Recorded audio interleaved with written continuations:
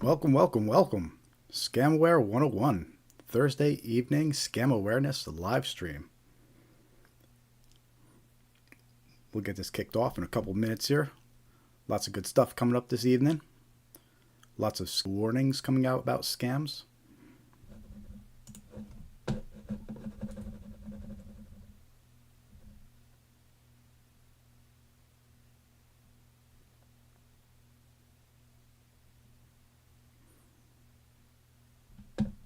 All interesting stuff. We'll get started in a couple minutes here.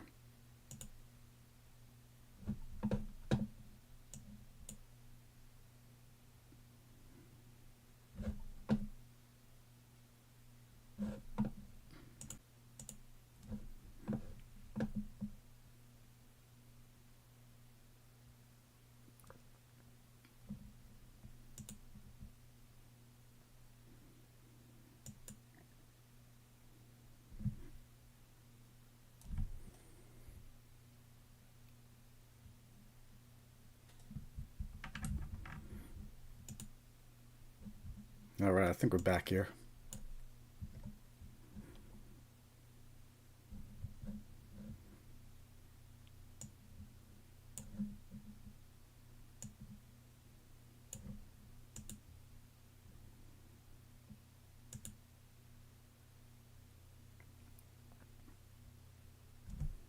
All right, let us know if you're here. Let us know if you're watching.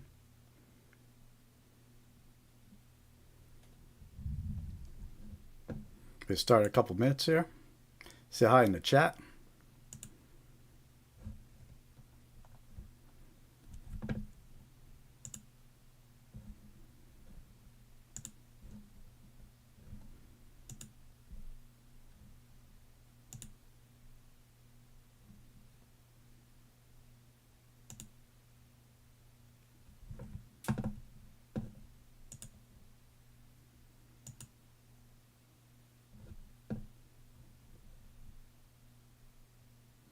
All right, welcome to the Scam Aware 101 live stream. Started a minute late, had a technical difficulty, but looks like we're good now. If you're here, say hi in the chat. Let me know how the stream is. Let me know if the quality is okay.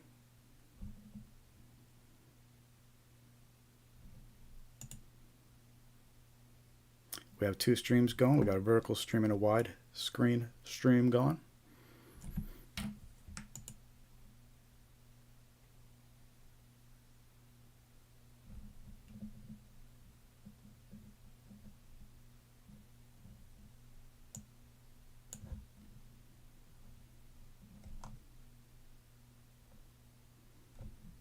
Get started in just 2 minutes here.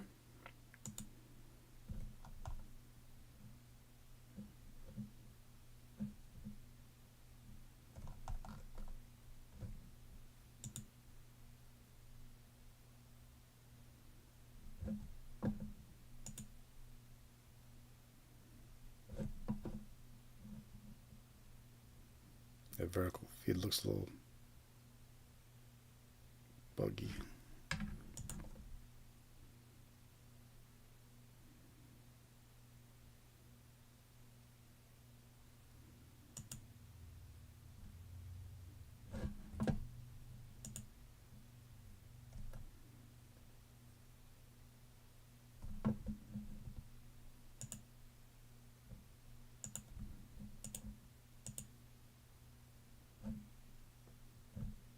All right, cool. We'll get started in another minute here.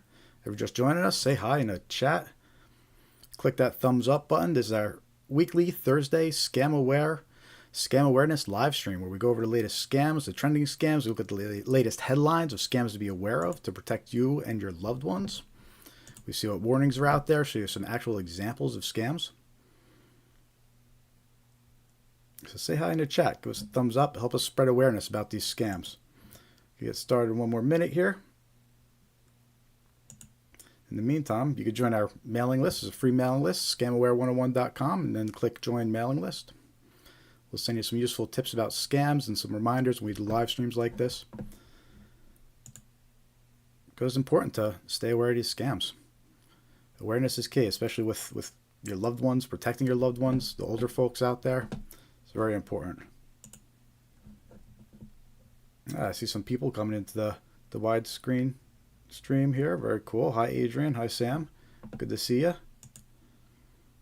Very good. Get started in a minute here.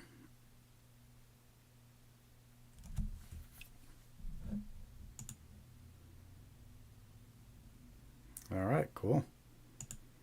Hit that like button if you haven't hit like yet. Hit that thumbs up so we get some more people in here. Click the heart so we get some more people coming into the live stream here.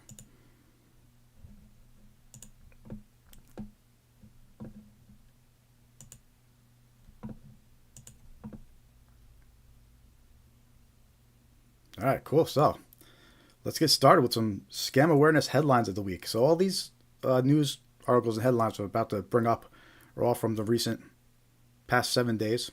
So all recent warnings, no older than a week. It helps us measure which scams to watch out for, which scams are trending or are being warned about. So let's take a look at our first headline here.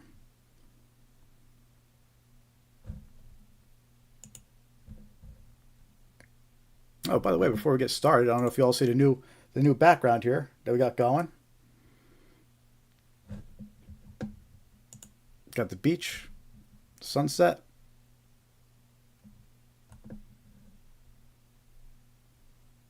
Hope you all like it.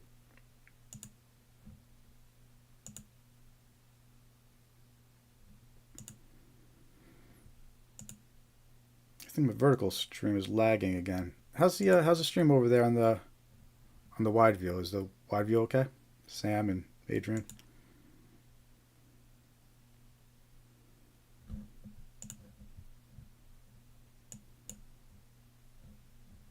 The vertical okay? All right.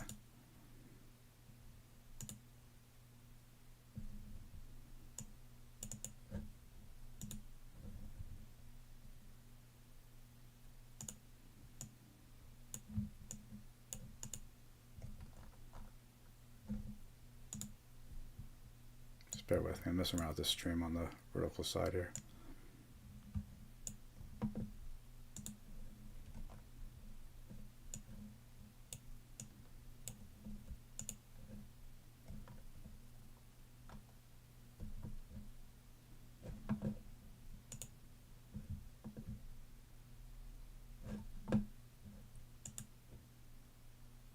Yeah, the vertical stream wasn't going. Now we should be good. There's the vertical stream. It's always something, right?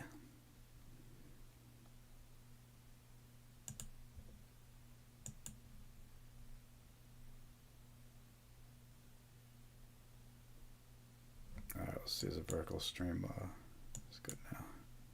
Yep, looks like we are. Okay, let's get back to it. Thanks for bearing with me while we figured that out.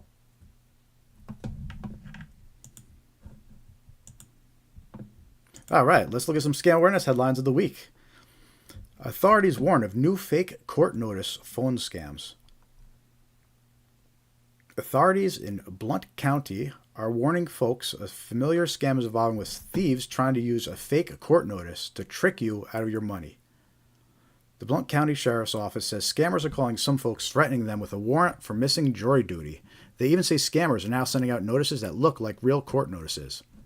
Deputies say the scammer will ask you to come to the Blount County Sheriff's Office to pay a bond at a kiosk, try to force you to stay on the phone, or try to get you to pay over the phone. Deputies want to remind you this is not how they handle warrants. If you get a call where someone is demanding payment in order to get out of a warrant, it's likely a scam. You could hang up and report the call to authorities. So that's a pretty common scam that we hear about. We actually did a video about that scam on our YouTube channel, but that's a fake warrant arrest scam.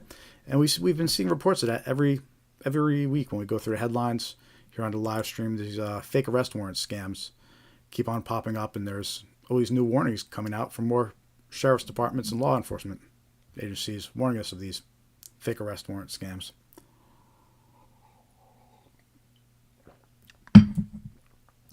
One of the things about these scams you have to be careful about too is when they call you claiming to be from the sheriff's department, the phone number that shows on the caller ID, it'll often show the sheriff's department, even though it's a scammer. So you can't rely on that caller ID. And we'll discuss that a lot more as the night progresses, as the evening progresses here. Let's take a look at the next headline.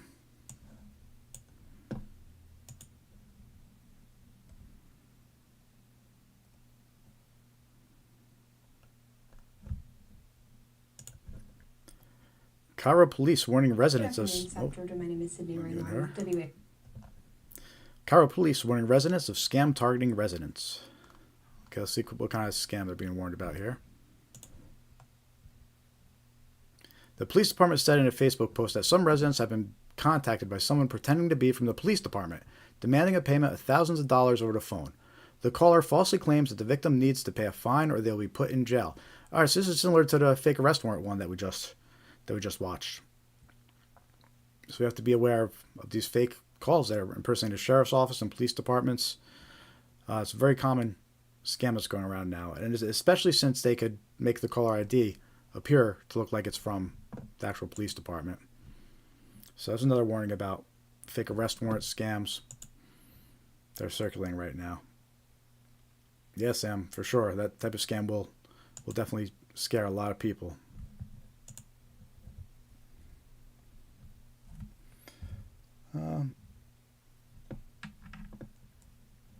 If you're joining us, say hi in the chat. Give us a thumbs up.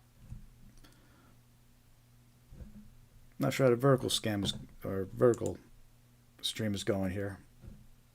Looks like it's a little laggy, but we'll roll with it and see how it goes.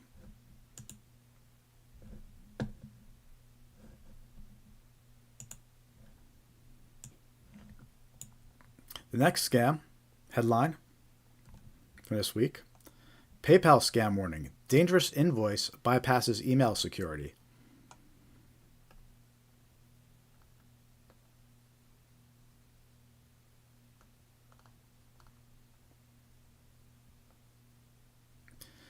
All right, let's see what this says. Not all phishing attacks are driven by AI, sophisticated nature, or even truly hard to detect. One such case has been highlighted by researchers at Malwarebytes. PayPal scammers using an old DocuSign trick to enhance the trustworthiness of their phishing emails. To pull this off, phishers set up a DocuSign account and then use the templates provided by DocuSign to send out legitimate-looking invoices from PayPal. Because the documents actually came from DocuSign, they bypass multiple email security filters and protections. Something that makes them particularly dangerous, despite being an old attack mythology. Interesting. So a lot of scams get blocked by filters, but what we're starting to notice is legit services being abused to send out these phishing emails. And in this case, they're using DocuSign and PayPal templates. The email comes from DocuSign, so it appears to be legit. And it isn't blocked. I saw that same technique being used with Adobe as well. They're sending out, using the same technique. They use Adobe to send out documents to be signed, but then the document will be a virus, or inside the notes it'll be there. It'll say, call this number to contact a fake tech support scam. So you need to watch out for these PayPal emails, these fake PayPal email, fake DocuSign emails, fake Adobe emails. They're bypassing filters, right? If they're bypassing filters, then it's up to you to be aware of it. I see some more people showing up in the vertical chat. Say hi in the chat. Let me know how the stream is. If your first time joining us, hit that thumbs up. We do this weekly live stream every Thursday where we go over the latest scam awareness topics, including latest headlines. We show you new examples of text messages and emails that scammers are using. The goal is to spread awareness. And you could help by hitting that thumbs up, subscribing to the YouTube channel. The more likes, the more subscribers, the more YouTube will show our content. And the more awareness will be spread.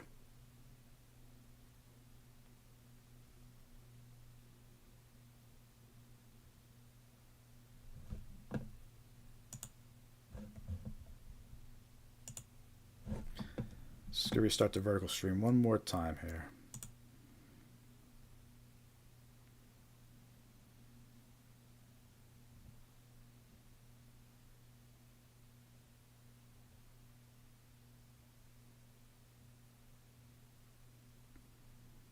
How y'all like the new background? Nice little beach scenery for everybody, I thought, to enjoy.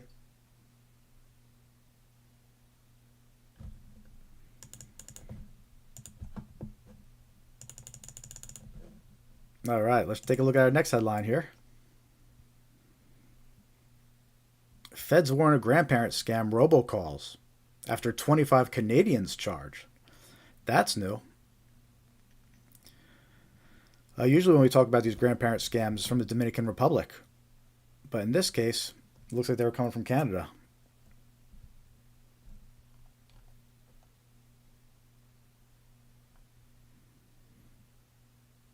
Let's see what it says about this. The FCC said many of these calls are linked to organized crime and are getting more sophisticated with the use of artificial intelligence.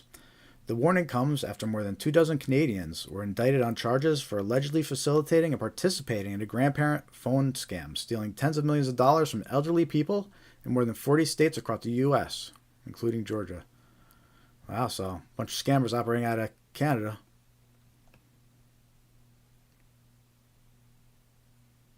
The indictment says the fraudsters ran the call centers in and around Montreal, Quebec.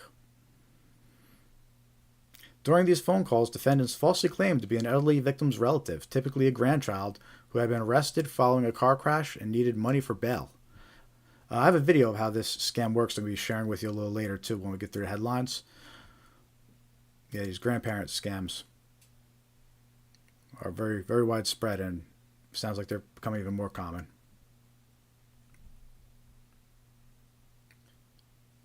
Elderly victims were often told there was a gag order in place to prevent the elderly victim from telling anyone about their family, about the arrest.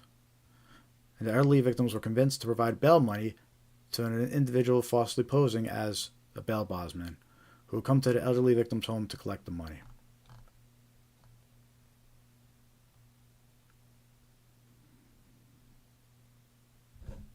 How about that grandparent scam? You familiar with that one out there?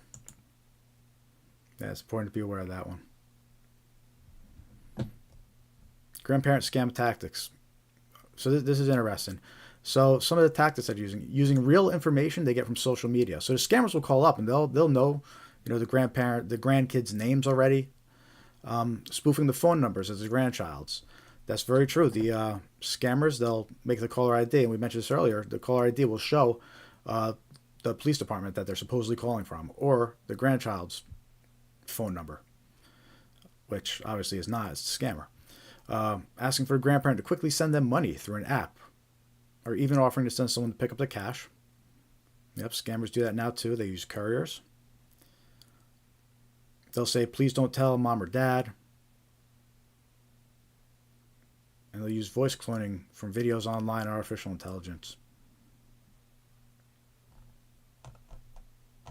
Yes, there's a warning coming out about grandparent scams because they busted a bunch of scammers up in Canada. Who would have thought? Again, usually this one comes out of Dominican Republic.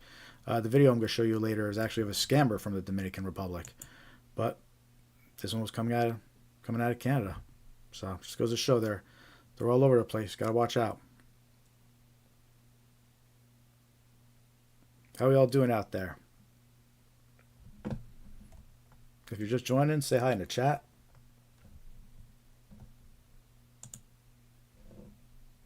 Our scam awareness live stream.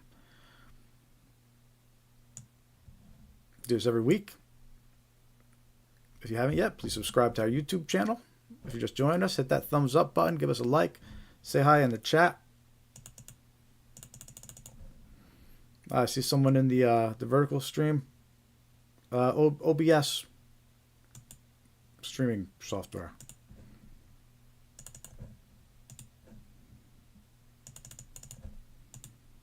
Is it laggy on the vertical stream? I'm getting a warning saying it's laggy. How is it? Let me know since you're in the chat. But in the meantime, let's take a look at the next headline here. And here we are. You can't go a week without hearing about these unpaid toll text scams. These unpaid toll scams are crazy. The amount of text messages going out, and there's all different variations and versions. And what the text messages do is they say that you have an unpaid toll due, and then they have a link to a malicious website to supposedly pay the toll. But then it steals your information. And there's so many warnings coming out this. I've gotten so many reports about this one too. But let's see what this warning says. Unpaid toll text or scams. FBI and local authorities warn.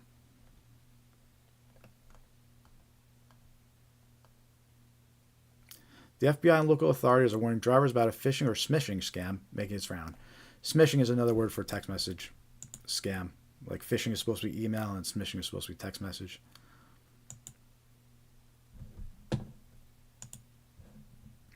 There's been a major increase in fraudulent toll collection texts being sent from what at the surface appear to be various toll agencies across the country.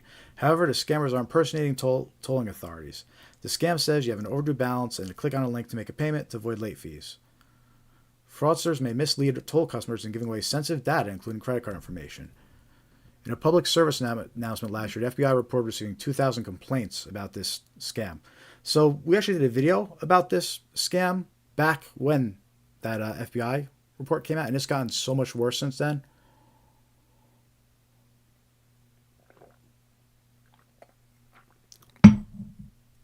Yeah, so if you get any text messages about owing a toll, you have an unpaid toll, don't click the link, don't trust it. And we're going to show you a lot of examples of that, but there's one here in the article right here. The toll roads, a notice of toll evasion. Yeah, that's in one examples I have too to share. There's the Texas Department of Transportation is warning about this one.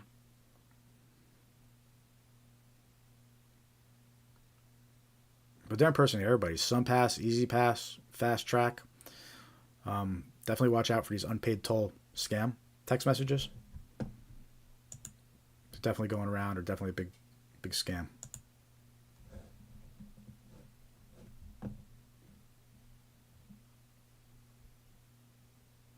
How are we all doing? Say hi in the chat. Give us a thumbs up. Click that like button. Help us spread awareness about scams.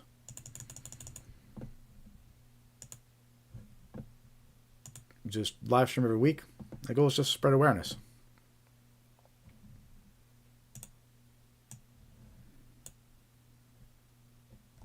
Take a look at our next headline here.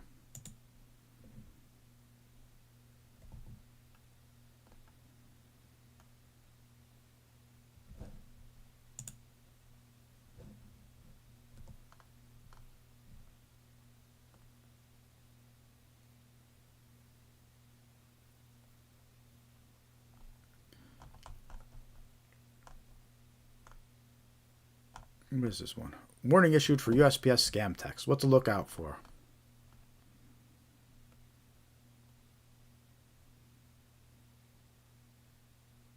Consumers are now being scammed by text messages claiming that a USPS package is undeliverable due to an invalid zip code. The fraudulent links in the smishing text may install malware or redirect users to fake websites and harvest sensitive data, according to U.S. Postal Inspection Service. Yeah, I'm going to show you some examples of that scam actually later on in this live stream. It's a very common scam. It slowed down a little bit. It picked up a lot during the holidays. I'm sure it's still circulating now. But basically, these text messages, you get these text messages. It says a package is undeliverable because of a mistake, and to click a message to have it redelivered, or click a link to have it redelivered. But if you click that link, it's going to take you to a fake website that steals your information. And it looks like we're getting another warning about these, so we might start seeing these pick up again soon.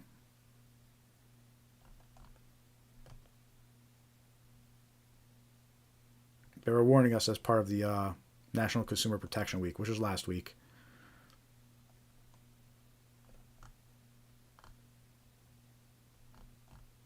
Yeah, so watch out for that one. We have some examples I could show you as well once we get down to the actual scam examples portion of this live stream.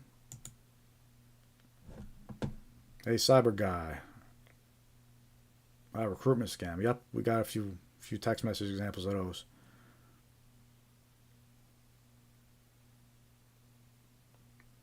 Yep, I've heard of those types of scams. And those are picking up. I have a few examples of those recruitment scams. And one impersonates TikTok. Another impersonates a recruitment firm. But the offers are always way too good to be true. It's like spend 1 hour of work and get paid $400. Yeah, there's definitely a lot of those going around. In fact, I think we might have a headline coming up about that.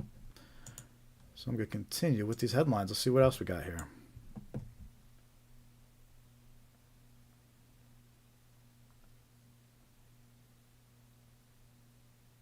Urgent warning for Apple users over new suspicious activity scam targeting iPhones. Here's how to stay safe. Any Apple users, any iPhone users? In the latest wave of scams targeting Apple customers, iPhone users receive a text instructing them to authorize a payment or contact a fraudulent support line if it is not authorized. Yeah, this is a fake purchase scam or fake order scam. We're actually going to show you another example of this later on in the live stream, but it looks like they actually have the same example shared on this article right here for us. And what they're warning us about is that this text message comes in as impersonating Apple, and it claims that a purchase was made under your account. And it tells you to call a phone number, but if you call that phone number to dispute it, you're actually being connected to a scammer. So it's a fake order that they trick you into disputing it by calling. There's an example of a text message. We'll show you another example a little later in the live stream too. But we're getting warnings about this one this week.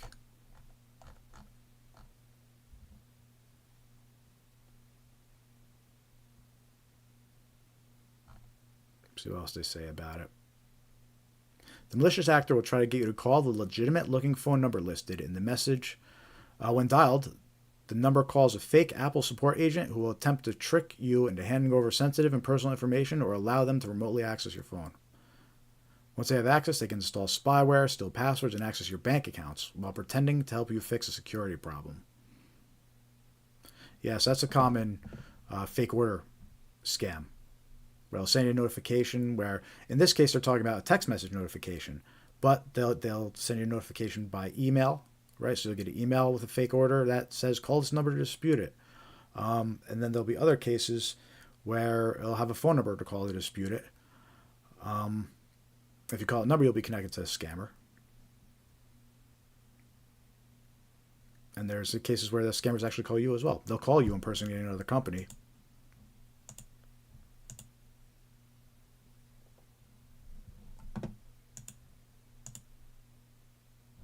And trick you into disputing an order. Yeah, I'm getting errors about this live stream. I'm going to stop and restart it real quick. Bear with me 1 minute, guys.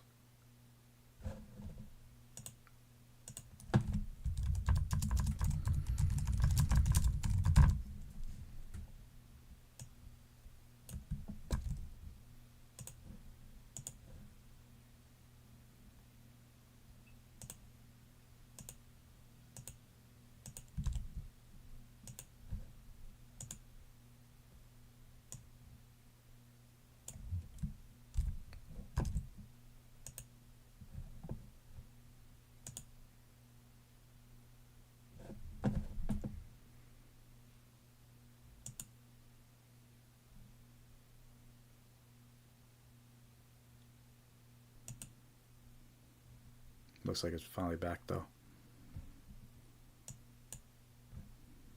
Yeah, I think we're back. All right, cool. Let's see if this lasts this time. If you're just joining us, click that thumbs up, click the heart, say hello in the chat.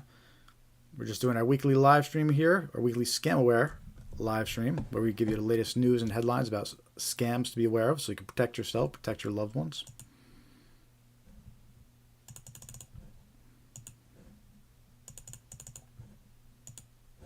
All right, we're going to continue with the headlines.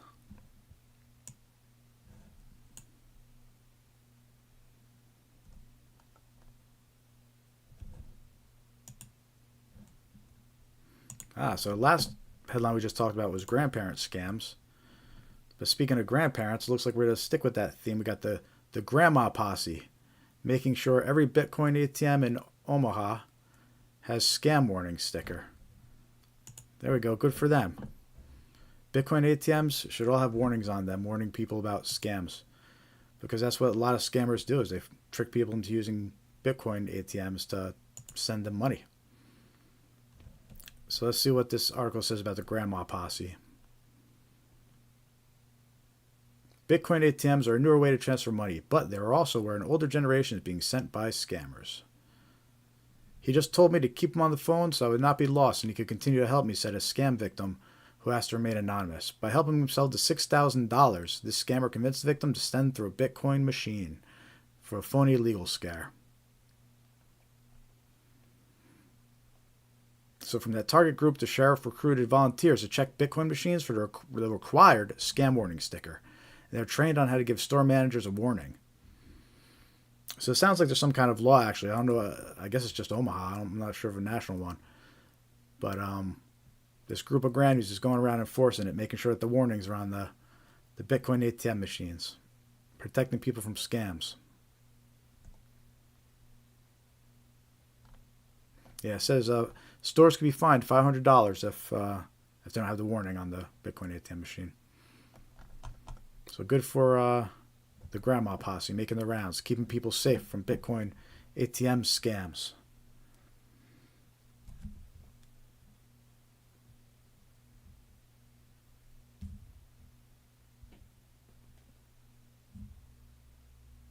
How's everybody doing tonight? Thank you for joining our weekly live stream. We're going over the latest scam headlines and scam awareness tips to protect yourself and your loved ones. Say hello in the chat. Click that thumbs up. Help us spread awareness about these scams.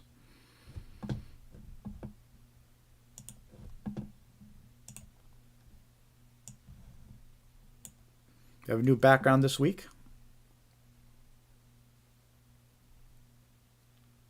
That looks pretty cool. Got a nice beach background for you all to enjoy. Help you stay zen and calm while we're going over scams. Proceed with caution. California. Attorney General alerts consumers to ongoing scam activity. All right, so here's a warning from the Attorney General in California.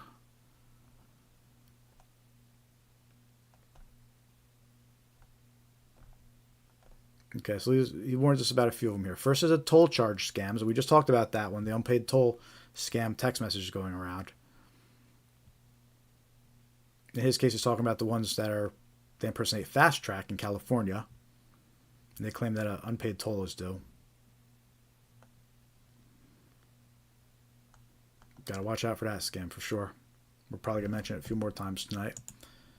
And then we also have parking charge scams. A lot of times these text messages, they'll try to trick victims into thinking that they got a ticket. They get a text message saying they got a parking ticket and to click here to pay it. But it's actually a scam. Gotta watch out for all these different parking scams. There's even been cases where QR codes have been slapped on parking meters that are malicious QR codes used by scammers. And we got package delivery scams, which we actually just talked about that one too.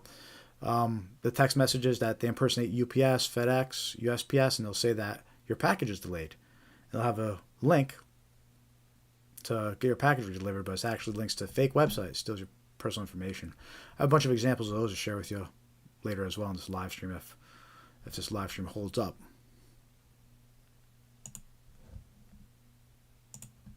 Take a look at our next scam headline.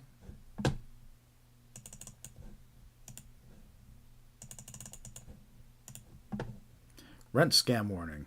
Fraudsters hijack real estate listings to swindle space renters.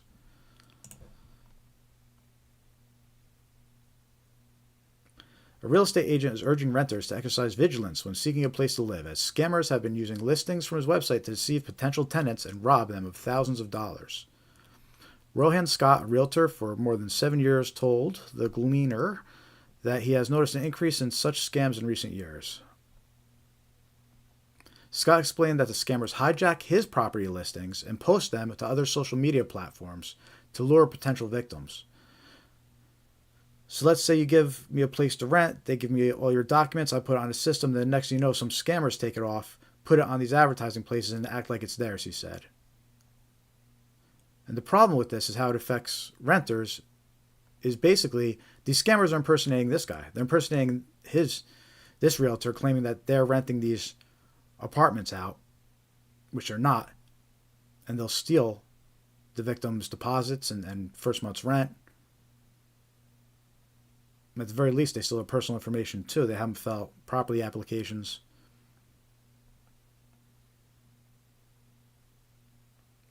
I have this client, and she said the other day somebody came knocking on her house door saying they reached out to somebody to rent the place.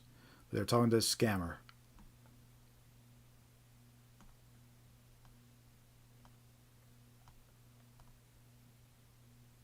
They advertise these places for rent on TikTok, Instagram. They'll say that there are several people who are after it, so it's first come, first serve. So once they go to the bank and make the deposit, as soon as you upload a receipt, then they'll block you, he said. And then Kyle Dunkley was a victim. He lost $140,000 to this scam. It's a lot of money to lose. He must have rented the place for a year or something.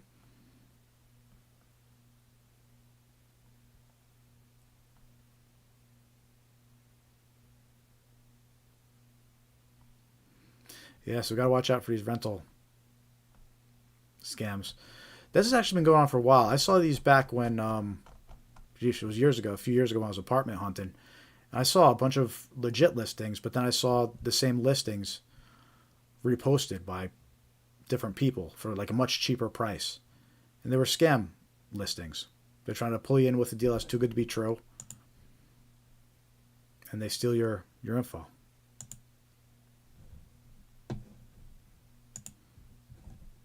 Rental scams. Watch out for them. We saw these warnings pop up the past couple of weeks too. So they're becoming more popular, it seems.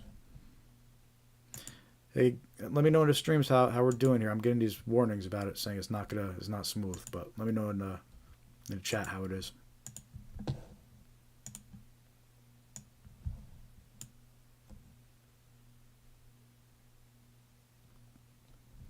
Amazon big spring sale. 3 scams to watch out for.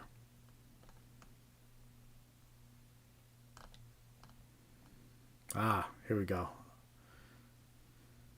Prime membership scams that start with a call, text, or email from someone pretending to be an Amazon support person and warning of a problem with your Prime account. Yeah, so these are 3 Amazon scams to watch out for. And the first one is calls, texts, or emails from somebody claiming to be Amazon support about a problem with your Prime account. The next one they warn about is order confirmation scams. Actually, that's a part of the fake order scams we were just talking about. Order confirmation scams to make use of emails or texts that claim there is an issue with an order you have made. But the lure is to get you to click a link or call about the fake order.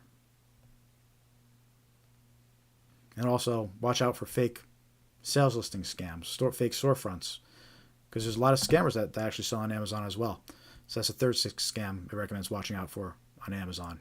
Check reviews, see what other people said. Be careful who you buy from on Amazon. So that's that headline.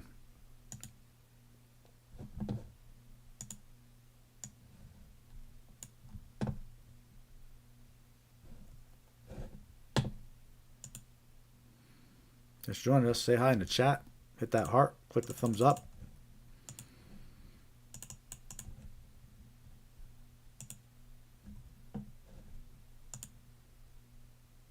If you haven't subscribed to our mailing list yet, join our free mailing list. Scamware101.com and click join mailing list. Next scam headline, Glasgow police warn of Bitcoin ATM scams. There we go. We just talked about Bitcoin ATM scams. In a Tuesday Facebook post, the agency shared the following tips for avoiding falling victim to Bitcoin ATM scams. Never engage with scammers trying to extort you. Report them immediately to police. Install as little software as you possibly can and only for major platforms like app stores. Never enter your private keys or seed phrases in anything digital. We're talking about crypto there. Never invest in anything that you don't understand. Never engage with things that have high pressure, time-limited offers. Take your time. Scammers do try to get you to act quickly. They want you to make a decision before you have a chance to realize it's a scam. Never engage with scammers, phishing emails, or anyone that contacts you out of the blue. Yep. You can't trust any unsolicited contacts out of blue. Whether it's unsolicited email, unsolicited text message.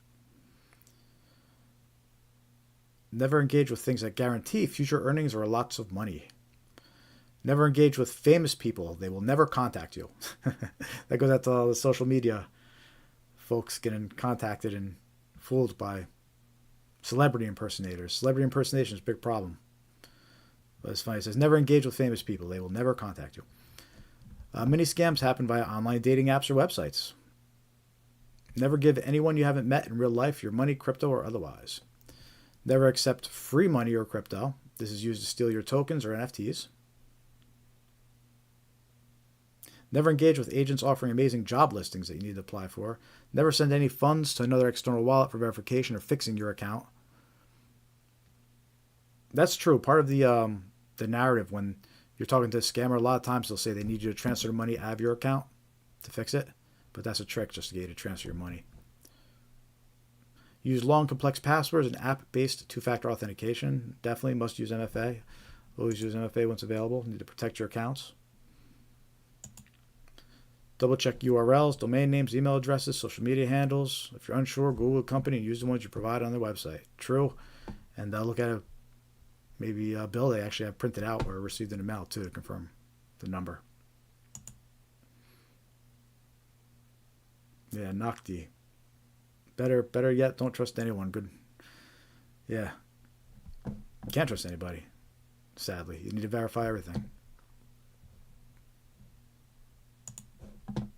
Take a look at our next headline. By the way, if you're just joining us, say hi in the chat. Tell us your experience with scams. If you've been scammed, you know someone that's been scammed. If you're being targeted with scams, which red flags you see, which scams you see going around and you're hearing about right now. As a community, let's spread the word, spread awareness. That's our goal here at Scamware 101. That's why we do these live streams, just to spread awareness. And we also post videos too, so subscribe to our YouTube channel. Help us spread the word about these scams. Let's see what this next headline is. Retired FBI agent in Colorado Springs shares insights on viral scam warning. Let's see what that viral scam warning is. A viral post on social media shedding light on an old scam that can be easy to fall victim to.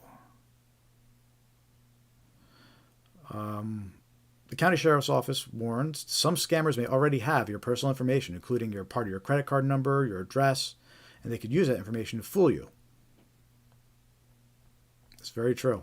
Scammers have a ton of information about us. We get calls probably 3 or 4 times a week on something like this, Walter said, about this type of scam. But he's not giving us too much information about the scam here. Okay, here's some examples. This particular type of operation is known as a phishing scam called bank impersonation scam. These bank impersonation scams are crazy right out. These bank impersonation scams, they'll call you on the phone, they'll send you a text message. The phone number will actually show the bank's phone number. But yeah, that's the scams that we're being warned about, is that these bank impersonation scams. Based on information provided by Stone County Sheriff's Office, here's a summary of how it works. You receive a call from someone claiming to be from Visa or your bank. They may even provide a badge number to sound official. The scammer makes it sound like they are looking out for you and that they detected an unusual purchase pattern tied to your card. They may even know what bank you have. That's an important thing to remember. They may even know what bank you have. The hook. The scammer provides you with your address and part of your credit card. This gives the victim a false sense of trust. And that's the point of what these scammers, they have this information about you, so they'll use it to gain your trust, and you'll think they're actually talking to the bank. The scammer asks for the 3-digit security number on your card to verify you are in possession of it, and that's what they're after. And if you provide it, they may have just gained access to your money. Walters has heard from people who have lost thousands of dollars to scams just like this one. I've seen it anywhere from $1,000 to $50,000, Walters explained. It's kind of heartbreaking. Seniors are preyed on a lot for these types of scams. They're using artificial intelligence to their advantage. Fraudsters are able to create more convincing scams than ever. If you get a call from someone claiming to be from your financial institution, hang up and call back on your card. Call number on the back of your card. It's important never to give a one-time password to anyone else and to keep your CVV codes, card numbers, and pins to yourself. Do not assume that because your caller ID says it is your final institution that it is. Caller ID can be faked and spoofed. Yep. So there you have it. We're being warned about a bank impersonation scam. They're able to show the phone numbers of the bank to make it seem like it's actually the bank, but you cannot trust it. Nor can you really trust any unsolicited phone calls, emails, or any contacts you didn't initiate yourself. But that headline's warning us about a bank impersonation scam. So we're about halfway through the headlines here. But keep on going.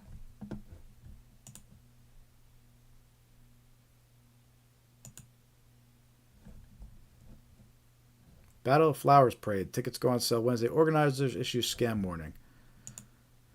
So there's really not much to share about this other than this headline is warning us about ticket scams, which that in itself is an important scam to worry about.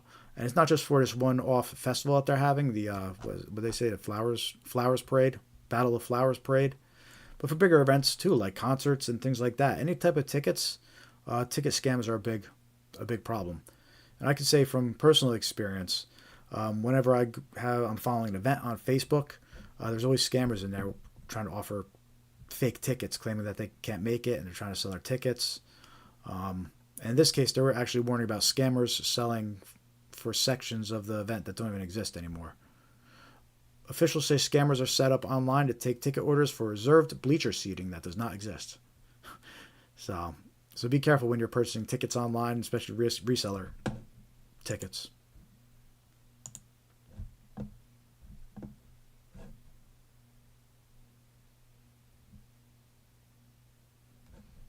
Nocti, that's a very common scam. We're going to be going over that one a little bit too. That's a tech support scam. Yeah, those ones are tricky, and they're actually impacting a lot of people, and there's a lot of victims.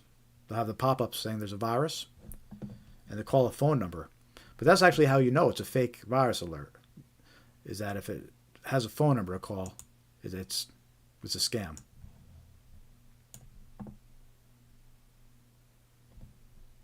Let's take a look at this next headline here.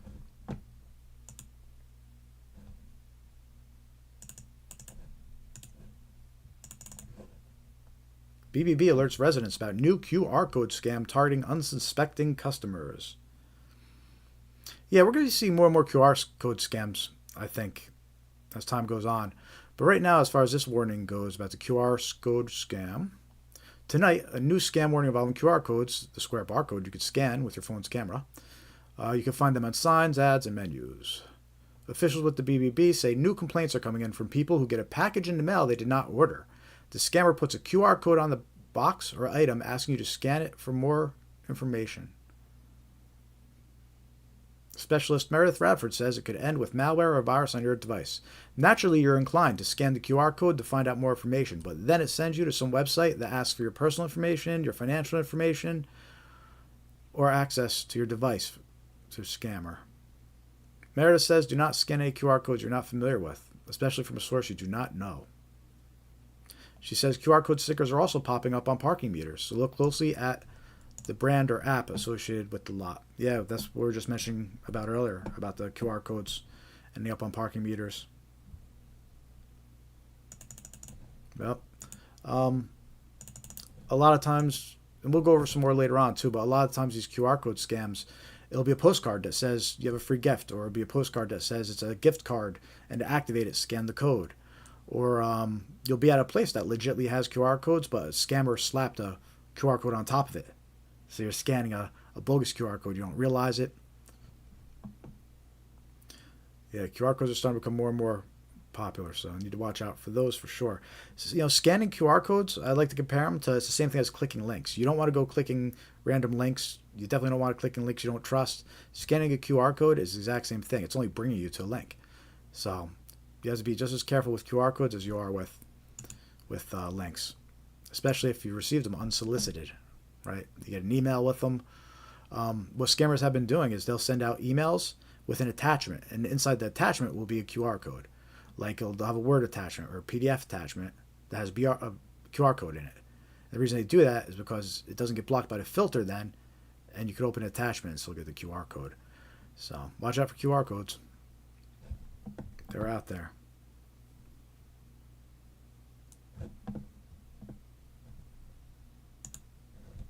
Take a look at our next headline.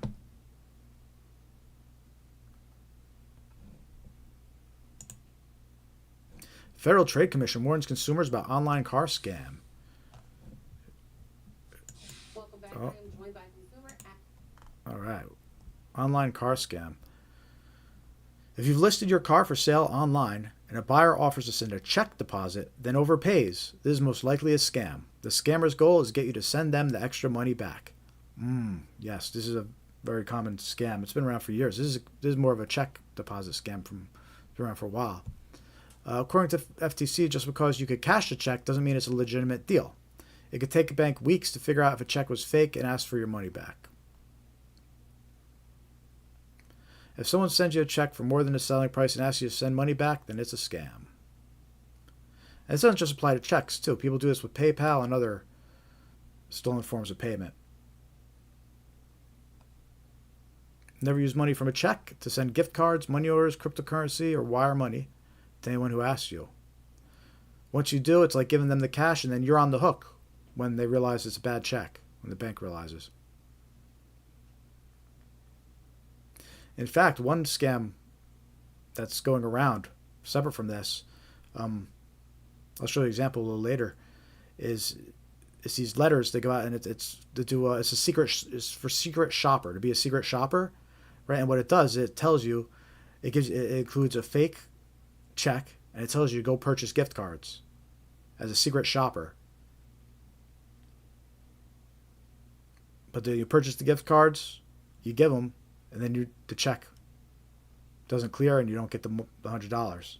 So you were tricked into buying gift cards under a whole secret shopper scam. You think you think you got accepted to Walgreens secret shopper program.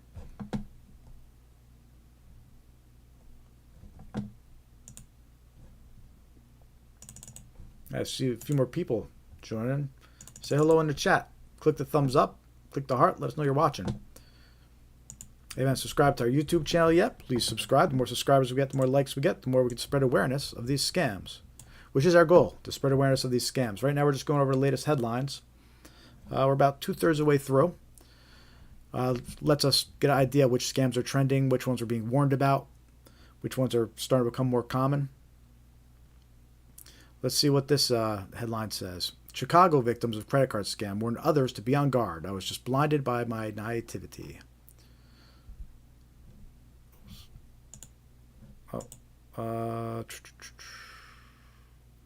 Alizar Rodriguez was running errands in Roscoe Village when he was stopped by two men with a laminated flyer outside a Starbucks. They said they were raising money for their little brother who was killed in a drive-by shooting. I said, I know what it's like to struggle, so I'm more than happy to help with what I have. He gave the men $15 through Apple Pay and wrote his name down on a sheet pledging his donation. One of the guys took Rodriguez's phone to make the transaction, showed him the screen to confirm that Rodriguez donated $15, and the two men went on their way. Next thing Rodriguez knew, he got an instant notification from his bank telling him he had a $3,000 charge for a carpet purchase. I was just blinded by my naivety and my wanting to do good things and be kind to others. Rodriguez is not alone. He's one of dozens who have had recently lost thousands of dollars to a scam going around Chicago where con artists will use a sad story to lure victims into paying them thousands of dollars when the victim thinks they are only paying a small amount of money. The Tribune spoke with multiple people victimized by this scam, and while some say that the con is nothing new, the rise in popularity of Apple Pay, PayPal, and tap-to-pay credit card transactions has allowed scammers to take off with thousands of dollars from people on the street. You know, this is the type of scam, we heard about this a couple weeks in a row now, this type of scam, where they're actually coming up to you in person, and they're taking donations, they give you a story, and they accept a donation, digitally. But they'll bill you twice, or they'll bill you one amount and show you a different amount. You'll think you're donating $10 and they'll bill you $3,000. Funnily enough, that same week I saw the same two guys at a different part, Rodriguez says, but instead they were trying to raise funds for little brother. But instead of raising funds for little brother, they were trying to raise funds for autism awareness. Yeah, so scammers are kind of running around changing their story. Since June 2024, the Illinois Attorney General Office said it has received approximately 10 complaints from consumers who were approached by individuals requesting charitable donations on the street. In these cases, consumers alleged after making what they thought was a small donation, donors later discovered they were charged hundreds of thousands of dollars. Credit card charity-based scams are common, according to John Burley, a fraud expert with the National Consumers League. In 2023, credit cards were the most common payment method used in fraud reports, according to Federal Trade Commission. There were over 114,000 cases of fraud involving credit card payments, followed by 83,000 fraud cases involving debit cards.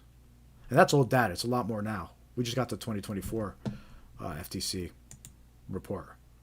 And it's up, of course. So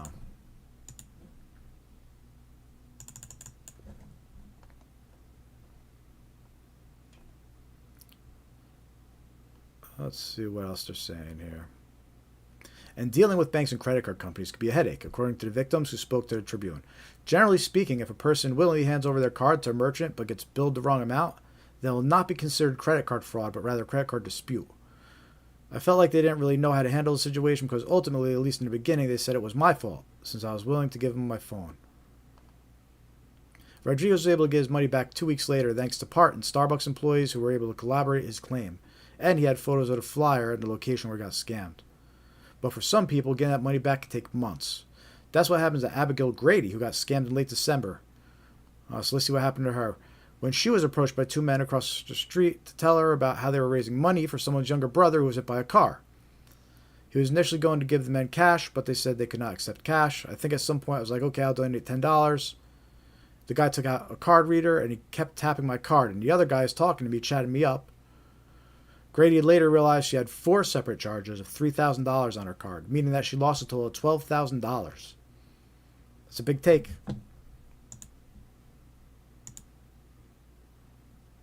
That's probably why we're seeing, we could take that much that quick. That's why we're seeing these scams increase. In a matter of minutes, they stole $12,000.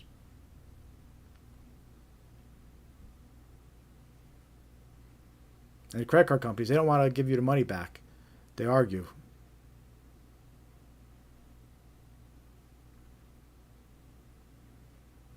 It took months for her to dispute this. Some victims have been less successful. Claire de Hotels was approached by 2 men with a clipboard near her home.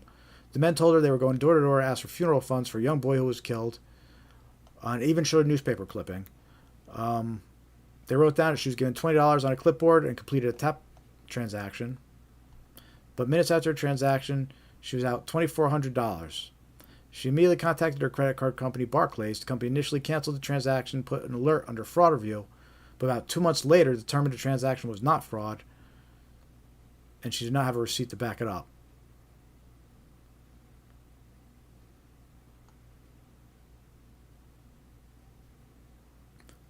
Once the Tribune reached out, Barclays refunded the money. So once the media reached out. And, we see that a lot, actually, in these stories. These victims, for months, they're trying to get their money returned by the banks and the credit card companies, but they can't. They won't get their money back. And eventually, they contact the media, and the media is able to actually get their money back. But, yeah, the banks, credit card companies, they don't want to give victims money back. A lot of scams, they're not covered by that insurance that you think your money would be.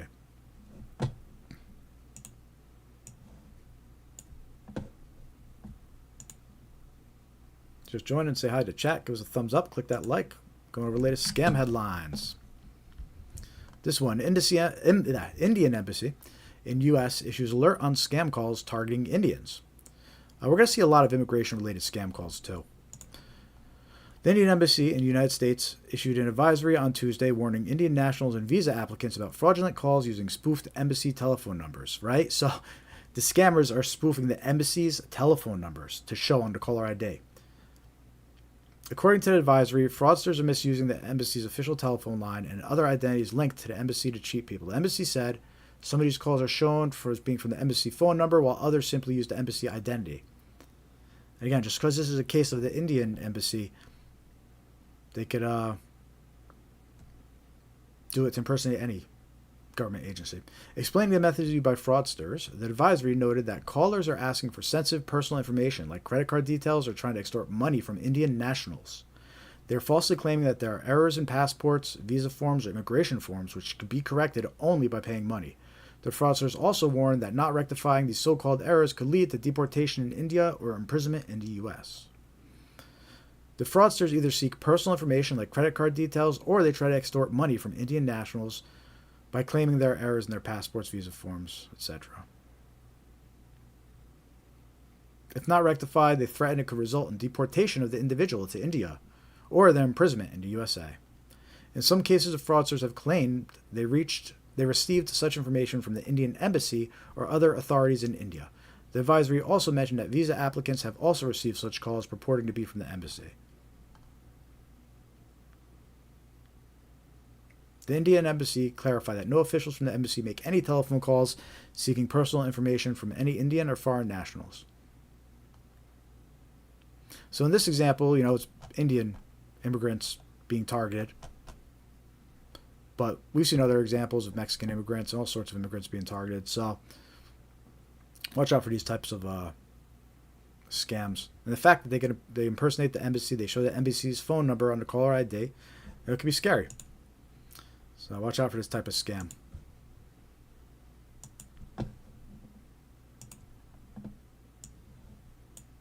Got 6 more headlines left. 6 more scam headlines. Then we're going to roll up into some examples of some common scams, and the good stuff starts. Reno Fire Department, warning of scam. This person is calling people and asking for money, according to a post by the Reno Fire Department.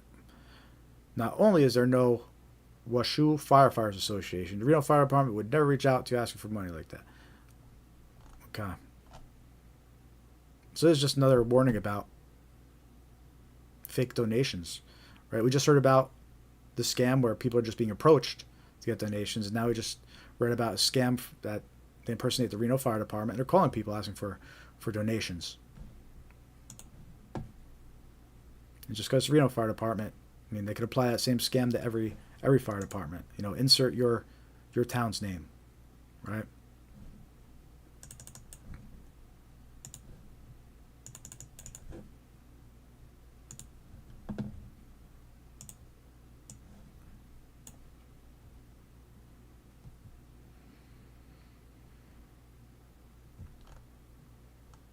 All right, next scam headline. Veterans Memorial Hospital was recently made aware that a few people in the community have received a phone call asking for their personal health insurance information. Veterans Memorial Hospital warns everyone to never give their health insurance information out over the phone. Medicare will never call a patient to update or get insurance information, so never give that information out over the phone. Even if the caller knows the right name and address, it does not mean it is a credible call. They have just gotten that information out of a phone book. Be careful with all callers. Always contact Veterans Memorial Hospital with questions. Yeah, you got to watch out for these health scams too, because these scammers, they'll call up, they'll impersonate your health insurance company, they'll impersonate Medicare, they'll try to get your Medicare IDs and personal information, ID numbers, things like that. Because once they do it, they could file false medical claims. They could get equipment sent to them that they'll turn around and resell. Sometimes they file as doctor's offices and try to get reimbursed for fake procedures that were never done. A lot of health insurance type scams out there. So, and this one's coming from Veterans Memorial Hospital.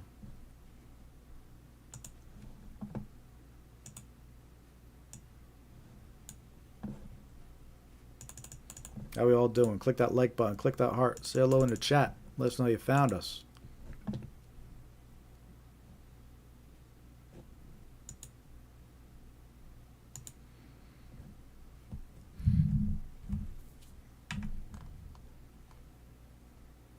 LaSalle County issues scam alert on fake mortgage notices. So this is interesting.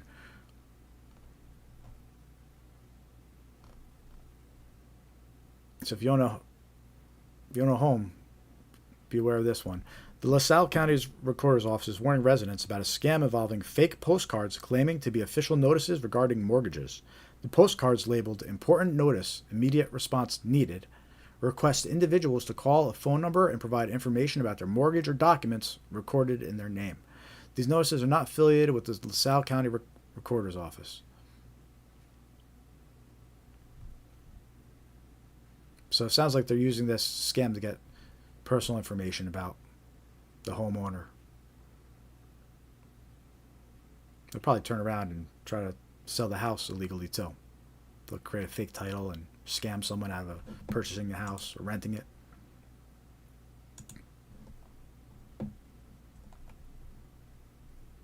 So we heard about rental fraud earlier in the headlines, and now we're hearing about a mortgage fraud scam in the headlines. Watch out for.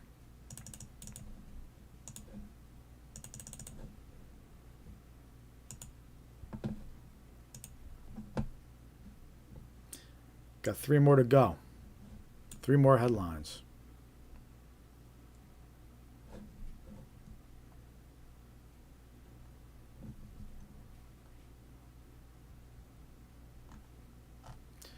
One password warning. Beware of master password reset attack. Wait 1 second. Just got to grab my coffee here. My Scamware 101 coffee cup. You get on our YouTube channel store.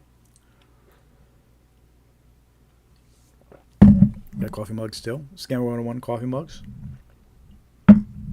Anyway, back to this headline. 1Password warning. 1Password is a password manager. It lets you store your passwords for easy access. 1Password warning. Be aware of master password reset attack.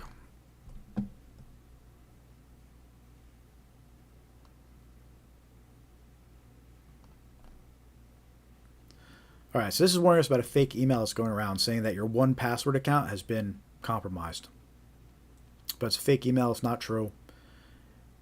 And it's trying to get you to click a link. So the email with subject line action required, reset your password.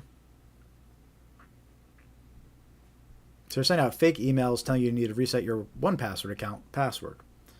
And if you fall for it, you'll be providing your 1Password account password to a scammer. But according to this, there's a second layer of protection in place. An MFA protection, so make sure you have that enabled. Probably is by default.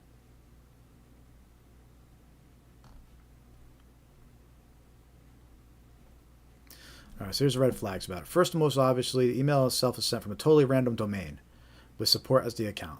All right, so if you get a email about, and these actually apply to all emails claiming that you need to reset a password, right? Just because this article is about a 1Password phishing email that's going out, this can be applied to any phishing emails, any type of fake email claiming that your password needs to be reset. It's a very common scam tactic, what they'll do to try and steal your credentials that way. And this warns us that the email comes from a random domain. It doesn't come from the official domain. That's definitely something you should look for when you're getting emails about password resets. Second, there's an urgency aspect, which warns you have 24 hours and the account will be suspended, which is not typical. You're not going to be on a password reset. It's not common for them to say they're going to disable if you don't reset your password. So that's part of the scam. They want to scare you to act urgently and click on the link. And third, even if you were fooled, they have the second security key. So it sounds pretty secure even if you were fooled. But just because this one was secure, if this one tricked you, other services might trick you too. So very important to pay attention to those phishing emails and be aware of the tricks that are used. And in this case, the trick is they say that you need to reset your password for whatever reason. Your account's been compromised, you need to reset your password.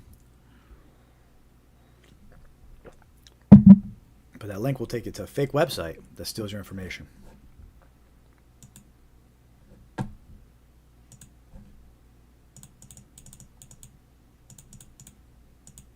How we all doing today? Say what's up in the chat. Say hello if you're just joining us. Make sure to hit that subscribe button. Click the thumbs up button. Spreading awareness about common scams. Got 2 more headlines to go over, and then we're going to jump into some examples.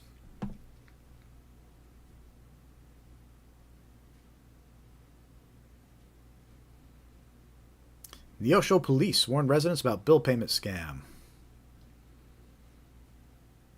An alleged scammer posing as a bill collector from Liberty Utilities contacted the victim by phone. The suspect provided the victim with barcodes and told the victim to pay at Walmart. However, Walmart does not accept barcode payments as a form of payment. Liberty was later contacted by the victim, where it was discovered that no payment had been processed by the utility company.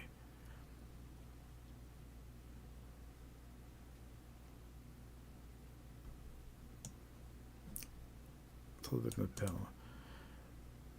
I was trying to follow the. It provided the victim with barcodes, told the victim to pay at Walmart. However, Walmart does not accept barcode payments as a form of payment.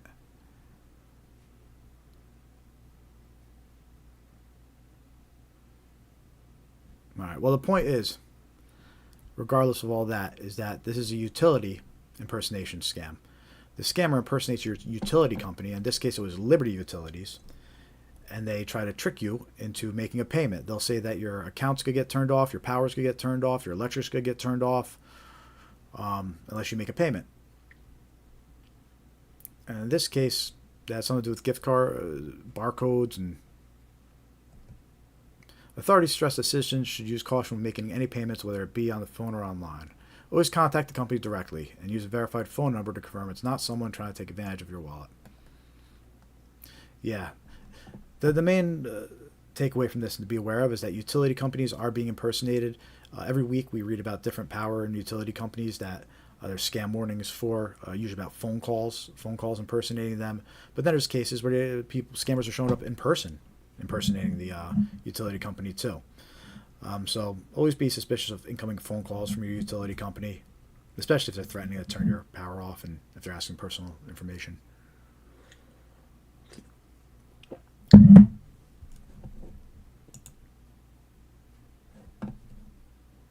All right, one more headline. We're going to jump into some scam examples.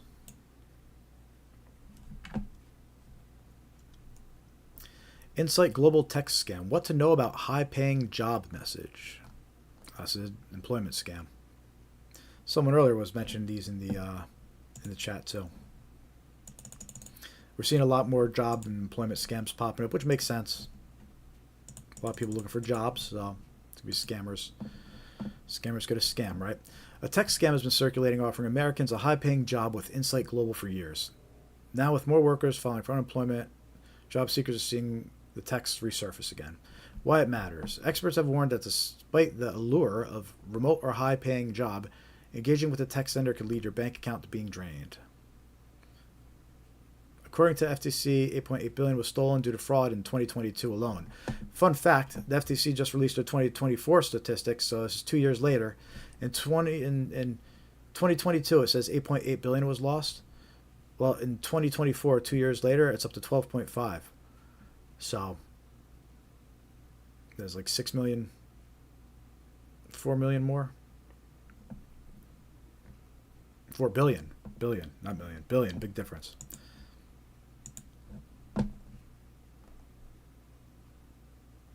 The resurface scam starts out with alleged recruiters saying they are hiring employees and asking if the candidate is interested in hearing more. Yeah, I have some examples of these text messages.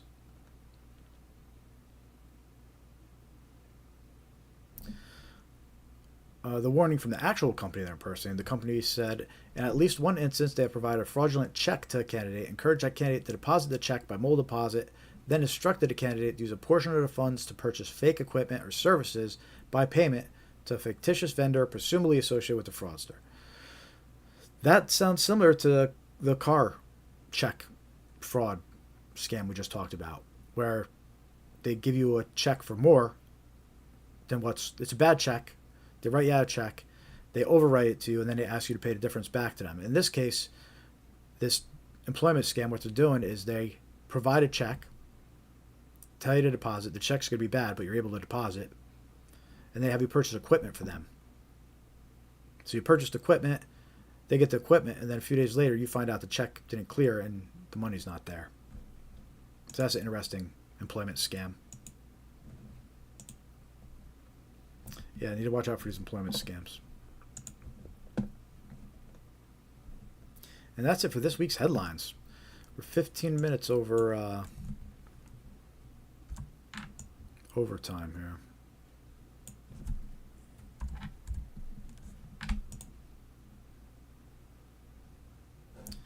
How we all doing? Should I keep on going? I don't see anybody in the not many viewers on. Nobody's in the chat.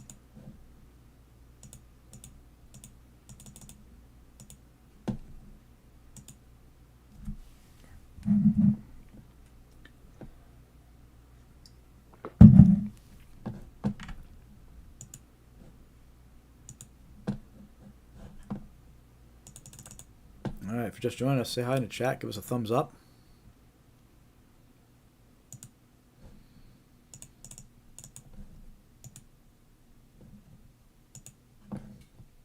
Just going over some common scams so you protect you, yourself, your loved ones from becoming a victim.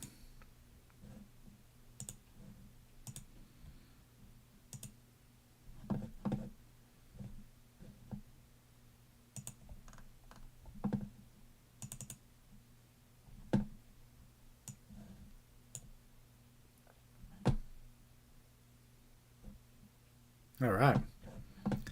Who's ready for some scam examples? Hit that heart. Say something in the chat. Let me know if you're ready to do this.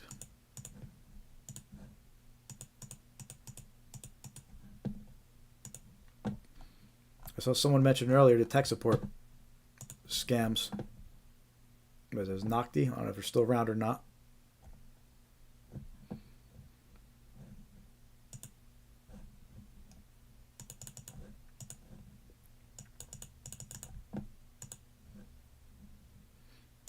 Just leave this on the screen for a minute so we get some more people in here. Start going over to scam.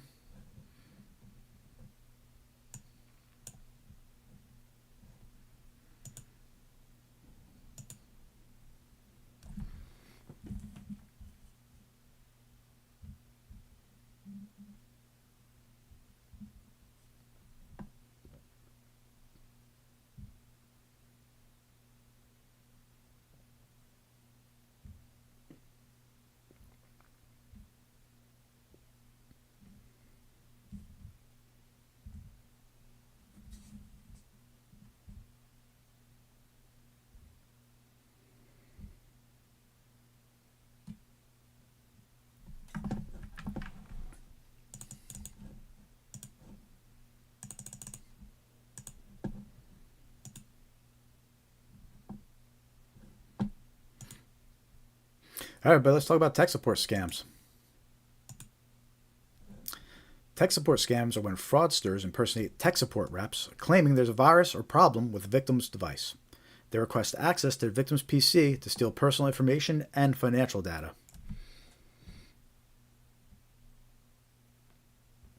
Now, this scam is a big problem. A lot of older folks fall for this one. A lot of retirement funds getting stolen, a lot of life savings getting stolen. And it's pretty sad to hear stories of the victims that are impacted by this scam. Because these types of scammers that impersonate tech support, once they're on your computer, they don't just stop with one bank account. They try to clear out everything. They try to get access to like your investment accounts and steal that. They'll try to get access to your crypto accounts. You have crypto. They'll try to get access to every single bank account you have. Savings, checking. They want to clear you out. They want to take everything you're worth and more. All right. So one of those scams they do that with is called a tech support scam. And this one's especially sneaky because what this one does is it usually starts with a fake virus alert. You'll get a fake pop-up on your screen that says you have a virus and they call a number. So it tricks the victim into calling the scammer. And I'm going to share with you some examples of these pop-ups that happen. And it's important to be aware of these pop-ups, especially important to make your loved ones aware of this scam. You know, again, especially the older folks, because they seem to be the ones that, victim-wise, are most impacted by this scam. But here's a fake virus alert that you might get as part of these tech support scams. Big scary red letters. Warning, 5 viruses detected. Call us immediately. And then it has a list of scary things that are going to happen to your computer. System crashing, file deletion, theft of personal data, Wi-Fi loss, infections of your other devices, right? Scary stuff. So if someone's not computer savvy, you know, they see this, they get nervous, and they're going to call that number. They'll be connected to a scammer, and the scammer's going to take all their money. Meaning, the scammer's going to connect to their PC and try to get access to their bank accounts. Here's another example of a generic version of the fake virus alert. And I'll show you some more convincing ones in a little bit. But it follows the same theme, right? Big red letters, warning, check your computer now. Call this number immediately. And then it has a list of scary things, right? Your data exposed, credit cards, email passwords, Facebook, private photos. Scary stuff, right? But if you call that number, you're going to be connected to a scammer. Let's take a look at another example of one of these pop-ups. Right, noticing a pattern here, big red letters, warning. So in this one, you could actually see the address bar at the top. So if you're computer savvy, you could kind of tell this is a pop-up, right? It's coming from a website. There's the URL, right across the top of the screen. But if you're not computer savvy, this is pretty scary. Big red letters, warning, your computer may be infected. You'll call this number. But if you call, you'll be connected to a scammer. And what happens is the scammer will tell you that you have a virus. He'll tell you that hackers in your bank accounts, you need to withdraw your money. And that's how he tricks these victims into clearing out their bank accounts and transferring their money. Let's take a look at another tech support scam here. And these are the more realistic ones, right? I just showed you some of the more generic ones, but these are the more realistic ones that people tend to fall for even more. You can't really blame them. In this example, here's a fake McAfee antivirus pop-up. And you can tell it's fake because it has a phone number. That's the giveaway. If an antivirus pop-up says you're affected and has a phone number, it's a scam. Real virus alerts won't have a phone number to call. So it's important to be aware of that. But this example is a real example of a fake McAfee pop-up. And people fall for this. And they call this number. They think their computer is infected. They call they call the McAfee helpline, but it's not the McAfee helpline. It's actually scammers. They're scammers sitting in a call center waiting for people to call them. And they'll impersonate McAfee, but they'll try to access your PC. Here's another example. Fake virus pop-up impersonates Norton by Symantec. Threats detected. Call support. System critically infected. If you're not able to click on this button, immediately contact support. So something that I thought was kind of funny about this pop-up is where it says, if you're not able to click the button, call support. Well, the pop-up was designed so the button doesn't work. So they'll be sitting there trying to click the button, nothing happens, and it tricks them into calling support. But they call support, they'll be connected to a scammer. The scammer's going to impersonate Norton. They're going to ask to connect to the PC. They'll say they're going to help them, but they're really going to get on their PC. They're going to steal their passwords and try to access their bank account.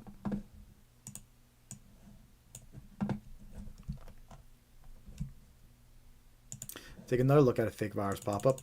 This one impersonates Windows Defender, right? And you can see it has the Microsoft logo, all the correct colors. It looks professional. It looks legit. Has a scary pop-up. Windows Defender security warning, email credentials, banking passwords, Facebook login. Your data has been compromised. Scary stuff, right? But you call that number. They have the number here. Contact Windows support, but it's not Windows support. It's a scammer.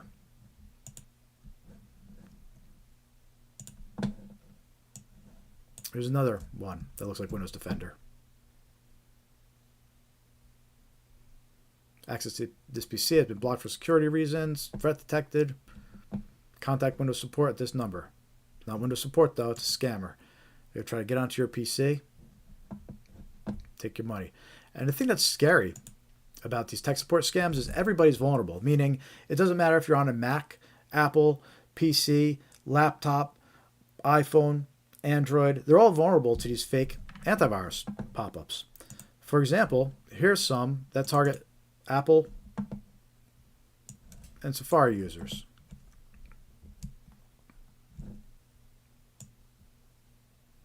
This one's designed to target Safari browser users, right? It's got the Safari logo, virus found, your Mac computer has 13 infections.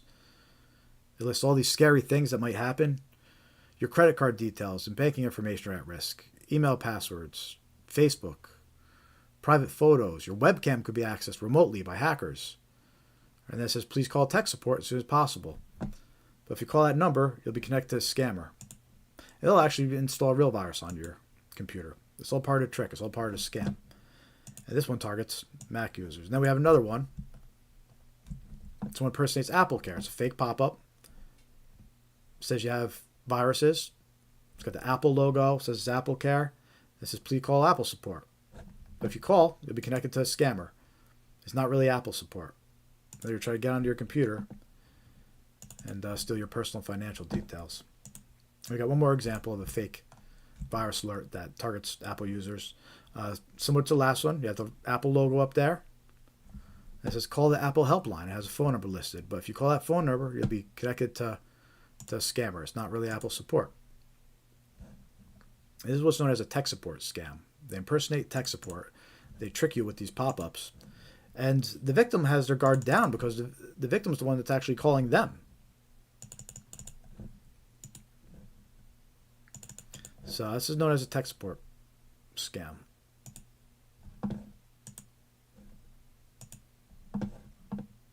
Who's all with us? Let me know in the chat. You ever been targeted these tech support scams? You know anybody who's been targeted these tech support scams? Click the heart. Click the thumbs up. Say hello in the chat. If you don't subscribe yet, please take a moment to subscribe to our YouTube channel. To also join our mailing list, scamware101.com. Click join mailing list.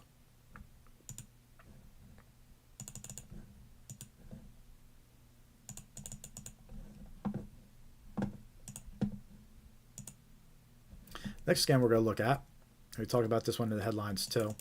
This scam is extremely popular right now. It's probably the most common text message scam circulating at the moment. The unpaid road toll scams. Every week I see a different version of this scam popping up. Different language, but the idea is always the same. And it seems to be always impersonating different toll agencies too.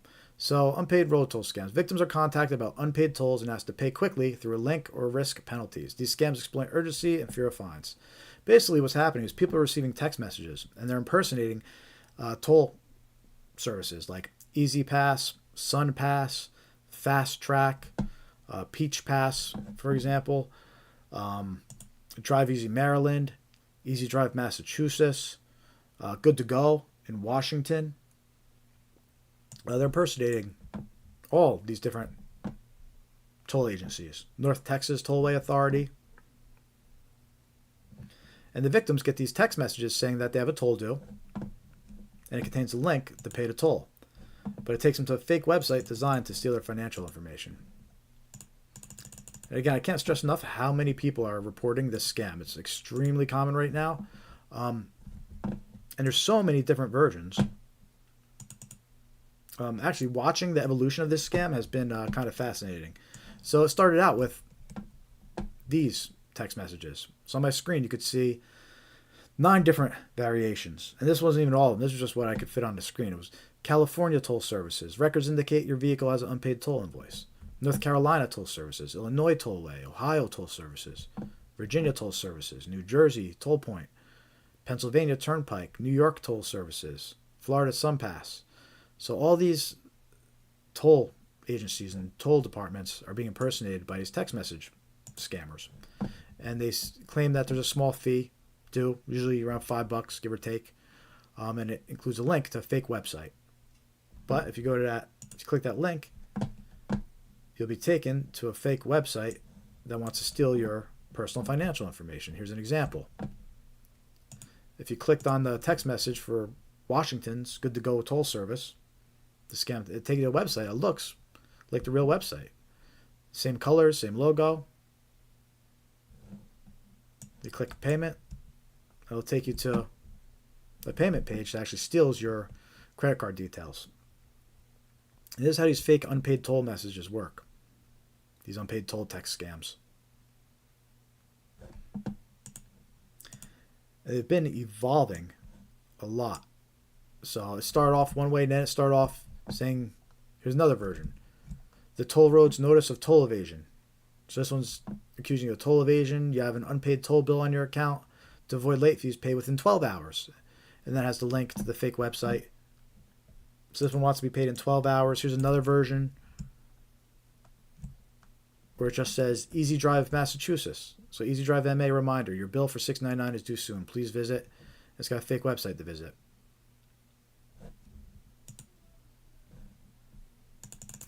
This scam's been going around since middle of last year, and it's only gotten worse.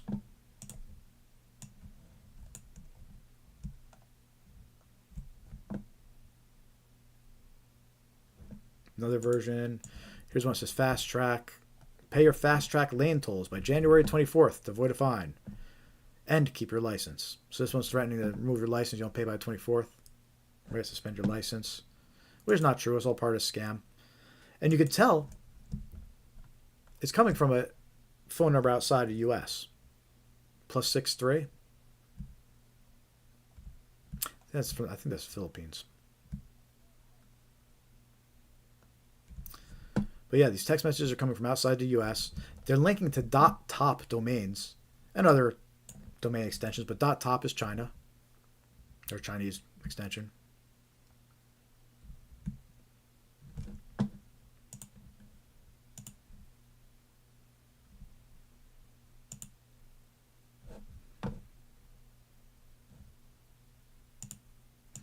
Yeah, so that's the unpaid toll scam that's circulating right now. Everybody's getting hit with this scam. Make your loved ones aware of it.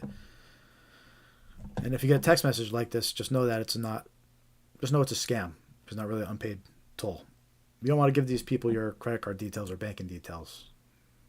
That's the whole purpose of the scam, that they'll steal any banking information or credit details you provide.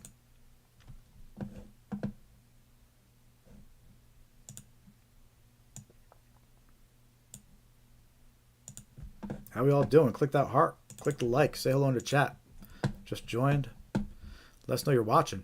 We do this live stream every week. Scamware 101 live stream. The goal is just to spread awareness about scams. Want to make people aware of how to protect themselves, what scams to watch out for, what to look out for. We just start off the first hour of this live stream by going through recent scam headlines.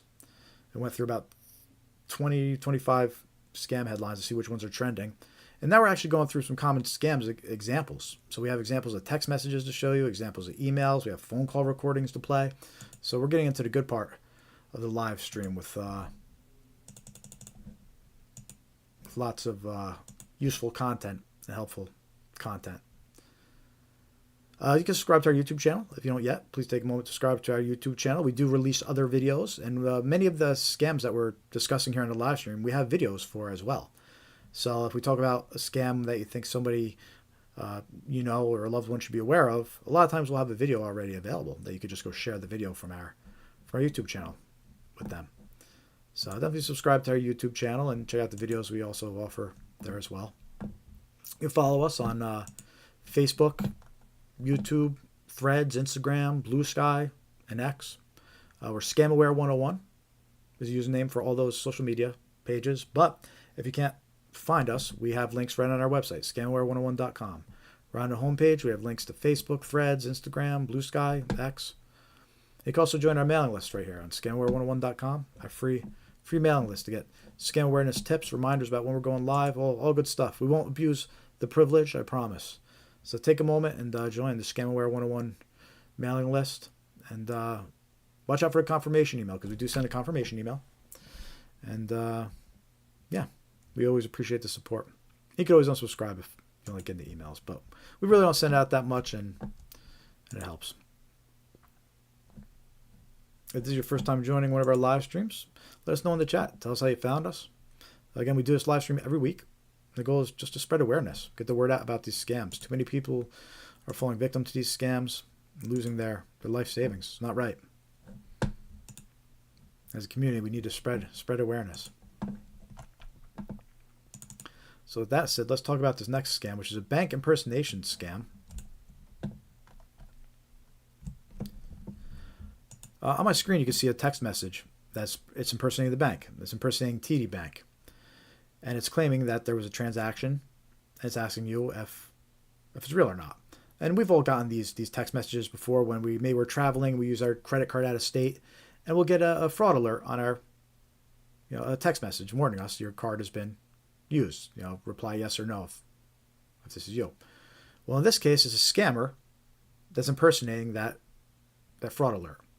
And what's interesting about this text message, so it says, for those that can't see it, it says, verified TD Bank card activity. Did you attempt a transaction for $250 at Walgreens? Reply yes if recognized or no if not. But this is actually a text message from a scammer.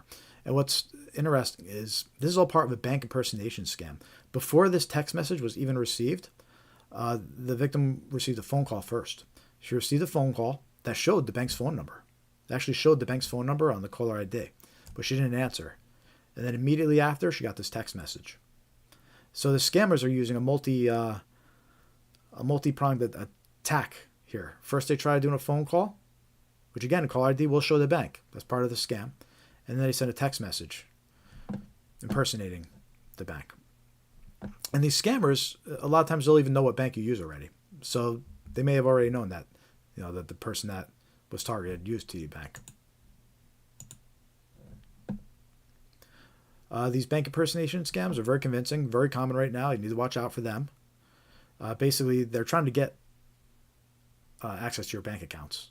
So they're impersonating your bank. They claim that somebody else has access to them, and they try to scare you when they're transferring your money out or giving them access to your bank accounts. Yeah, so bank impersonation scams. And they're impersonating all banks. TD Bank, Wells Fargo, USAA. And again, these bank impersonation scammers, these scammers that try to get access to your bank, they want everything. They don't just stop with $100, $200. They want to clear out your entire bank account. They're ruthless. They want to clear out your bank account. They want to clear out your savings, your retirement, everything.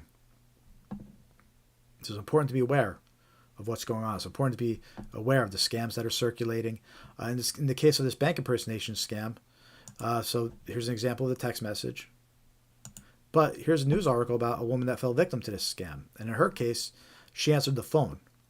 Right? It was scammers. They called her phone.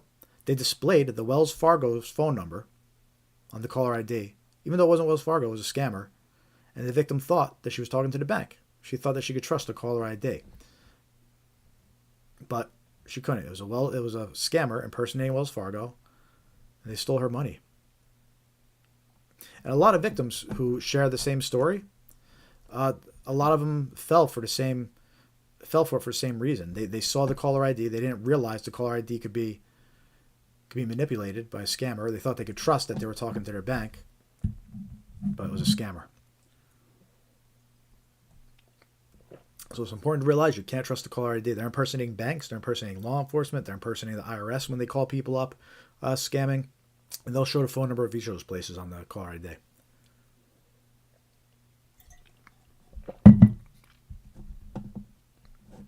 It's a bank impersonation scam. So you notice the text message example is TD Bank. The example of this in this lady's case was Wells Fargo. Last week during the headlines, we read about a USAA bank customer who was dealing with the same problem, bank impersonation scam, and then she couldn't get her money back. Because once you fall for these scams, the money's gone. A lot of times the money is gone. It's not considered insured if you're tricked into transferring the money. You know, if you withdraw the money, it's not considered fraud. And that's not covered by the bank's insurance or anything. So anyway, that's bank impersonation scams. You need to watch out for bank impersonation scams, phone calls, emails, text messages. Always be suspicious. How you all doing? Say hi in the chat. Click the heart. Click the like. Just join us for the first time. We're going over some common scams right now, sharing examples and stories of real victim stories to help you better identify these scams, protect yourself, protect your loved ones. It's only getting crazier with AI. They're only getting more convincing. Scammers are becoming more convincing with AI.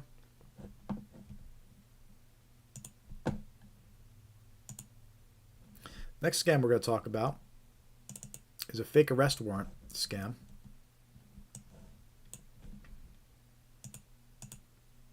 We read about a couple of these in the headlines today. These arrest warrant scams are extremely common right now. A victim is contacted by a scammer impersonating law enforcement. The scammer claims an arrest warrant was issued and fines must be paid to resolve it. The scammer then threatens the victim with arrest if fines aren't paid immediately. So these arrest warrant scams, they can be pretty scary. You know, someone gets a call, and it's from a scammer impersonating the sheriff's office. And as we mentioned, the caller ID will show the sheriff's phone number. It will show the phone number of the law enforcement agency they're impersonating. You know, and the victim will think that's real. He'll think that it's actually a sheriff's office calling him. He'll think that they're talking to the sheriff. And the sheriff will tell him that a warrant's either been issued or it's going to be issued for their arrest. And to resolve it, they need to pay it right now. So try to get money over the phone immediately from this person. And they'll threaten. They'll threaten and say that deputies are going to be sent. If you don't pay this right away, we're going to send deputies over there right now to arrest you. So they'll use fear, which is a very common tactic of scammers. Right? They want to use fear. And in this case, these fake arrest warrant scams, we're seeing a lot of reports about fake paperwork being provided as well. We actually did a video about these arrest warrant scams. It's on our YouTube channel. So subscribe to our YouTube channel. Check out our other videos later. But we did a video about these arrest warrant scams. And, yeah, lots of warnings going around. Lots of warnings going around. So, fake arrest warrant scams. They're impersonating sheriff's office. They'll show the sheriff's office phone number. They'll claim that there's a warrant out for your arrest. A lot of times they'll say that it's because you missed jury duty. They'll say you missed jury duty or you failed to appear, so there's going to be a warrant issued. A lot of times that's a narrative that they'll explain. This one right now is getting a lot of media attention because police don't like being impersonated. Police and the sheriff do not like being impersonated, so we see a lot of warnings going out right now from sheriff's office and police departments about these arrest warrant scams and fake jury duty scams. Some key takeaways about these arrest warrant scams. And again, these slides are in the video we did too, so you could share the videos with your loved ones. You could check out the video later too. It's on our YouTube channel. But some key takeaways about arrest warrant scams. Again, scammers can manipulate the phone number shown on caller ID. So keep that in mind. We know that they're actively doing this. When they're calling up people, when these scammers are calling people impersonating law enforcement, they're actually showing a phone number of law enforcement. These scammers, they're providing fake paperwork to convince victims that the arrest warrant is real. Right? So they took real paperwork and they just edited it. And they're providing it to victims to make it seem like, look, we got paperwork for your arrest as well. So be suspicious. If somebody calls an unsolicited phone call, claims there's a warrant out, tries to send you paperwork, don't trust it. Be very suspicious. That's not how arrest warrants are handled. If someone urges you to make immediate payment over the phone, it's a red flag. And that goes for a lot of scams. If you're being pressured to make a payment immediately, you're being threatened to make a payment immediately, especially from someone that reached out to you, unsolicited, a random phone call, a random text message, it's a scam. That's a red flag. That's a scam. They're pressuring you. They're threatening you. Red flag, right? And they do that with these arrest warrant scams. So if you do get a phone call claiming a warrant is or was issued for your arrest, what you want to do is you want to ask for the name of the organization that issued the warrant, hang up, and call the organization directly. Do not engage with the scammer who contacted you. Confirm the real number to call them at. And even if the phone number matches the caller ID, that doesn't mean that you're talking to the person they're claiming to be. So that's arrest warrant scams. Definitely check out the video we have on our YouTube channel about this scam because we actually show you some screenshots of the fake paperwork. We show you some news clips of that were coming out from law enforcement and various sheriff's offices. It's a good video. So it's on our YouTube channel. Check it out. Hit that subscribe button too. Don't forget to like it.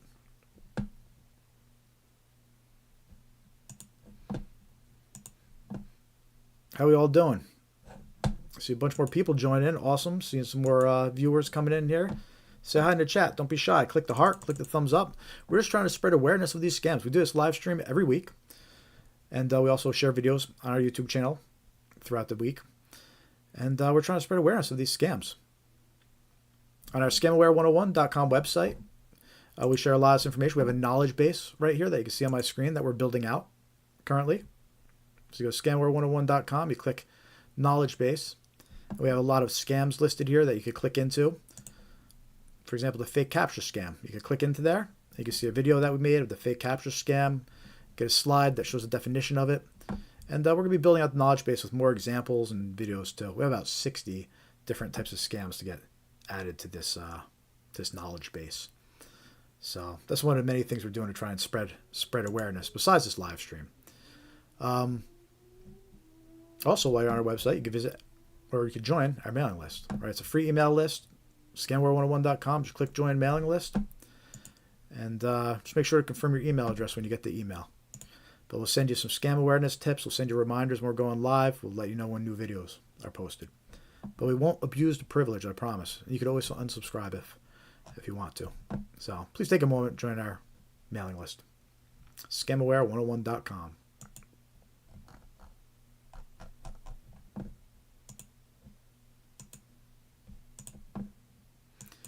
Next scam we're going to go over is a wrong number scam. We did a video about this one too, and it actually received the most views that we've gotten so far. It received 78,000 views. It was pretty wild. Wait a minute. No, I'm sorry. Not 98,000 views. We received 98,000 views. Let's see here. But yeah, the next scam we're going to talk about is the wrong number scam.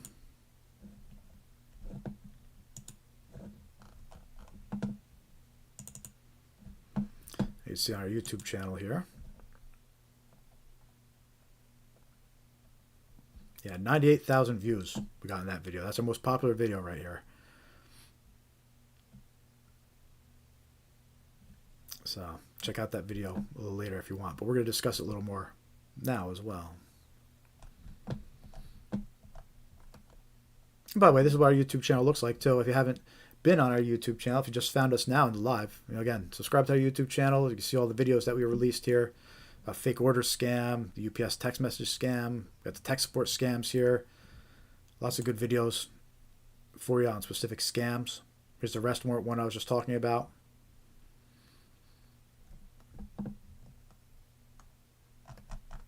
So hit that subscribe button, boom. But anyway, let's go back to our next scam example here. So the next example is a wrong number scam. So have you ever wondered why you get so many text messages that are wrong numbers? Well, it's because it's a scam. What scammers will do to try and target new victims, to try and find new victims, they just send text messages to random phone numbers. They're on blast, just hundreds of thousands of text messages to random phone numbers, right? And the idea of a wrong number scam is to say something and get a response from a new victim that says, sorry, you got the wrong number. That's the whole point. The whole point is to get a response from you, right? So the thing that's tricky about wrong number scams is it could literally start with any type of text message, any text message at all. It could start with something as simple as, excuse me, is this Emma? Or, hey, Anna, I'm Josie. Or hi, right? Because all these situations, if you get a text message like that, you're going to reply back and say, who is this? Or no, wrong number. And that's the point of this scam, is to get a reply and confirm that someone's on the other end. At the very least, it confirms that somebody's on the very end, reading those text messages and replying. But in the case of a wrong number scam, what they're going to try to do now is they're going to try to keep the conversation going. For example, hi, Margaret. Aren't you Lillian? Person replies, I'm Izzy. I'm really sorry. I think I made a mistake between your number and Lillian's. I hope I didn't disturb you. The guy replies back, that's okay. And then, if this was really a wrong number text, it should have stopped at that point. There's no reason for the conversation to keep going. But in the case of a wrong number scam, they try to keep the conversation going. They try to gather information about you, right? So it should have been cut off at this point. They already confirmed it's a wrong number. It's not Lillian, right? It's not the person they're looking for. But the scammer tries to continue. He tries to continue the conversation by saying, thank you for your understanding and patience. You're a kind person. I hope you have a good day today. I'm 36 years old. Would you mind telling me your age? Right? So it's trying to get the person's age. And in other examples, you'll see they're going to try to get the person's name. They're going to try to get the person's age. They're going to try to get the person's location. And the whole point of a wrong number scam is, one, to find new victims, to learn about them, and then evolve into the next scam. So usually these type of wrong number scams will result in a romance scam or an investment scam, usually. That will get determined once they know your age, your sex, your location. Because you reply with this information, then the scammer knows what to do, what to target you with, what best to target you with. On this example, the wrong number scam starts with a random message that says, have a cup of coffee together sometime. The person replies back, who is this? And they give their whole spiel. Thought this was Laura's friend. I'm Zoe. Sorry, wrong number. Then the person replies back, oh, I dialed the wrong number, area code. I hope I'm not bothering you. Okay. At this point, if it was a real wrong number, it should just stop. The conversation should be over with. But the scammer tries to keep it going. Thank you for your kindness to my situation. I just realized I entered the wrong area code. Where are you from? Right? So that in this one, the wrong number, now they're trying to ask where you're from. Just like the previous example, they tried to ask where your age was.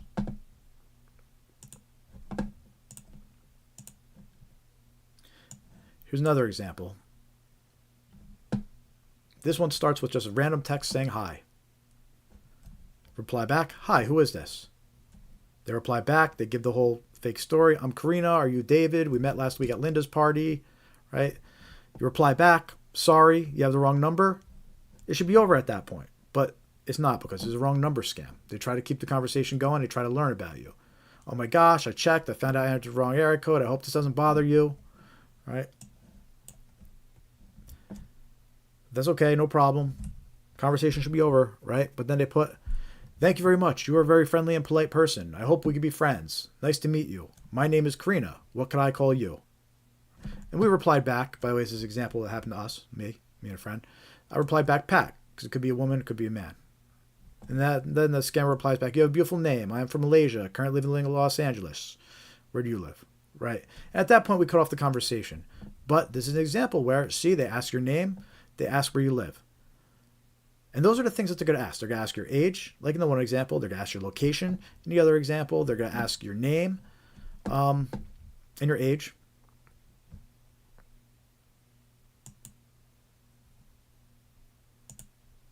So these are wrong number scams. And it's going to evolve into a crypto scam usually. They're trying to build a relationship and trust. Eventually, they're going to ask you to continue a conversation on WhatsApp, which is also a red flag. If someone you're talking to tries to direct you to WhatsApp, it's a red flag that it's a scam. Here's another example. This is another one that was sent to me. That's a wrong number scam. Comes in, hi Byron, I'm Jane, and it has a picture of Jane. It's not really a Jane. There's just some either random picture using of somebody or an AI picture. But they'll do that. They'll include pictures to try and be a little bit more enticing, try to get a response back. And what's interesting about this one is you could see that the text message came at 1:58 p.m. I didn't reply. I knew it was a wrong number scam. So it came in at 1:58 p.m. Exactly 4 hours later on the dot, they sent a second message. Have you gotten the pictures I sent yet? So a lot of these are probably initiated by bots. Right? This isn't even like a real person. This is just a bot in most cases, just sending text messages out on a timer. And then eventually when you answer the questions, it probably gets transferred over to a real scammer. But yeah, I mentioned earlier the video we did on these wrong number scams got 98K views. And in the comments, a lot of people actually commented they got the exact same text message and exact same picture. Right, as part of these wrong number scams. So this is what they're doing. They're sending out these text messages. They're trying to get you to reply.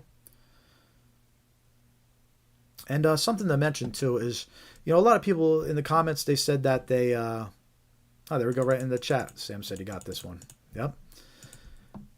And, a lot of people in the comments in the video about this said they like to mess with the scammers and text them back and forth. I mean, I recommend not even replying at all, right? Don't even reply to say wrong number. Don't even reply to say... who is this? Don't even reply. Because even by just replying, they know that you're receiving the text, you're reading the text, you're replying to the text, and they'll target you with other scams. They'll come from different phone numbers, but they'll target you with other scams. Also, when you reply to that number, it's going to make links clickable, right? So if you have an iPhone, if you get a text from an unknown number, the link isn't going to be clickable. Right? But if you reply to that number, the links are going to be made clickable. So you don't ever want to reply to scammers at all. There's never a good reason to. I suggest just don't reply. Report the text message as junk and delete it. But yeah, it's an example again of a wrong number scam, wrong number text message scam.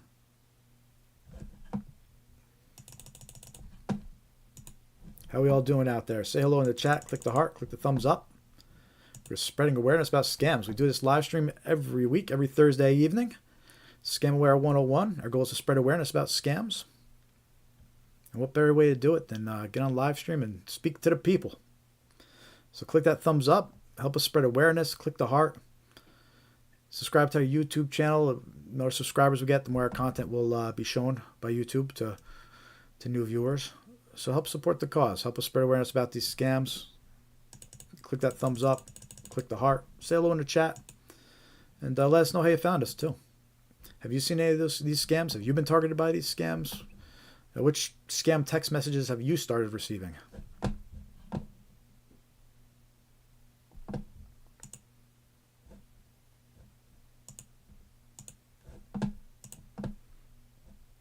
So that's a wrong number scam. Which, by the way. Again, you can share this video. You can warn your friends and family about this scam. We have the wrong number scam video on our YouTube channel too.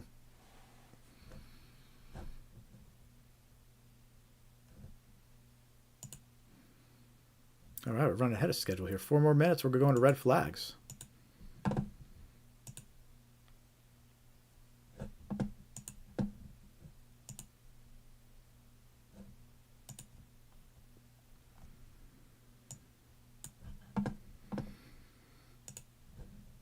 So I might load up my coffee cup here. Looks like we got a few more people in the chat, or viewers, so that's awesome. Love to see it. Love to see the viewer count go up. Click that thumbs up if you haven't yet. Appreciate it. I see 7 people viewing, but only 3 likes on the widescreen stream here. So that means 7 of you, 4 of you, gotta click like. Help us out. Help us spread awareness. Hit that like button. Click the heart. Say hello in the chat. Just trying to put something good out there. Spreading the word about these scams.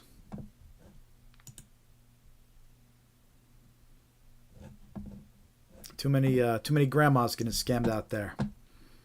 If you're against grandmas being scammed, click that thumbs up button. Hashtag no more scamming grandmas. Click that thumbs up button. Click the heart. If you don't, you support scamming grandmothers. What could I say?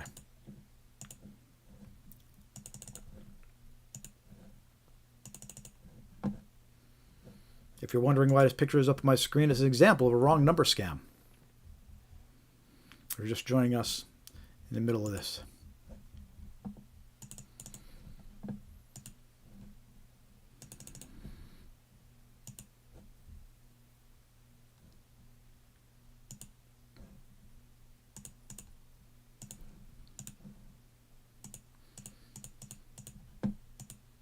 I'll admit, I'm leaving it up there a little extra long, trying to clickbait a few more people in from the preview screens. I'll admit it. But hey, if that's what pulls them in, then they're the ones that need to be aware of this scam text message, right? In the meantime, say hi in the chat, click the thumbs up, click the heart. Let us know you're watching. Tell us what kind of scams you're experiencing. Have you gotten these wrong number text messages? Have you gotten a text message like the one on my screen that contains a picture, trying to convince you to reply back? This is how romance scams start too. Romance scams, they'll start with text messages like these. So you need to watch out. And this scam, this is actually what have probably led up to a pig butchering scam. Because this is what they do. They try to build a relationship with you, a friendly trust. And then they say something like, so-and-so, my friend's investing in this. My family's investing in this. And they trick you into investing. It ends up being a pig butchering scam. So that's probably a route this was taken. This one was either going to end up being a pig butchering scam or romance scam. And the romance scams are just as bad. They have you send them gift cards, cryptocurrency as gifts. Lots of romance scams going around out there. You got to be careful on dating websites.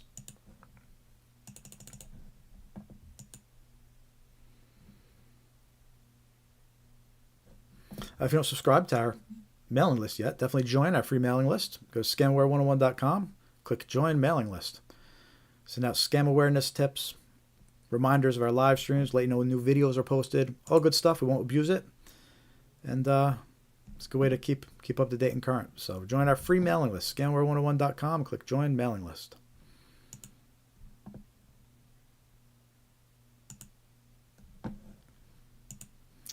You can also follow us on all the main big social media platforms. We're on Facebook, Threads, Instagram, X, Blue Sky. If you're on Facebook especially, we need to get our likes and our follows up there. I'd like to get this live stream going on there, but we don't have enough followers yet on Facebook.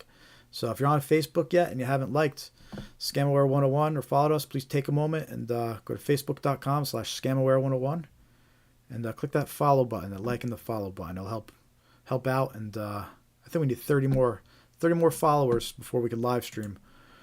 We'll do this live stream on Facebook too.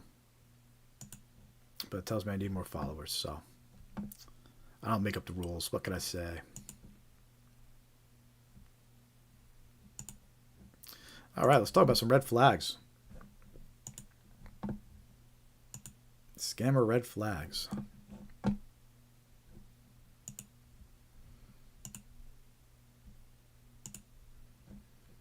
Just getting my slides up here.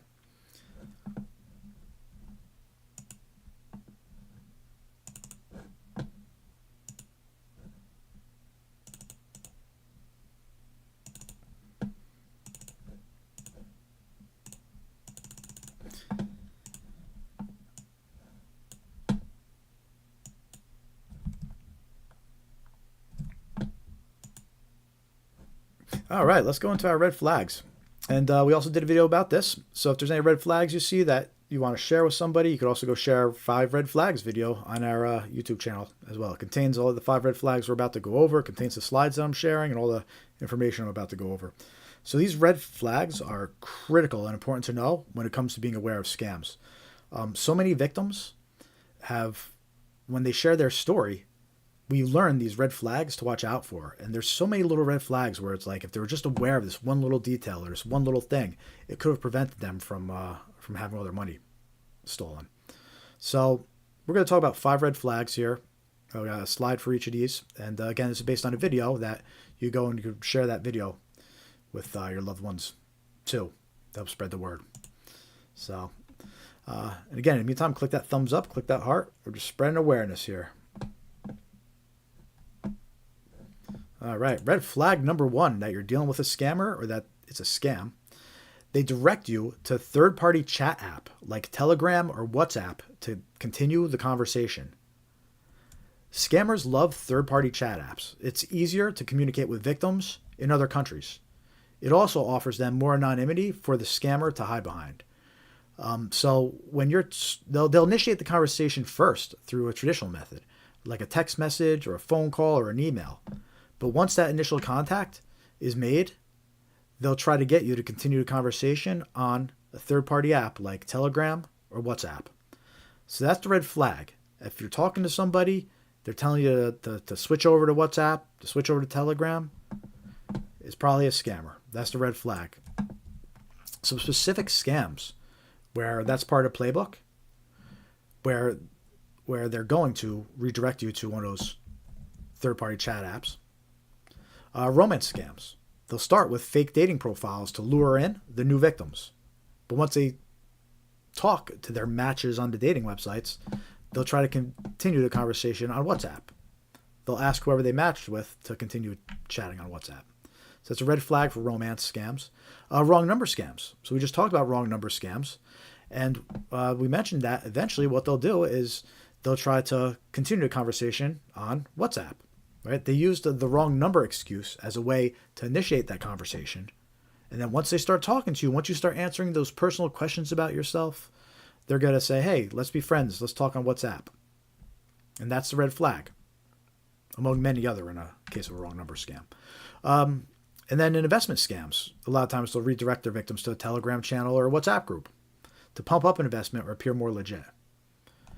On Telegram, they could be all bots. They'll be sitting there in a Telegram room and they'll have all bots pretending that there's interest in this investment. Or a WhatsApp group, a fake WhatsApp group to make it look like there's interest in investment. So, Telegram and WhatsApp, big red flags. That's red flag number 1, that you're dealing with a scammer. And to stop and think about, reanalyze what's going on if you come across this. If you're talking to somebody, they're trying to get you onto WhatsApp and Telegram.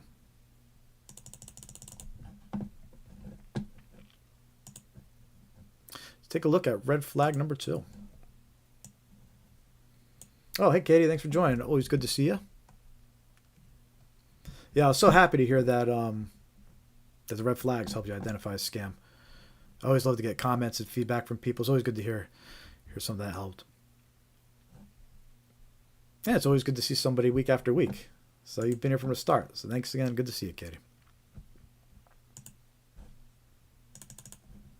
Let's take a look at red flag number 2.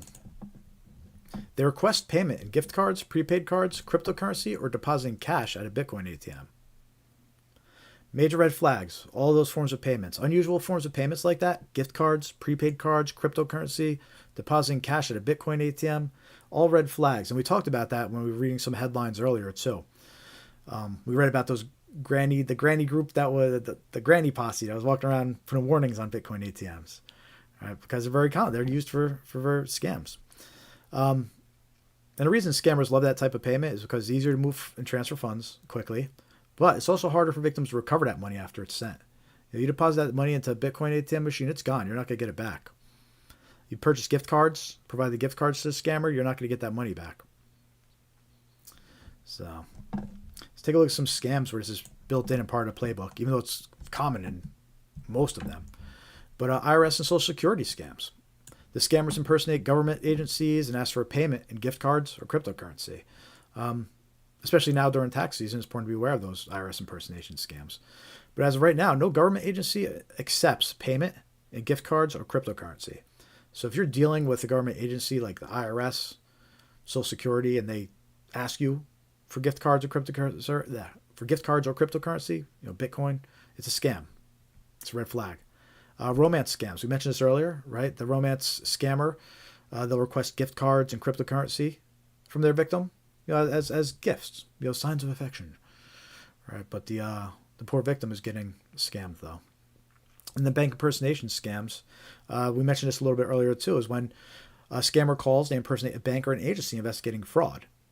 They'll instruct the victim to withdraw their money to protect it. They'll say it's not safe and to withdraw it to protect it, and to purchase gift cards or cryptocurrency. But that's all part of the scam. What they're really doing is they're tricking the victim into transferring their money, by using gift cards, prepaid cards, or cryptocurrency. So that's red flag number 2. Watch out for these unusual forms of payment. They're definitely red flags that you're dealing with a scammer and that you're being scammed. Specifically, gift cards, prepaid cards, cryptocurrency, and even any mention of a Bitcoin ATM. Should be set off alarm bells in your head.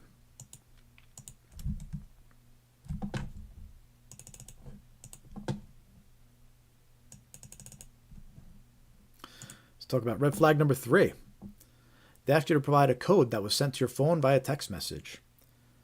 This red flag and this scam happens a lot on marketplace websites like Facebook Marketplace, Craigslist.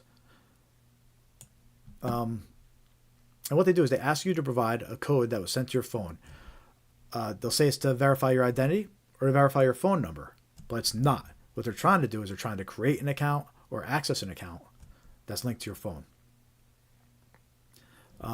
Some examples, they might be opening an account using your phone number. If you reply with that code, you're going to let them open the account.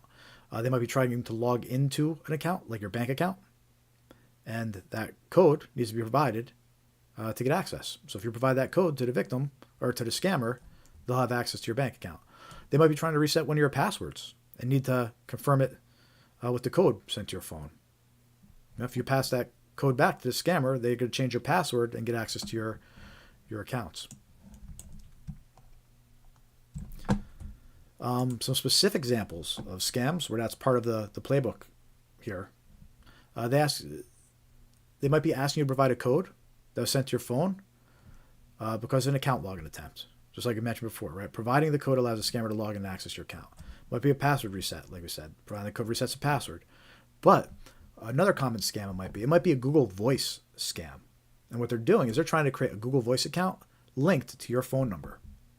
So if you provide that code back to them, you're approving Google Voice to be linked to your phone number, and the scammers could use Google Voice that's fraudulently linked to your phone number. They're going to use Google Voice to scam other people, make phone calls.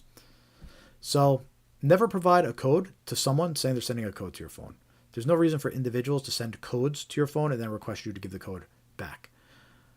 Chances are they're trying to get into your account, they're trying to create an account, they're trying to reset an account, and they need that code to do it. So don't fall for that. That's red flag number 3. They're asking you to provide a code that's sent to your phone.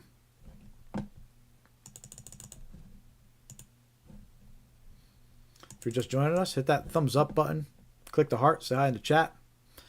Doing our weekly live stream here, spreading awareness about scams. Help us support the cause. Click the subscribe button, click the like button. It helps us content spread more and reach new viewers. The idea is we want to spread awareness of these scams so people can protect themselves, protect their loved ones. An ounce of prevention is worth a pound of cure when it comes to scams. You can also join our mailing list, scamaware101.com. and click join mailing list. The red flags that we're showing right now, they're all based on a video that we have on our YouTube channel. So if you want to share these same slides and warn loved ones about these red flags, the video is on our YouTube channel. So you go find the red flags video and share it with a loved one. Red flag number 4, they ask to connect your PC to assist or investigate an issue. This is, we used this in some examples earlier, specifically a tech support scam. Why do scammers love getting on people's PC? And unfortunately, that's part of the playbook now for a lot of scams. They love getting onto people's device and their PCs because they could steal any stored logins and passwords. So if you have your logins saved in your Chrome, for example, they could extract those passwords if they're on your PC. They could get access to your files, the victim's files. They could encrypt them. They could hold them for ransom. They could steal personal pictures and use them for blackmail. When they're on someone's PC, they could get into their banking websites. They could trick the victim into logging into banking websites while it logs their logins. It's a gold mine for scammers, what they could do if they have access to a victim's device, which is why we're seeing that more and more in scams today, where they try to connect to your computer. Some scams where that's actually part of the playbook itself, where they ask to connect to your PC, where it's a standard part of the scam playbook. It's a fake virus alert, right? Known as tech support scam. And that's the one that we showed you a lot of examples of earlier. You'll get a fake pop-up, all right, and it'll say, call this number to remove the virus. But you'll call a number, you'll be connected to a scammer. And a scammer, the first thing they're going to ask is to connect to your PC to help with the virus. That's all part of the scam. So it's always red flag if somebody's trying to connect to your PC or offers to connect to your PC. Another example is a fake order scam. You get a notification about a fake order. You call up to dispute the fake order, and you're talking to a scammer. You don't realize you're talking to a scammer, but what they'll do is they'll offer to connect to your PC and take a look at your accounts and your orders. But if you let them on, they're going to steal your passwords, your files, other banking information. It's no good. And then another scam example where they try to connect to your PC is the fake fraudulent activity narrative that we were talking about earlier. They'll say that your account's not safe. First of all, they're impersonating a bank or an agency that's investigating fraud. And they'll say that your account isn't safe. And they'll offer to connect to your PC to check for suspicious activity. But once they connect to your PC, they'll have you log into your bank accounts, all under guise that they're checking for suspicious activity. But what you're doing, you're actually giving them access to your bank accounts. But yeah, don't want to let anybody on your computer. That's definitely a red flag. I always tell people that the only person you should allow on your computer is your computer guy, right? Everybody should have their own computer tech, whether it's the local computer shop that you deal with, or a family member that's good with PCs that you deal with, or the guy from work that's tech support. You should only let your computer person on your computer. You definitely shouldn't let strangers on your computer. If you forgot something like a virus pop-up, and even if it has a number to call, you shouldn't even occur to you to call that number because you have your own computer guy. You'll call them to deal with it, right? But anyway, that's red flag number 4. They try to connect your PC, usually to supposedly assist or investigate an issue. Right? That's a red flag. Hey, Jewel Bain, welcome to the live stream. Seeing your chat here. We're just going over some scam awareness red flags.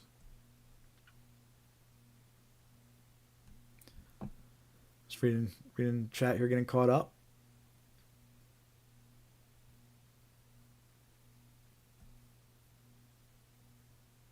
Yeah. Yep. A lot of people are falling for these scams. And that's why we're doing this live stream. We do this live stream every week. We have our YouTube channel where I just started making videos and releasing them. Too many horror stories, especially the older folks that lose their retirement. So our goal here is to spread awareness. We do these live streams, create videos. We're building out our website, scamaware101.com. So help us out. Hit that subscribe button. Hit the thumbs up button. It helps us spread awareness. Gets our content out there. Just trying to do a good thing here. If you're just joining us, hit that thumbs up. Say hi in the chat. Take a look at next red flag.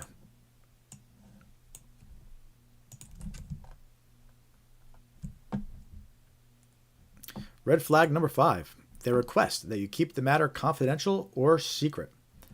It's common for scammers to ask for confidentiality. They don't want you to discuss the situation with other people.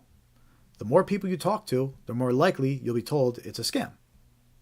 So obviously, scammers don't want you to run around talking to people about what's happening here. And some examples of specific scams where they request confidentiality or to keep something secret. You have the grandparent scam, which we're going to show you in a little bit. But in the grandparent scam, they say a relative has been arrested and needs money for release. But the request for confidentiality comes when they say that your relative is embarrassed about the arrest. Right? That's the red flag. They're embarrassed. They say your relative's embarrassed about the arrest and they don't want you to tell anybody. Clever, right? That's part of the scam. Because you can see how it makes sense. If somebody got arrested, they don't want you to tell anybody. And scammers know this. So they include that in that narrative where they tell your grandmother, don't tell anybody else that they've been arrested. They're embarrassed. What they're really doing, they're trying to stop you from telling anybody so they don't realize you're getting scammed. Investment scams. They'll tell you that the tip is confidential. It's just for you. It's an inside tip. Don't tell anybody. The price is just for you. We can't give it to anybody else. Right? It's all reasons to keep it secret. But the reality is they don't want you to tell anybody because they might realize you're being scammed. Inheritance scams. They'll mail letters impersonating law offices. I got an example of this to share later.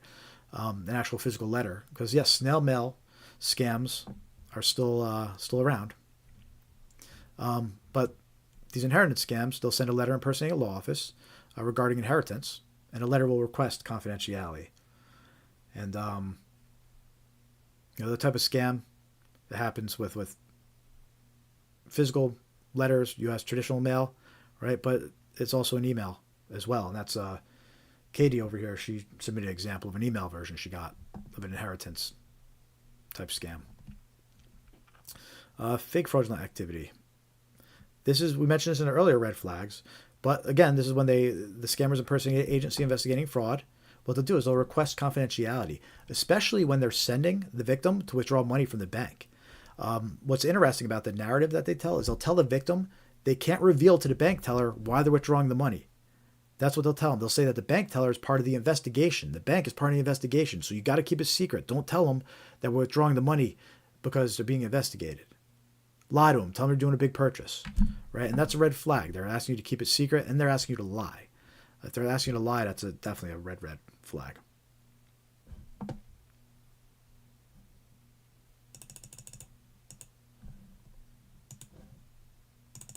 So that's red flag number 5. They ask you to keep it confidential or secret. Red flag number 5, that you're talking to a scammer and you got to stop and think about the situation.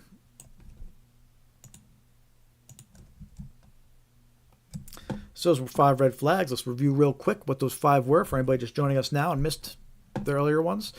Red flag number 1 was that the person you're talking to directs you to a third-party chat app, like Telegram or WhatsApp, to continue the conversation. It's always a red flag. Scammers love using third-party chat apps. A lot easier than sending text messages and emails, right? So if you're talking to somebody, they direct you to Telegram or WhatsApp, it's a red flag. You're talking to a scammer. Red flag number 2, they request payment in gift cards, prepaid cards, cryptocurrency, or depositing cash at a Bitcoin ATM. These unusual methods of payments are definitely red flags.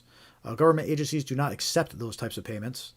So it's a big red flag when you're dealing with somebody and they're trying to get you to purchase gift cards, prepaid cards, to withdraw your money, and purchase those things. So red flag, unusual payments like Bitcoin. They say Bitcoin ATM, red flag. Red flag number 3, they ask you to provide a code that was sent to your phone via text message. It's a red flag because that's a common scam. It's very common on marketplace type websites, Facebook Marketplace.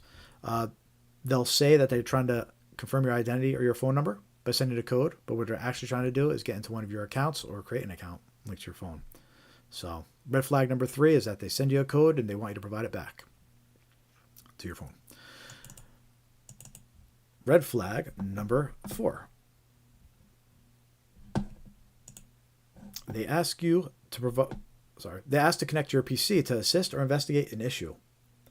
Right? We just talked about that one. We gave some examples of that one. Do not let strangers connect to your PC to assist or investigate. Only let trusted people that you know. Don't trust phone numbers, random phone numbers on the internet, random emails, telling you they could assist. It's a scam. Do not let people on your PC. That's red flag number 4. They're trying to connect to your PC and they ask to connect to help. And red flag number 5 was they request that you keep the matter confidential or secret. Very common. You don't want you to talk to anybody. The more people you talk to, the more likely you'll be advised it's a scam. So that's red flag number 5. Keeping it confidential or secret. Requesting that they keep it confidential or secret.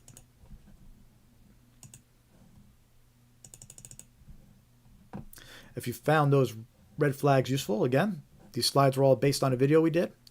It's shared on our YouTube channel here. So you could share it with a loved one and warn them about these red flags as well. Especially the Bitcoin ATM and the cryptocurrency, gift cards. Those are all red flags. And too many people, too many victims, unfortunately, fall for them.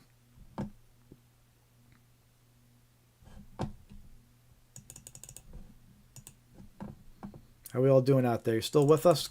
Click that heart. Click the thumbs up. Say hello in the chat. I think it's time for a coffee break here.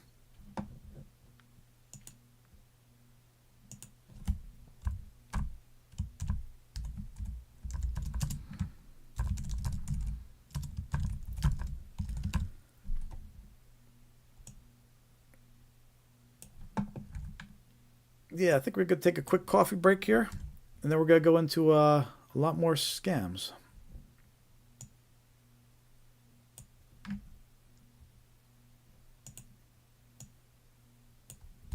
Before we go on that coffee break, just want to say one more time, take a moment to click that heart, click the thumbs up. If you don't subscribe to our YouTube channel yet, please subscribe. It helps us spread awareness, which is our goal here. Spreading awareness and helping people protect themselves and their loved ones from these ruthless scammers and scams.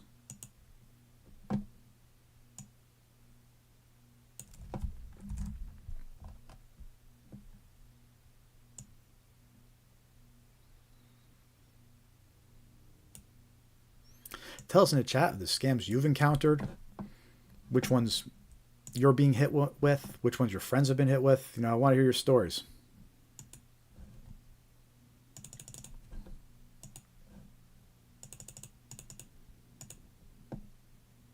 And don't forget to go to scamware101.com and hit join mailing list. When you sign up to our mailing list, we'll send you some free scam awareness tips and reminders when we're going live.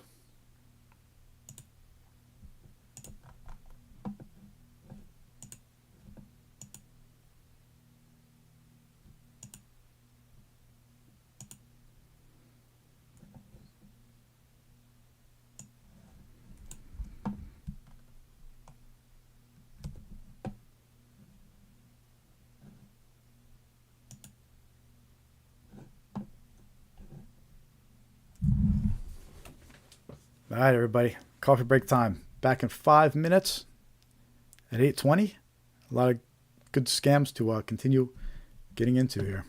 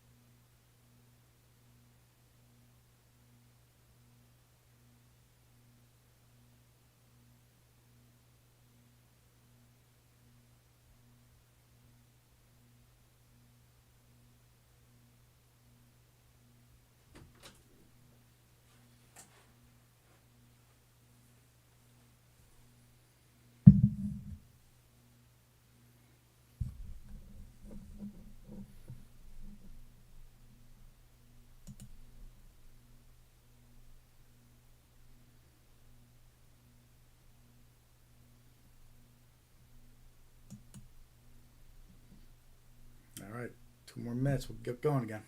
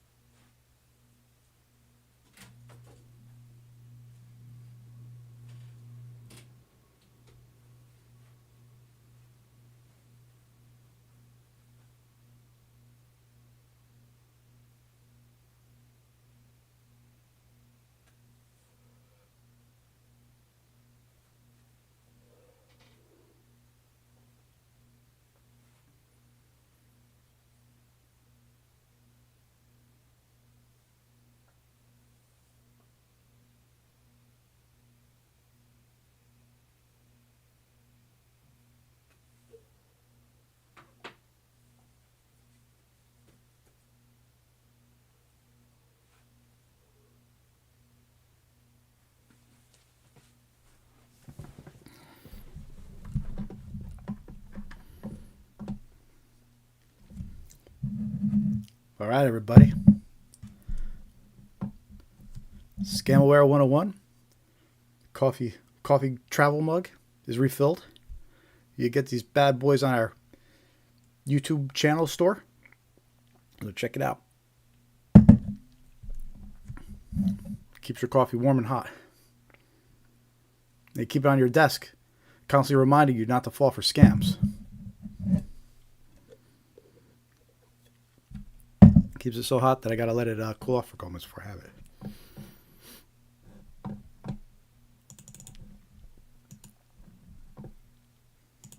Anybody else join us during that 5-minute break? Say hi in the chat. Click that thumbs up. Click the heart. Your first time joining one of our live streams here. We do this scam awareness live stream once a week. The goal is to spread awareness about trending scams, what to watch out for, so you can protect yourself and your loved ones from becoming a victim of these scams. For the first hour of this live stream, we actually went over recent headlines, which scams are trending, which scams to watch out for, some warnings from law enforcement. In the second and third hour, we went over some common scams and red flags. And now we're about ready to jump into some more common scams here, show you some examples of actual scams that are currently circulating to be aware of. But definitely help us support our mission. Click that thumbs up, give it a like, click the heart, definitely subscribe. It all helps our content get out there a little bit more. That's all for a good cause and a good mission. Just spreading awareness about these scams, because awareness is key. Just these little details. If people realized, it save a lot of headaches. You can visit our website, scamaware101.com. We're building out a knowledge base of scams, and you can also join our mailing list, our free mailing list. So scamaware101.com and click join mailing list. Also, if you don't follow us on Facebook, Threads, Instagram, Blue Sky, X, you can follow us on all your favorite social media platforms. We're trying to build up our Facebook followers so we can do this live stream there too. I think we need about 30 more followers. So if you're on Facebook, you can hop over, give Scamaware 101 the follow and the like, and we appreciate it. It'll help us get to the threshold to do our live stream on Facebook as well. So.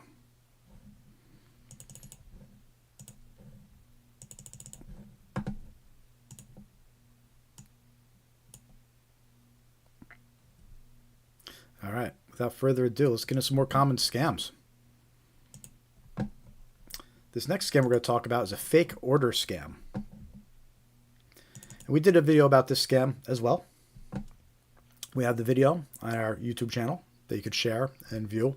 And most of the examples I'm going to share with you are also in that video as well.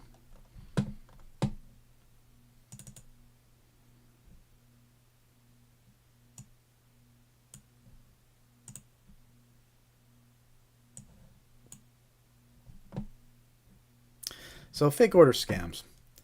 This scam is extremely common right now, and it's because we're getting attacked from all angles. Victims have reported being targeted by text message, by email, by phone call. This scam is spreading a lot right now, and we're being targeted in multiple ways. And basically how this fake order scam or fake purchase scam works is victims receive a fake notification that an order was made under their account. When the victim calls to dispute the fake order, they're connected to a scammer who attempts to steal their personal or financial information. So basically, victims receive a text message that says an order was placed, and if you didn't place this order, call this number to dispute it. The victim thinks that they're calling support to dispute an order. What they're actually doing is they're calling a scammer. Once they get a hold of the scammer, they'll be told the whole story about how their account's been compromised, someone has access to their bank accounts, they need to withdraw their money, and they'll go into that whole narrative of, your bank isn't safe, your money's not safe. But it all starts with the fake order notification. And we're going to share some examples of this fake order notification because it's extremely widespread right now, very widespread. So here's the first example, the text message. And we shared this one earlier, and we actually saw a headline earlier during our live stream warning us about this specific text message. But this text message impersonates Apple, right? And it says that a payment was made for $143 using Apple Pay. And then it says, if it's not you, to call this number immediately to cancel the charge. So obviously people get this fake notification and it tells them a payment was made. So they're going to get nervous and they're going to call this number. Right? But if they call that number, they're going to be connected to a scammer. So this one works similar to the tech support scam we talked about earlier. It tricks the victim into calling the scammer. Tech support one uses a fake virus alert and tricks them for calling for assistance. This uses a fake order alert that says to call for assistance. So this is called a fake order or a fake purchase scam. And the text message you see on your screen is an example of exactly what's going around with this one. That multiple people reported this text message to me. We have noticed that your Apple iCloud ID was recently used at Apple Store CA for $143 paid by Apple Pay pre-authorization. Also, some suspicious sign-in requests and Apple Pay activation requests detected. So not only is it telling you a payment was made, it's also saying it saw suspicious activity. In order to maintain the security and privacy of your account, we have placed this request on hold. If not you, talk to an Apple representative.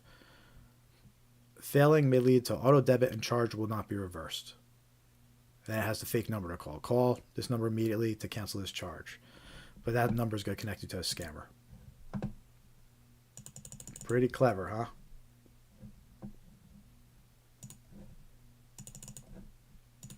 So that's an example of a fake order text message. But like I said, it's actually, we're getting targeted from all different angles though. So it's not just text messages, we're getting phone calls as well.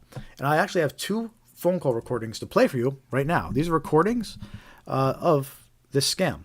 And how the phone recordings work is it's just like the text. You have a phone call that claims you placed an order. And to dispute it, it says press 1. If you press 1, you'll be connected to a scammer. So I have 2 recordings of those phone calls that are currently circulating. They're all recent. And the first one, it says that a MacBook Pro was purchased under your Amazon account. So I'll play that one first. And after that one, I'm going to play another one that says a PlayStation was purchased under your Walmart account. Right, and that's the point of these fake order scams. Really, the item that's purchased could be anything, and the vendor could be anyone. They could just make up some random combination of products and vendors. Send out these text messages or phone calls or emails to potential victims. But anyway, let me play this first recording for you. And again, this is a fake order scam, the phone call that's going around currently.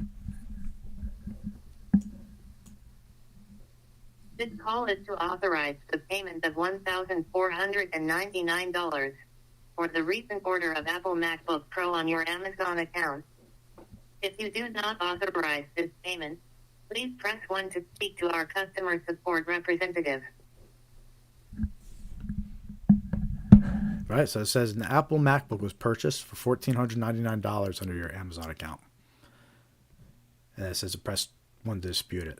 If you press 1, you'll be connected to a scammer. They're going to tell you that your identity's been stolen, someone has your bank account and your credit card details, and they're going to try to convince you to transfer your money, in short.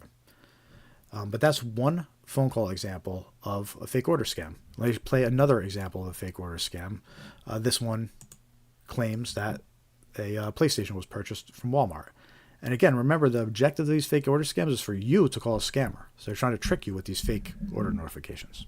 Here's the second example of the phone recording. This call is to authorize the payment of $1,499 for the recent order of Apple MacBook Pro on your Amazon. Oops, that was Apple one. Sorry, put the PlayStation one. Here you go. We are trying to contact you concerning an unverified purchase of PlayStation 5 Special Edition bundled with Pulse 3D headset being ordered from your Walmart account for an amount of $859.50. If you did not authorize this transaction or wish to cancel, please press 1 or return our call on same number at your earliest convenience. So that's another recording of a fake order notification scam. You're getting a phone call, it's telling you that an order was placed for a PlayStation under your Walmart account, and it's trying to scare you into disputing the order. Oh no, I didn't place this order. You only click 1 to dispute it. You're actually connected to a scammer, and that's when they go into a whole narrative where they try to steal your account until your identity's been stolen, etc., etc. So that's a fake order scam. Those were 2 recordings, 2 different phone calls that are currently circulating now. Those are only a couple months old, right? They're very active phone calls. They're reported to me by multiple people. We saw a text message version of this scam, right? So we're being targeted by text, we're being targeted by phone. And now what about email? So we have an article from August last year about a woman who fell for the email version of this scam. And the article is fascinating because it gives you a little peek into how this scam went down as well. So let's read about her story here. And this is about a fake order scam that this victim fell for. A 23-year-old Lincoln woman reported losing $4,100 after falling victim to an identity fraud scam in July. The scam began on July 17th with an email claiming she had purchased an iPhone. See, there's the fake order. The woman called the number provided in the email to dispute the purchase and was told she had multiple accounts in her name across various states. She was informed someone was using her identity, right? So that's how the fake order notification scam works. The fake order, the fake purchase. You get notified, whether it's by text message, by phone call, or in this woman's case, an email. And the fake order says that, in this case, she purchased an iPhone. Then it says to call a number to dispute it. When she calls that number to dispute it, she's actually connected to a scammer. She thinks she's talking to iPhone support or whoever the email claimed to be from, but she's actually talking to a scammer. And the fake order notification is what is used to lure these new victims in. But there's a little bit more info about her case.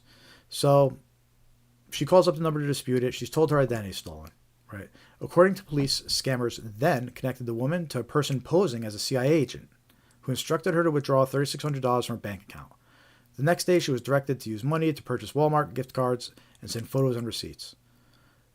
Additionally, the woman sent another $500 cash to the scammers. So, see how that narrative progressed?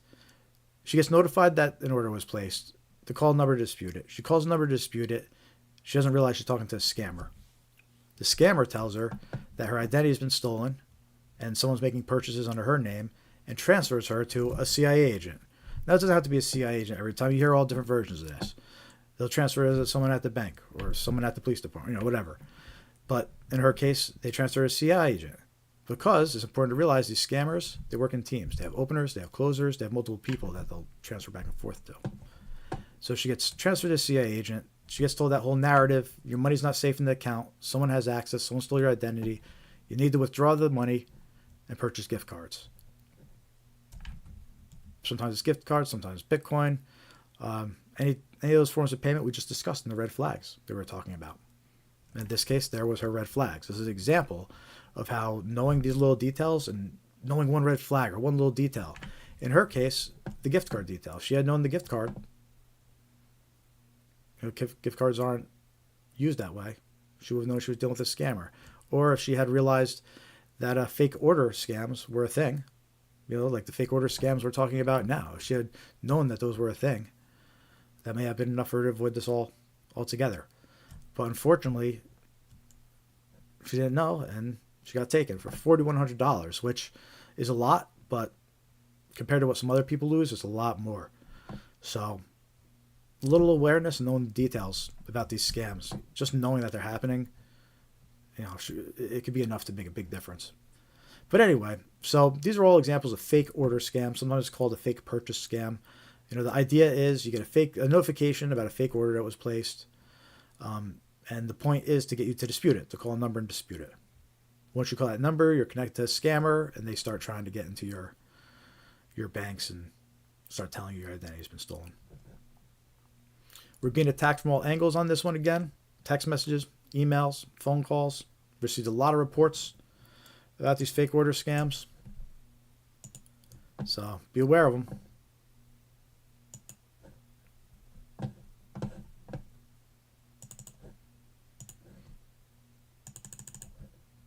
That's a fake order scam. How are you all doing?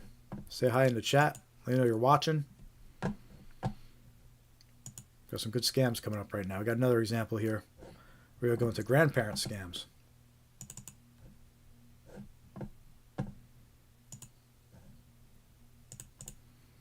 You just join in, click that thumbs up. Click that thumbs up. Give us a like. We're just trying to spread awareness.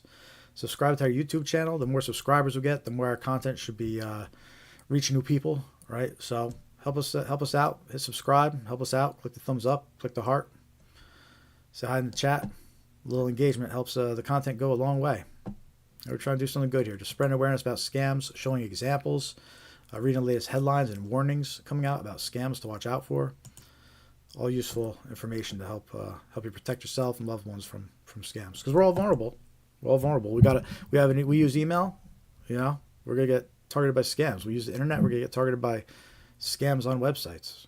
Have a phone. We're gonna get targeted by a phone. Have an address. They're gonna target us by snail mail too. Snail mail scams are still out there, still going around.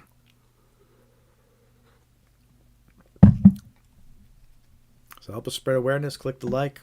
We do this live stream every week. You can join our free email list for reminders. Go to scamaware101.com and click join mailing list.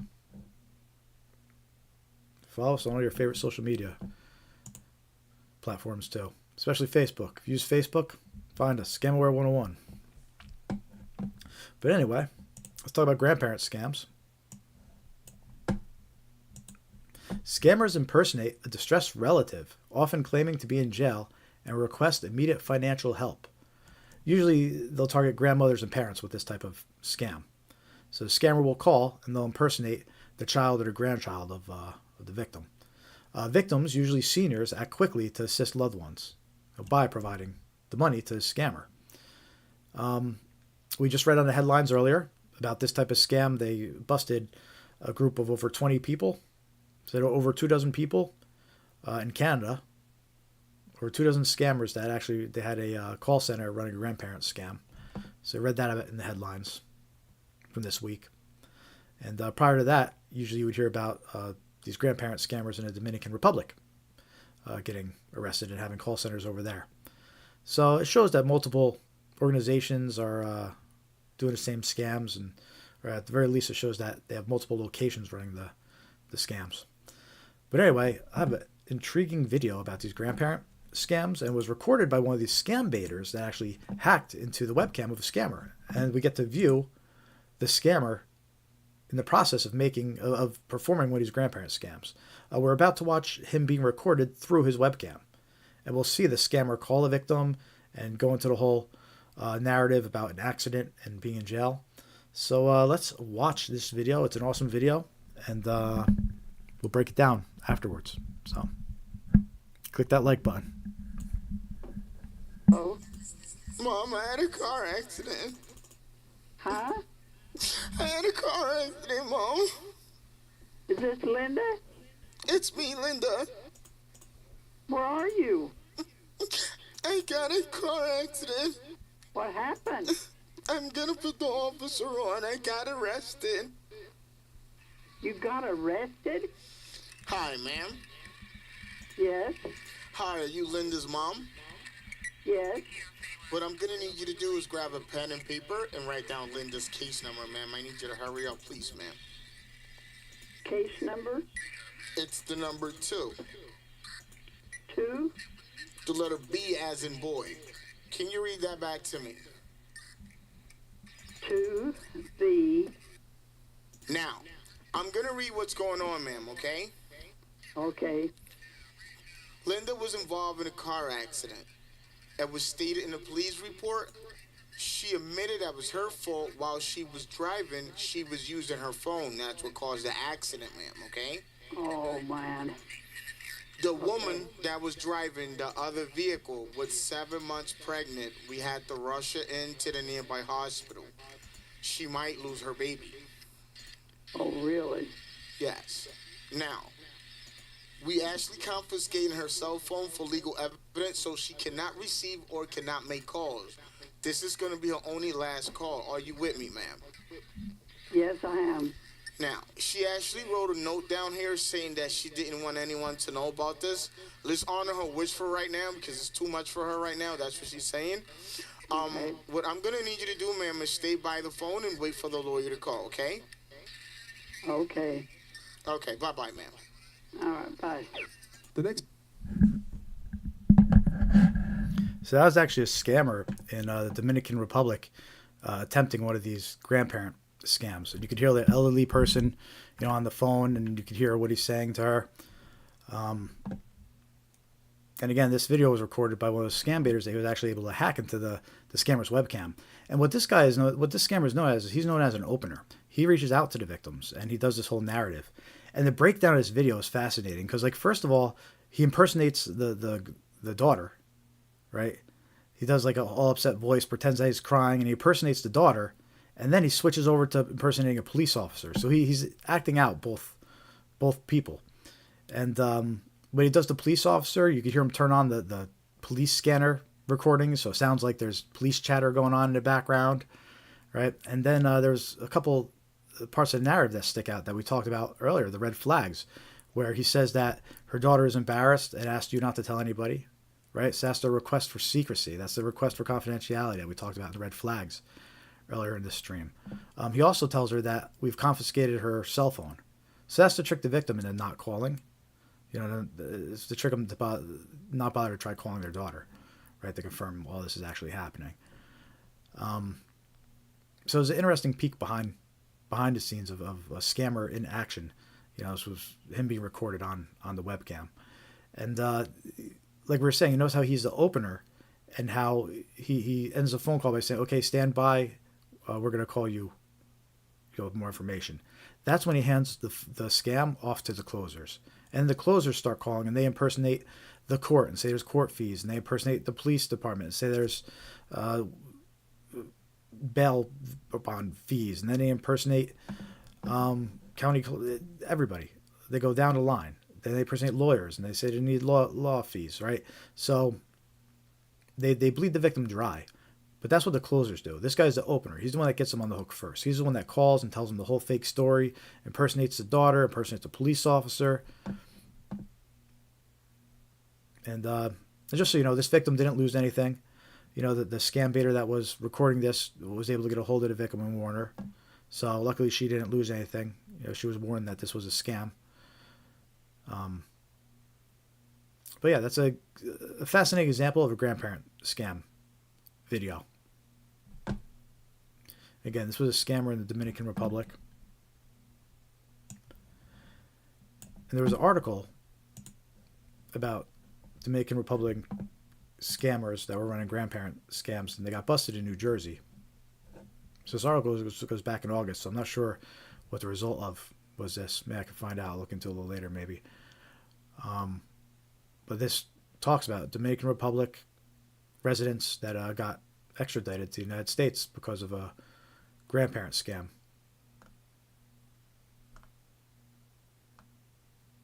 According to the indictment, they ran a long-running grandparent or family in need of bail scam against hundreds of seniors across the United States, including New Jersey, New York, Pennsylvania, and Massachusetts.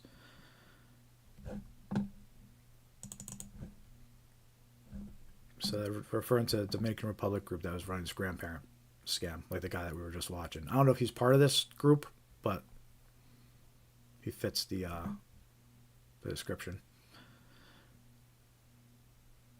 It says that one of the guys that was extradited, he led a network of call centers in the Dominican Republic, where openers called elderly victims in the United States and impersonated the victims' children, grandchildren, or other close relatives. The call centers used technology to make it appear that the calls were coming from inside the United States. And then it goes on to describe it, which is exactly what we just watched in the video, where they say typically the victim was told that their grandchild had been in a car accident, was arrested in connection with an accident, and needed help.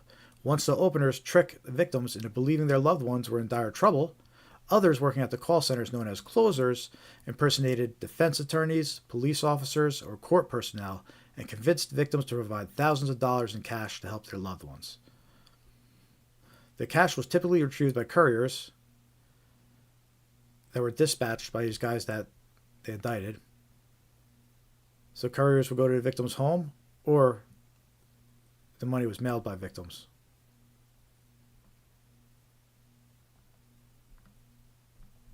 So yeah, that was an article about federal charges against these Dominicans running a grandparent scam. We just watched a video of one of these grandparent scammers from the Dominican Republic. We watched a video of them in action that was recorded on his webcam.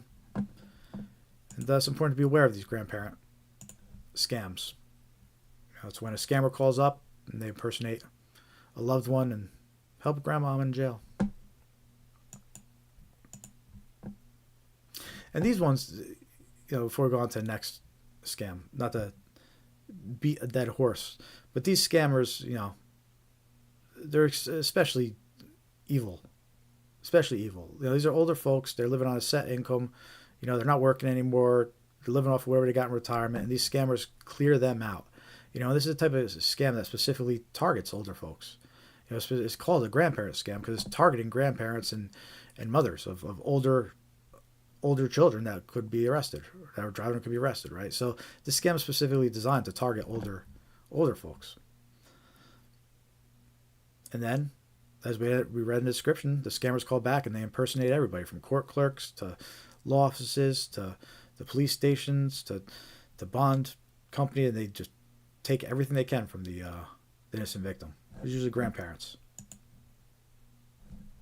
So, spread awareness about these grandparent scams. Spread awareness about scams in general. It's important. We got to protect those people in our community. Protect everybody in the community, especially the older folks. The next scam we're going to talk about is going to be an undeliverable package scam.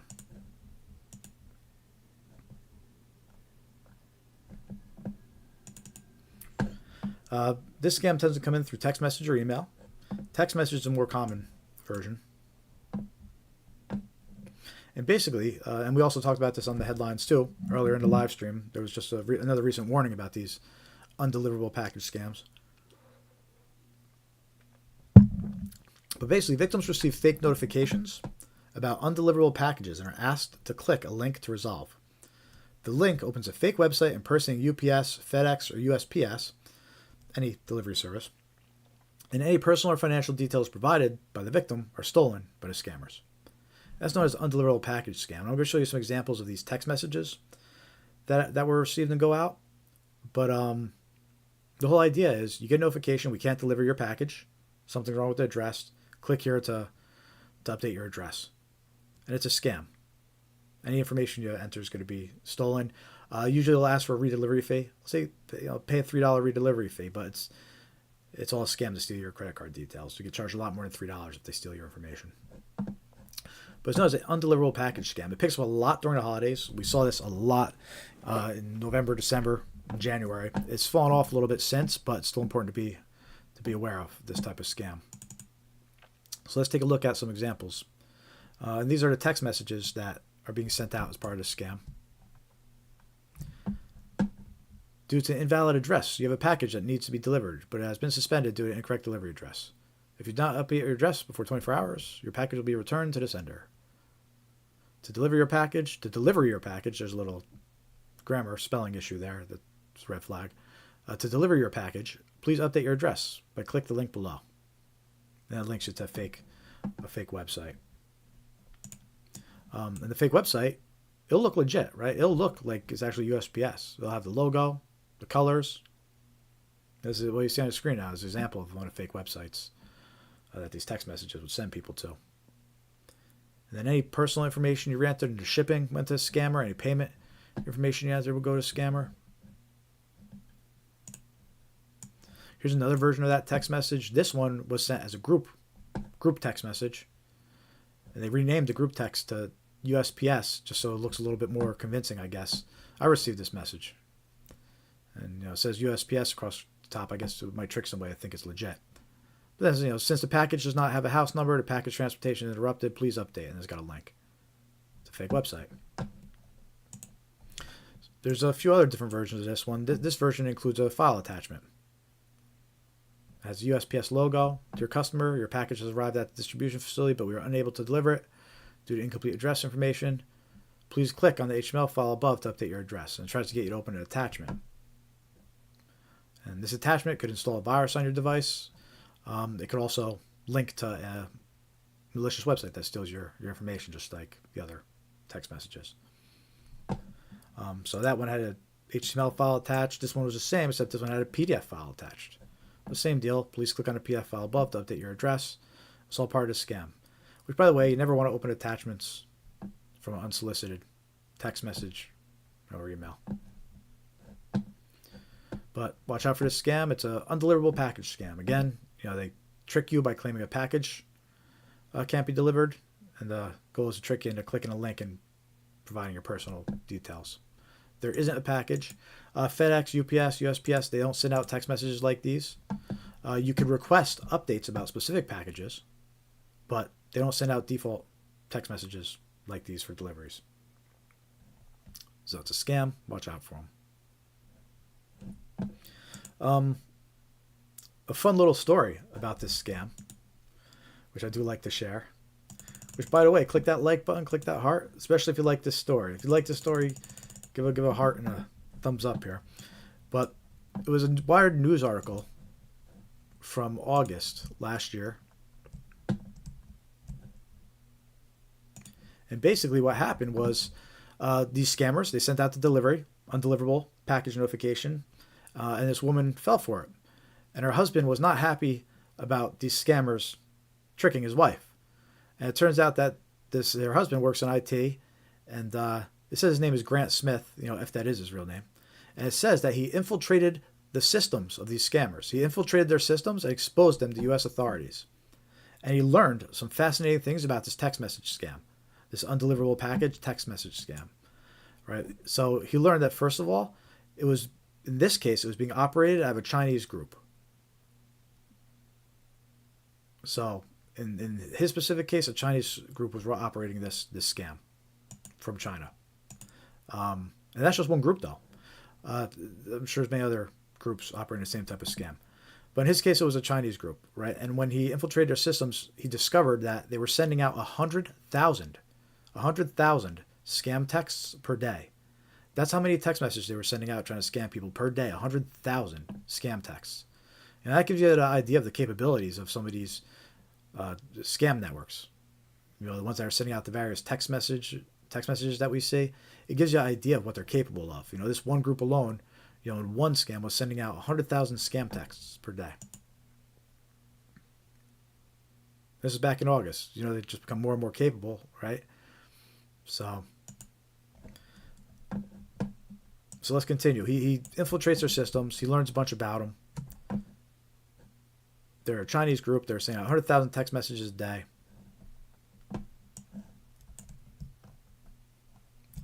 In total, they had about 500,000 unique credit cards stored that they scam people out of. 438,669 unique credit cards. So rounded up to 500,000, roughly. So there's one group with that one scam was able to pull in about 500,000 credit cards. So it gives you an idea how lucrative this scam is too, and why they keep doing it. And in their case, they used 1,133 domains. So over 1,000 different websites, domain names, websites, were being used by these scammers. So many victims entered multiple credit cards. So they had close to 500,000 credit cards, because multiple credit cards were entered. They had more than 50,000 email addresses were logged. And 20 of those email addresses, well, first of all, it says those out of the 50,000 email addresses, it said it had hundreds of university email addresses and 20 military or government email domains. So that means that they got victims at universities and at government and military organizations. were falling for this undeliverable package scam. Victims were spread across the United States. California is the state with the most. So again, that was the undeliverable package text message scam that was going out a lot during the holidays. It's still circulating now, but not as much. But you might remember getting one of those from back earlier in the holidays where it impersonates UPS, says you have a package that can't be delivered. And yeah, this guy got into their systems and found out those little interesting details there. But anyway, I love that story, though. It's like the husband fights back. You tricked my wife. Well, now I'm going to infiltrate your systems and see what's going on here. And also, the article did say he worked with authorities to help notify all the people that they had been scammed, and they're able to help a lot of people once they saw, how many victims they were and who the victims were. So, feel good story, I think, kind of.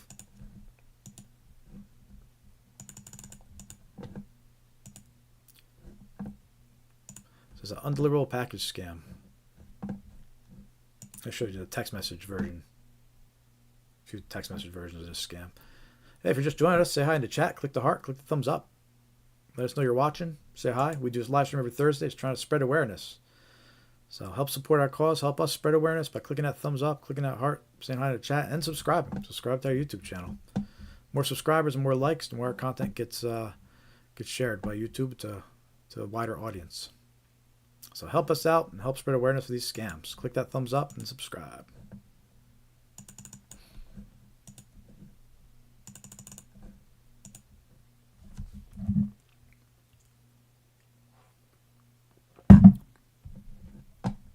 So the examples I shared were the text message version of this undeliverable package scam, but there's also an email version of this scam. I've only seen this one pop up during the holidays, and then it went away, but I'm sure it's still floating out there, and it's going to come back anyway. So it's important to be aware of this.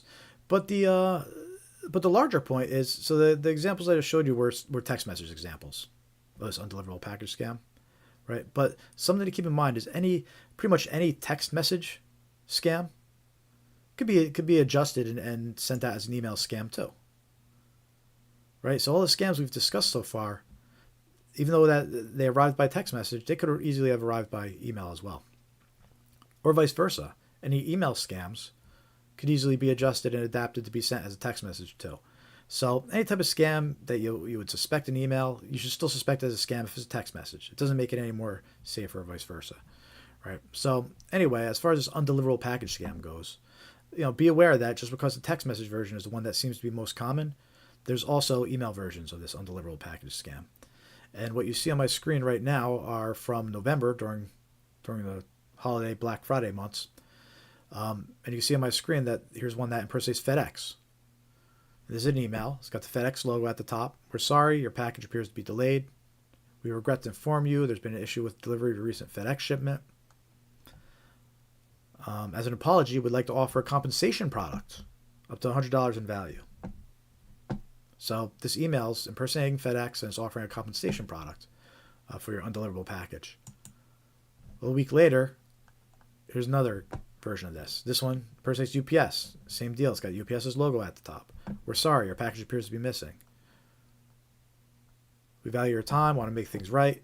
As an apology, we'd like to offer you a compensation product up to $100 in value. So this is a little different version of the undeliverable package scam. Right? The text message version tries to trick you into providing your personal details and to pay like a $3 redelivery fee. That's what they're trying to get you to do, to pay for redelivery and steal your info. This one is different. This one's offering you a free compensation product to make up for your package not arriving. So it uses the same way to get you at first, where it says you have an undeliverable package, but when you click the link, the scam is going to be different. The scam of the text message is asking you to pay redelivery. The scam of this is going to be a fake compensation product. And how they get to you is they're going to ask you just to pay shipping. And I'll show you that in a minute. But the main takeaway from these examples here is that the undeliverable package scam, it will target you by text message. It will target you by email. Be suspicious of any notifications that claim to be from FedEx, UPS, DHL, USPS, any delivery service. There's Amazon. This is a common scam used across all delivery services, the undeliverable package scam. So with that said, we'll take a look at where these links click to, the ones that say get your compensation product, because that leads us into a different type of scam, which is a fake retail website scam. This email is just one of many ways that it would direct you to these fake retail websites. It might offer you a free compensation product, like in this case here. It might be an email offering you a special offer, a valued customer offer, a free gift card, right? But the point of it is to direct you to a fake retail website. I'm going to show you some examples of these fake retail websites right now. I'll be using the ones from these fake FedEx emails.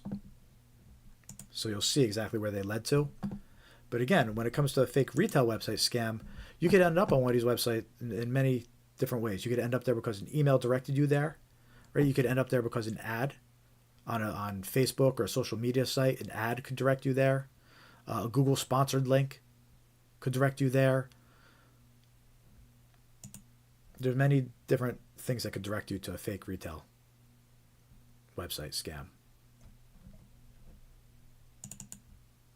And these tend to pick up during the holidays as well, which is why it was a perfect combination with the fake undeliverable package scam. You expect a lot of packages during the holiday. People are shopping for products during the holidays. It was perfect to mix those two together. So anyway, moving on to the fake retail website scams. Here's an example of one page that is a fake retail website. You see at the top, it's got the big Black Friday sale. And the catch is what they're doing is they're offering you a gift for just a payment of shipping. Because remember, this comes from the FedEx scam where it says get your free compensation product. This is where it sent us. And this could take in the form of an ad that says free headphones, just pay for shipping. An ad could have redirected you here. You could have just searched Google and found, a sponsored listing that directs here. The point is, the offer is too good to be true. Right? They're offering you a $175 pair of headphones just for shipping for $8.95. That should be a red flag. You find yourself in a situation like this, do your research. Check for reviews, see what other people are saying. Because you see something like this, it's going to be a scam. And there are a few different products. So these were the example of the headphones. Here's an example of a portable heater that same scam was offering. Right, same deal. Just pay for shipping, $8.69. And they're offering a heater that's worth $175. But any information you type, any shipping information, any payment information is going to get stolen by a scammer. And often, they'll base these scams on popular products too, like wireless earbuds. Right, that's a pretty hot item, pretty hot gift. So they use that to scam people. I think it's the same deal. Black Friday sale. It's got the earbuds here. $175 value. Free. Just pay for shipping. $8.69. So that's always a giveaway. When it says free shipping for an item like this, for an item that's valued at over $100, it's a red flag. It's too good to be true. Definitely look into it. As far as finding these fake retail websites, gotta keep your guard up, right? Emails, all various forms of emails. Whether it's the one I just showed about an undeliverable package or a special offer during the holidays or a valued customer discount, like any type of emails that come in. Free lottery, you just want a free product. Ads, anywhere. You could be on trusted websites. They pay a third party for ads, right? So you could be on a trusted website, but the third party injects an ad that they don't realize is a false advertisement like this. So you can't trust ads even if they're on your trusted websites. You have to be suspicious of ads. Facebook, anybody could buy ads. So if you see them on Facebook and your other social media sites, they'll direct you to these fake retail websites. So they'll have these special offers. Just pay shipping, but it's a scam. So be suspicious. So those are fake retail website scams.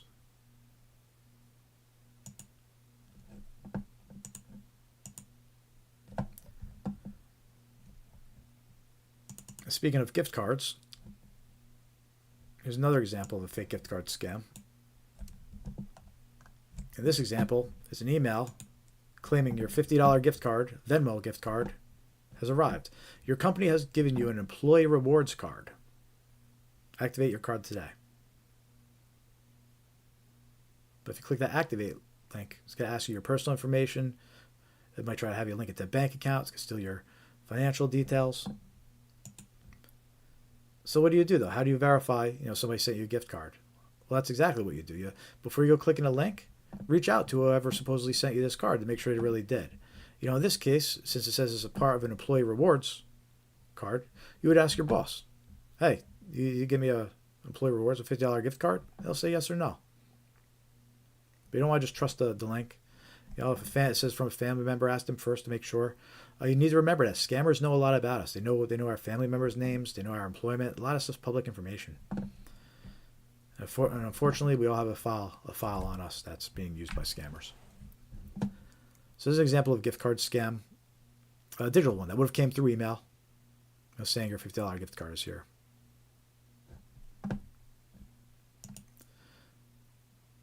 Verify that it was actually sent by who it says it was, and reach out to the person who it says that's from.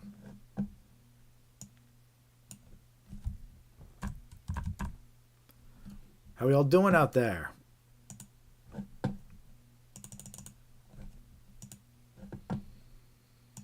Seeing some viewers. The chat's a little quiet, though. Let's hop into the chat. Say hi. I see you all watching.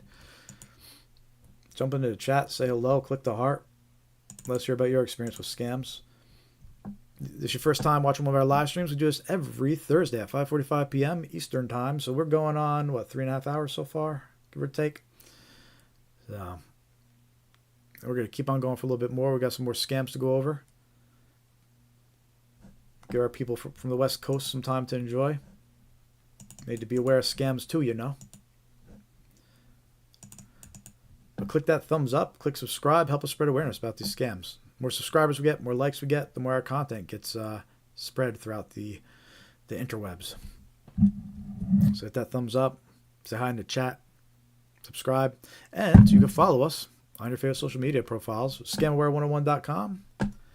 And you see links to our Facebook profile, Threads, Instagram, Blue Sky, X. Join our free mailing list too.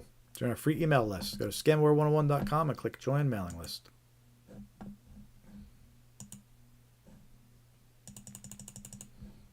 Who's still with us? We see Katie's still with us. Awesome.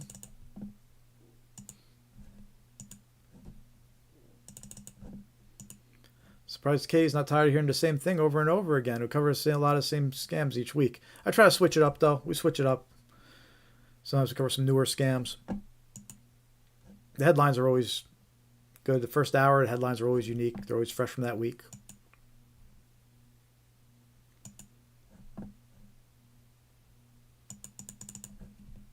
Got 2 streams going right now. We got the widescreen stream and the vertical stream. Knock on wood, but connection seems to be good for the past few hours. Got off to a rocky start with this live stream, but seems to be good now. So hit that like button if you haven't hit it yet.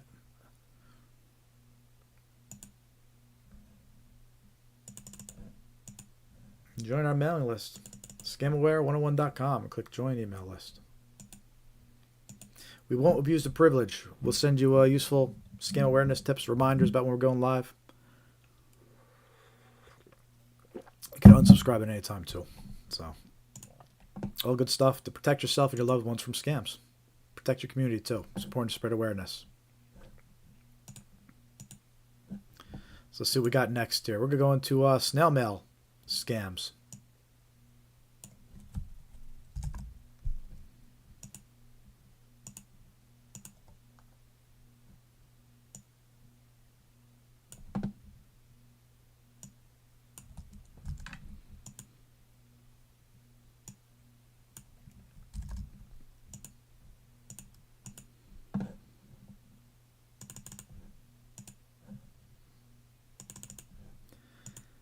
All right, snail mail scams. Let's hear it for snail mail scams. What is snail mail? It's traditional mail, U.S. postal mail. Snail mail, because it's slow, get it? But it may be slow, but it's still used for scams. In fact, some would say it's being used just as much, if not more, than before the internet. know if that's true. I just made that up. But the point is, I think we've all gotten so used to internet scams, emails, text messages, pop-ups, things like that, that we forget that out in the physical world, there's still lots of scams coming through the postal service. Still lots of warnings coming from government agencies about fake letters, fake gift cards and postcards, fake lotteries, fake inheritance letters, fake renewal bills. All come in through U.S. Postal Service. All actual physical letters delivered to your mailbox, addressed to you or your family members. And we have some examples of those snail mail scams. They're all pretty recent here. The first one we're going to start off with is an inheritance scam letter that impersonates a law office. And how an inheritance scam works is victims are contacted with claims of a large inheritance from an unknown relative or law office. But to claim it, they must pay fees or provide personal details. These scams exploit curiosity and greed to steal money and identity information. Basically, what they do is they tell you that you have a large inheritance coming to you. They're able to take care of the process and do everything for you. They're a law office, but they're going to ask you for fees and taxes up front. But that's all part of the scam. You'll pay the fees and taxes, but then you'll never get the inheritance. And the scammer just steals the supposed fees and taxes that you paid. And that's how typically inheritance scams work. And an example we're going to show you here is an actual letter, the snail mail version of this scam. But there's also email versions of the scam too, but we're focusing on snail mail right now. But this is a letter that was received back in November. It's only a few months old, late last year. And it looks pretty legit. I mean, it's got a law office contact information across the top. It's got a logo, letterhead. Letter sounds very professional. This was actually sent to a family member of mine. And where it says Dear, I got the name blurred out. But where it said Dear, it was a real person. It was a correct name. And the person who supposedly passed away, that's mentioned in the letter, who we're getting an inheritance from, the letter was adjusted to have the same last name correctly. So the people receiving this snail mail letter scam, it will show their actual contact name, and it will use that same last name and the as the supposed victim that passed away. But what this scam does is it impersonates a law office, and it says that a family member with the same last name, or a presumed family member because of the same last name, right, passed away, and because of the same last name, we're entitled to an inheritance of $10 million. In this case, $10,800,000. I'm going to say $10 million. Right, so it's offering $10 million. It says the policyholder was one of their clients, and since they shared the same last name with us, and again, the last name was correct as far as the letter went, because they shared the same last name, was a stockbroker, a retired CPA.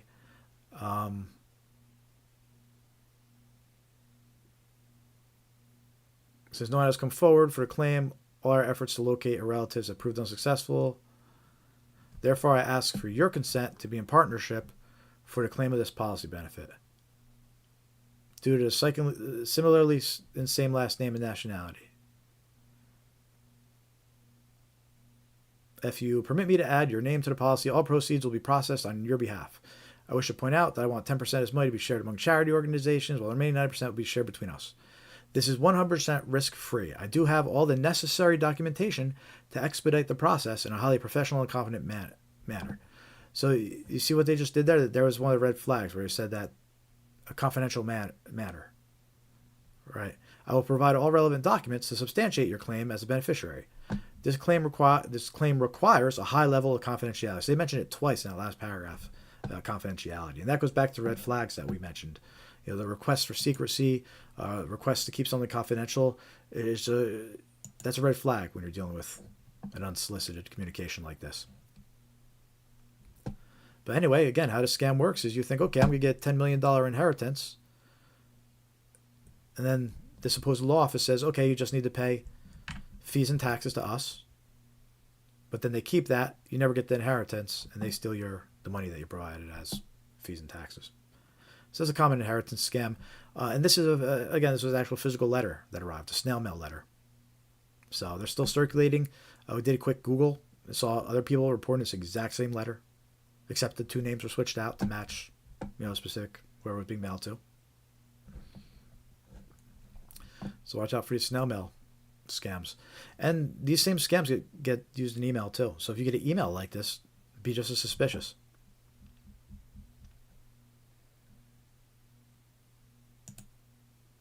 All right, I see some more people in the chat. Excellent, excellent. Love it. Click that thumbs up, say hi. Let's see. Are you aware of Twitter phishing scam recently?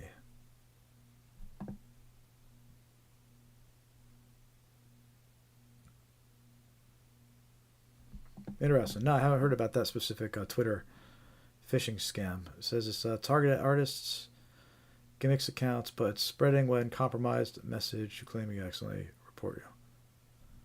Oh, it says like you've been reported and it's has a link.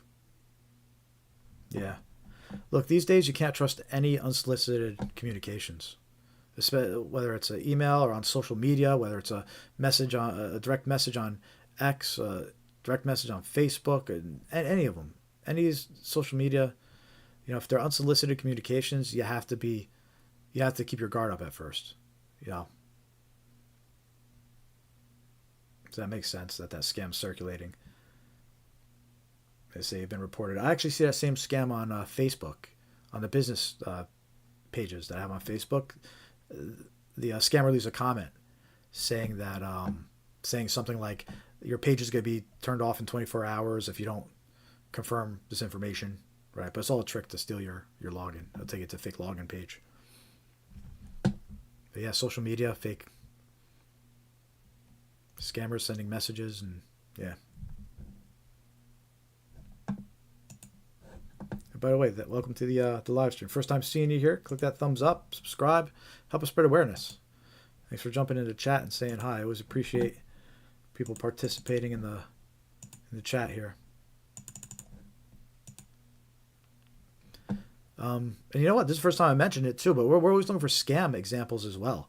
So if you actually send an email of screenshots, just screenshots, don't be sending me viruses, but you send screenshots of text messages or screenshots of emails, fake websites, any types of scams, as long as it's in a safe, image screenshot, you can send it over to scams@scamaware101.com. And I'll add it to our knowledge base, include it in some of our videos. Always looking for more examples and screenshots of scams, especially text messages that are circulating right now. Voicemail recordings. Right, I love getting voicemail recordings of phone calls and scammer voicemails that are left.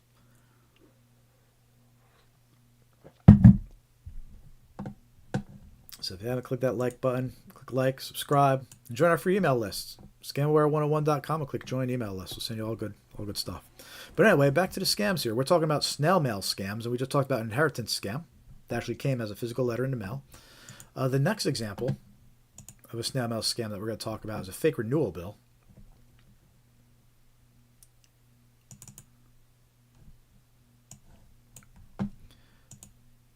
And so hopefully we're all used to getting these fake renewal bills in email, specifically the fake antivirus renewals, McAfee, things like that in email.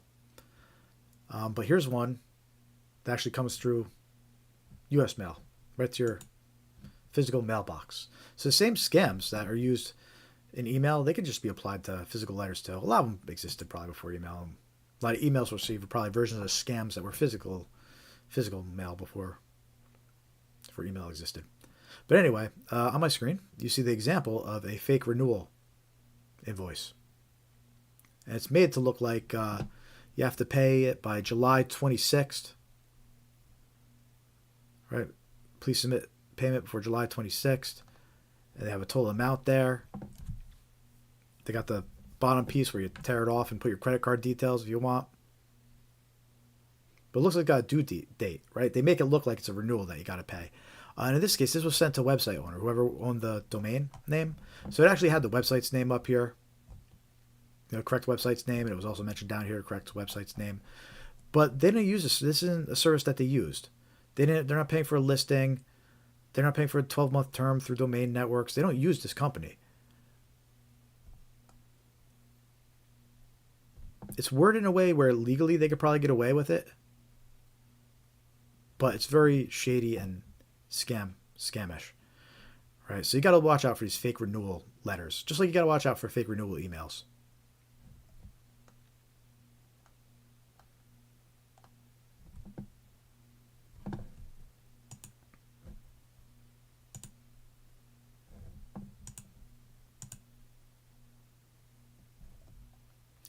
Another snail mail scam we're going to talk about are QR code. A couple QR code scams here.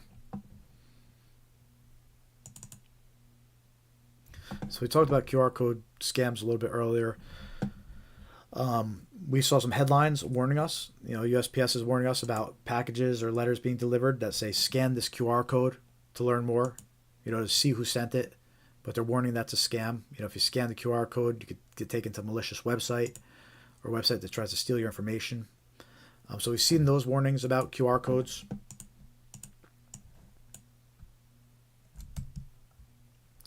And what a QR code scam is, they call it quishing now, which that's the last time you're going to hear me say that. I'll say it like once a live stream. I'm not going to say it anymore. I hate that word. But it's a QR code scam. And victims are tricked into using their smartphone to scan a malicious QR code that installs malware or opens a fake website. Any personal or financial details entered by the victim are stolen by the scammer. When you scan a QR code, what you're doing is you're doing the same thing as clicking a website link. That's all you're doing. You scan a QR code, it's going to take you to a website link. So you should be just as suspicious of QR codes as you are of clicking on random website links. And we talked about a few examples earlier about how these QR codes are showing up out in public. Some scammers are putting them on top of QR codes for like parking meters. They put their own QR code on top of it. All right. And we talked about some ways that these QR codes are getting emailed to people, or they're included in attachments that are being emailed, in different ways they're being delivered to people digitally to scan. Right. But this type of scam is also being delivered by physical mail, snail mail. And what they're doing is they're sending out free offers and gift cards. So you can see on my screen right now is an offer for a free wireless Bluetooth earbuds. And notice we're talking about the earbuds again. The same example we used in the retail website, the fake retail website scam. That's because scammers they'll use the same products, the products that are popular at the time and hot products that people are searching for. So you get this postcard, you'll be all excited. Oh, I wanted Bluetooth earbuds. Right? But if you scan that QR code, you're going to be taken to a scammer website. In this case, it'll probably ask you to just pay for shipping again. Yeah, so description. If you scan this code, it takes you to a phishing website that captures your personal information, such as your name, address, Amazon account information, and even your credit card number. Yeah, so it's probably going to ask you to pay for shipping, and it'll steal your credit card. But this is an example of a physical, actual postcard that has a QR code that arrives in your mailbox. And there's different versions of this. There'll be a free gift, right, like this, but then it'll be you won a lottery, scan this QR code, here's a free gift card, scan this QR code to activate it. Flyers, right, maybe you'll see a flyer hanging around that has a QR code on it. But you have to be suspicious about scanning QR codes. It's the same thing as clicking on a link. And they are being used now in snail mail scams. Just because it came into your mailbox physically doesn't mean it's safe to scan.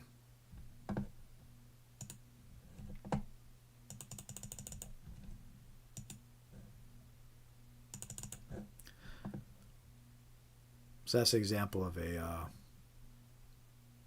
QR code snail mail scam.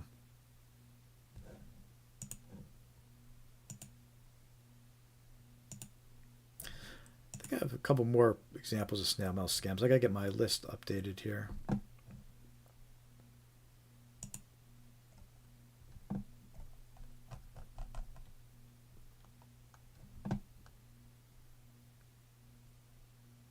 Anyway, how we all doing? Click that heart, click that thumbs up if you're just joining, say hi in the chat.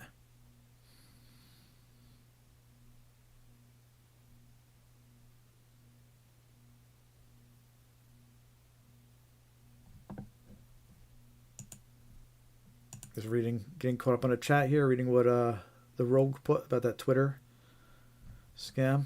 Interesting stuff.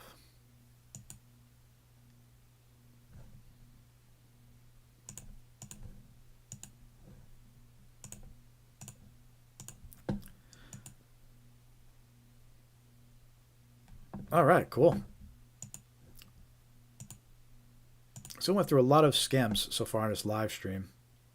And we're going to take a minute to go over next to some useful resources that we have on the live on our scamaware101.com website.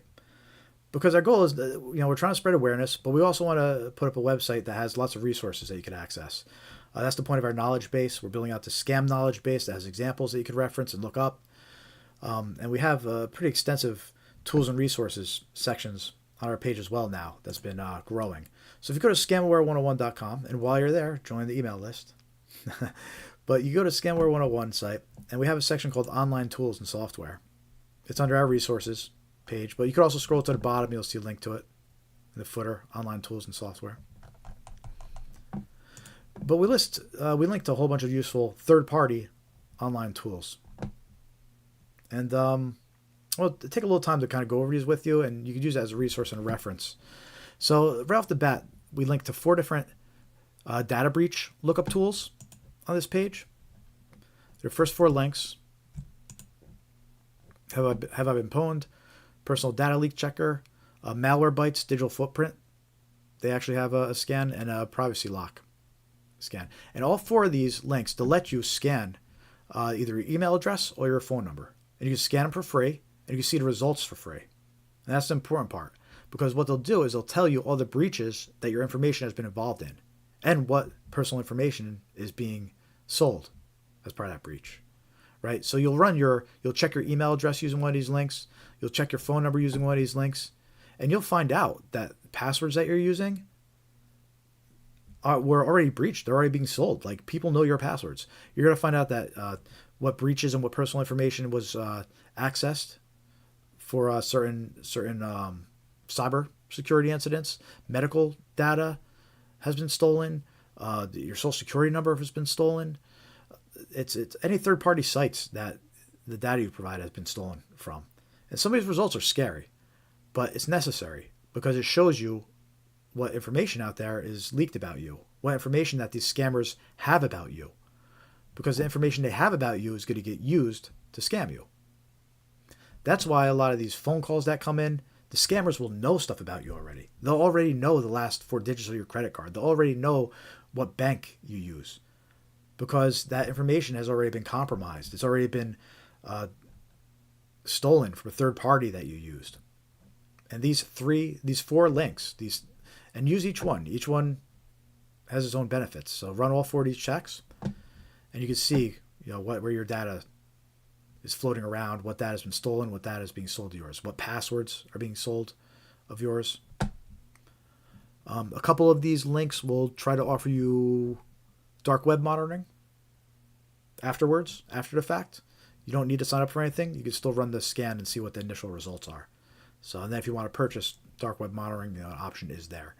But use these links at least to check what breaches your email address has been associated, what breaches your phone number has been associated with. It's scary stuff, but important to know.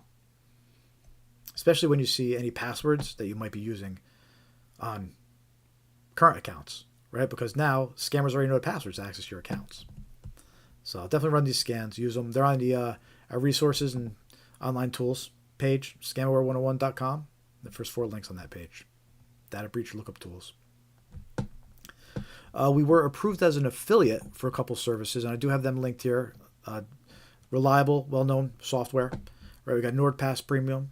So if you need a password manager, which, as we just discussed, it's important to use different passwords across different accounts. Because if one account gets breached, they won't be able to use that password against a different account.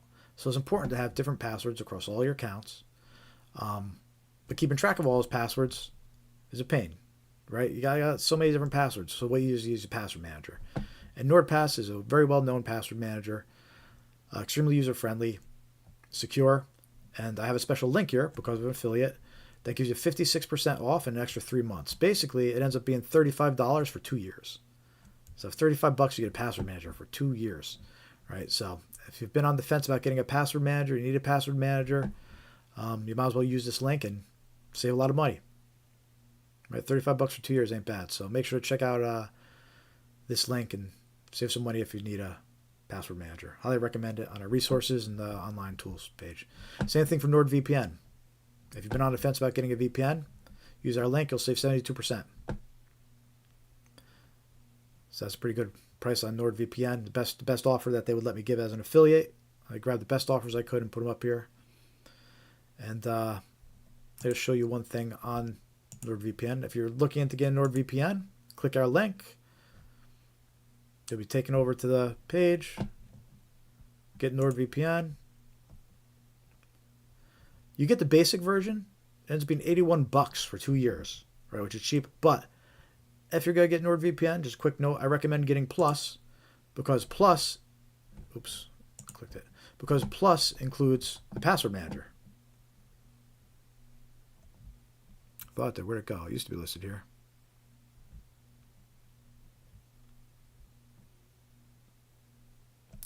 Ooh, they changed this, it looks like. I take it back. They're no longer including a password manager with that. All right, I'm not seeing it listed here anymore. It used to be listed here.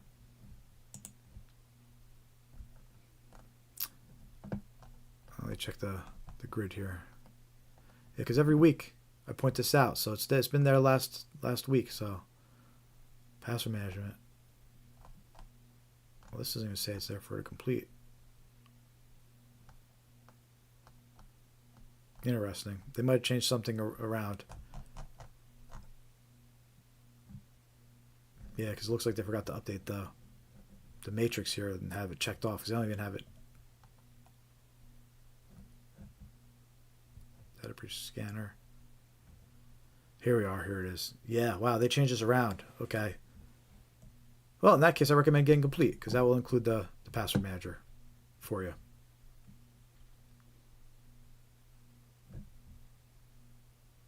But whatever the case, use the link, save a bunch of money. If you're interested in getting a VPN, use the link on our resources page, get a big discount. If you just want the password manager, $35, 2 years, use this link, get the big discount.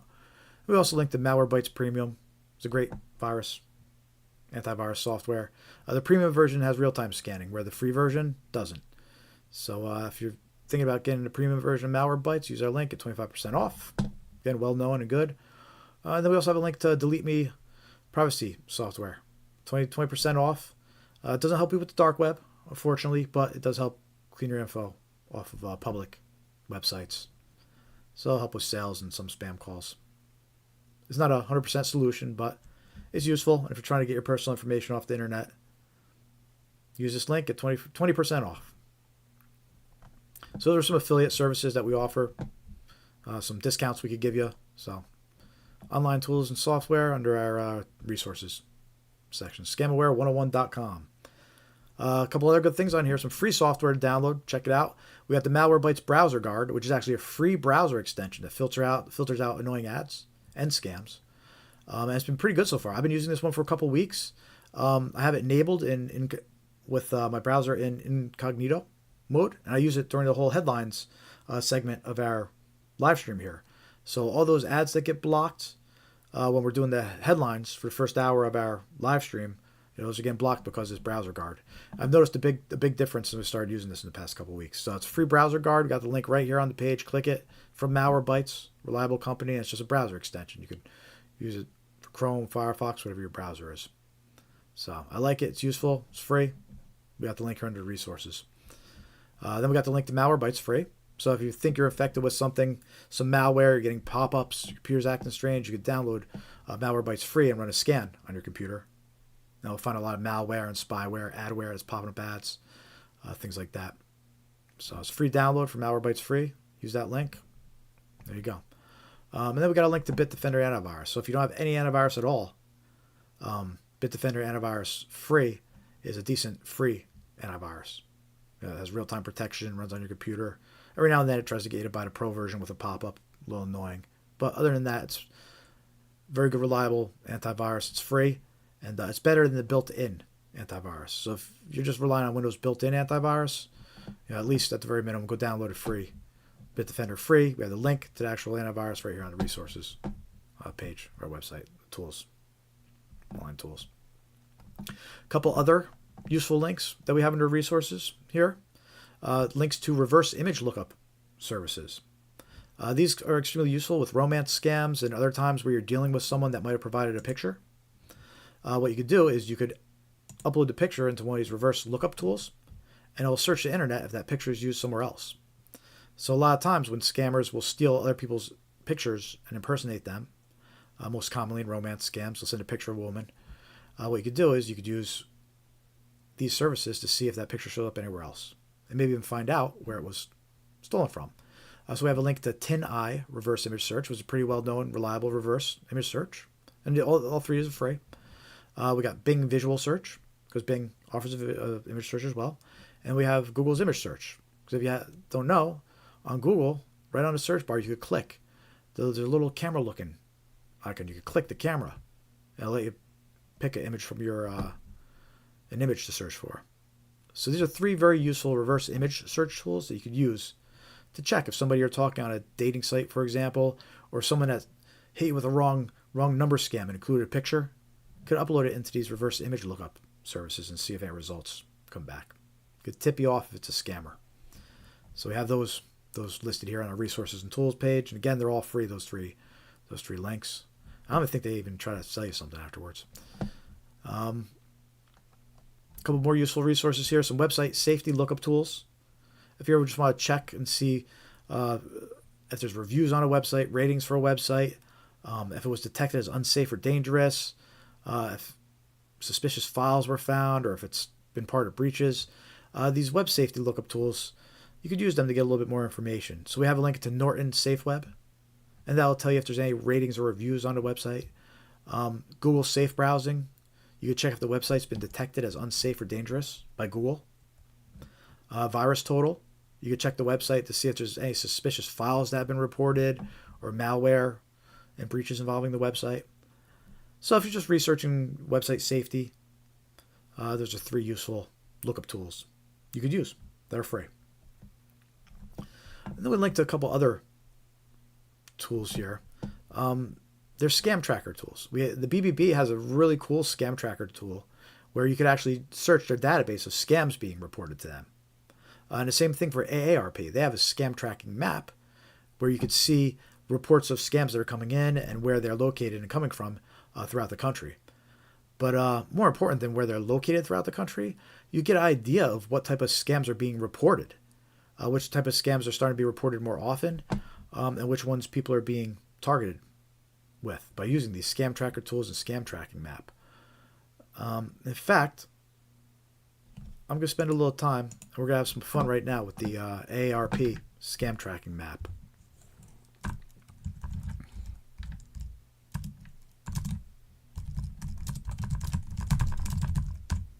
I think you guys will enjoy this. And there's always something fresh and new when we use this scam tracker map. But anyway, before we jump over to that scam tracker map, all these useful resources are here on our website, scamaware101.com. You click Tools and Resources, and then you'll see another link to Online Tools and Software. Or all the way at the bottom on the footer, you'll see a link here, Online Tools and Software, that you can click, and it'll take you right to this page that you see right now. All useful links, lots of free software, lots of free third-party tools, and a few affiliate links to give you some excellent discounts on some other things. So let's take a look at the scam tracking map on that AARP offers.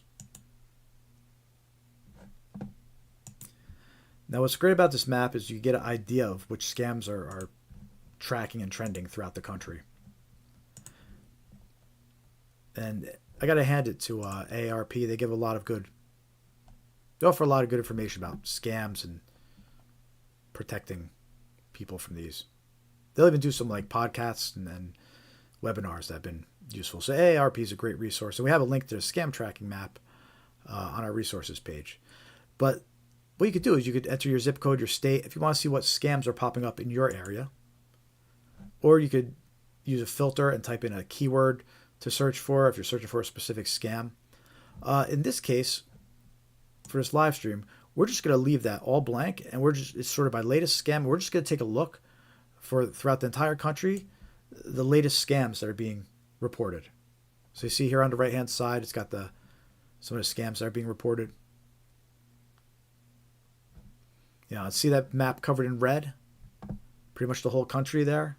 Those are all the reports of scams coming in, of various scams in general.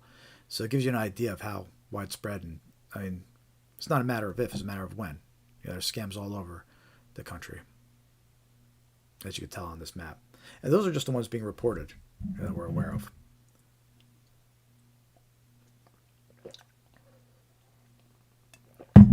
But anyway, let's take a look at some of these scams being reported. The first one says it's a debt-related scam that came through a text message.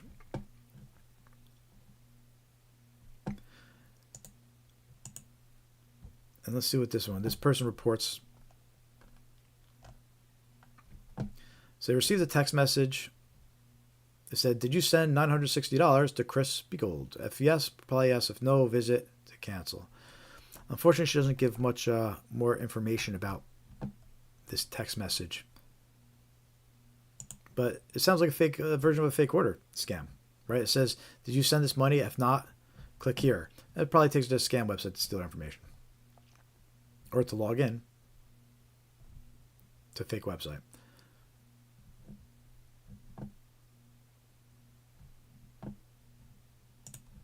Take a look at some other scams coming in. Auto-related scams. I keep receiving toll violations from different states. I haven't even traveled to these states. Easy Pass, final reminder. Yes, that goes up to that unpaid toll scam that's been spreading like wildfire throughout the country. We have a video about that scam on our YouTube channel. So if you want to warn your loved ones about that unpaid toll scam, which really everybody should be aware of this scam. So many people are getting targeted and it's spreading a lot. So we have a video available on our YouTube channel about the unpaid text message scam being mentioned in this report right here. So check that out and share it with a loved one. And don't forget to subscribe to our YouTube channel if you haven't yet. It'll help us spread awareness. The next scam being reported. Let's skip it to ones that don't give much information. Here's another toll one. I received the following text message. North Carolina Quick Pass. Right, because that fake toll message is also impersonating Quick Pass, Easy Pass, all those places. And we mentioned that in the video as well. Call reportedly from Reader's Digest on 3/12. Prize of $3.5 million, $7K a week for life, and a Mercedes. Fake lottery scam. Let's see what other details that person mentions in this report.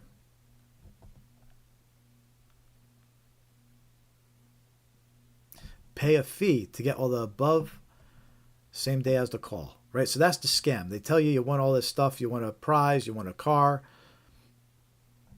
You want $7K a week for life. But you have to pay a fee to get it all set up today. And that's a scam.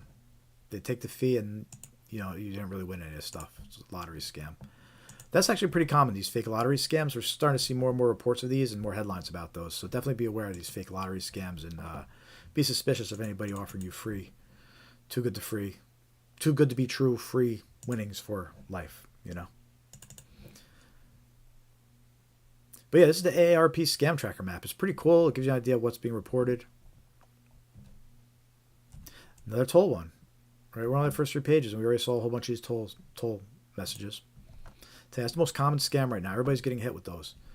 Next page, Easy Pass, unpaid toll. Here's someone who got hit with ransomware. Big flashing warning sign, call number to fix. That doesn't sound like real ransomware. That just sounds like a fake virus alert trying to get them to call a scammer. Similar to the tech support scam that we were talking about earlier. Which, by the way, we do have a video about tech support scams. It's on our YouTube channel. Share that video with your loved ones, especially the older folks. They need to know about the tech support scams. Voicemail. Claiming to be Amazon, checking on my purchase of a computer. That's a fake order scam. And we played a recording of a voicemail that might have been the same one he's referring to. When we were going over the fake order scams and sharing examples of fake order scams earlier, one of the recordings we played was of a fake order notification of a MacBook Pro laptop being purchased under your Amazon account. And it sounds like this person is reporting the same message, same fake order notification. The next one reports, I keep getting emails supposedly from PayPal requesting payments. That sounds similar to what they warned about the PayPal scams earlier during the headlines they went over. Scammers sending out invoices through PayPal. And it bypasses the filters because they come through PayPal or another service.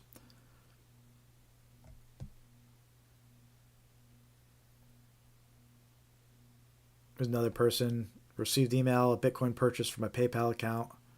Urge to contact PayPal at the number listed in email. But it's a fake. The number doesn't contact PayPal. It contacts a scammer. And it's something you have to be very suspicious of. And you got to remember in emails too, the phone numbers that are provided can't be trusted. The emails that are provided can't be trusted. The contact information that comes in an email, it can't be trusted. You need to verify it. Because the phone numbers, they'll literally dial a call center that's full of scammers waiting for you to call that number. And that's in the email.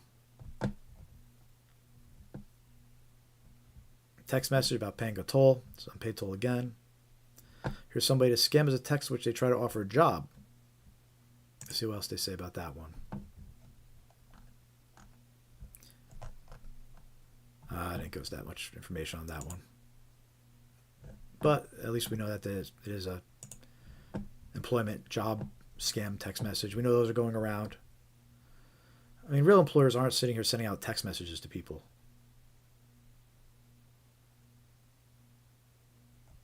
Multiple emails from junk email accounts from DocuSign and PayPal regarding purchases of Bitcoins. So here's a second person reporting that. And yeah, that actually matches up pretty good with the headline we talked about earlier about scammers using DocuSign to send out fake PayPal invoices. And because the email comes from the DocuSign service, it's not getting blocked by email spam filters. PayPal's impersonated a lot. Always be suspicious of anything claimed to be from PayPal, whether it's a text message or an email. PayPal's impersonated a lot. Elder scams and fraud. Text messages from this number. What did I say here? Didn't give us any detail. Text message from this number. We're targeting elderly victims. But that doesn't say anything. Okay, next one.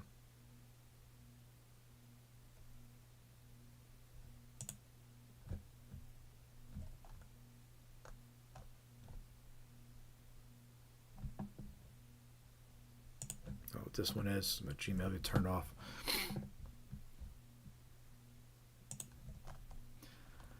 Let's look at a couple more and then we'll move on. But I just think this ARP scam tracking map is really cool.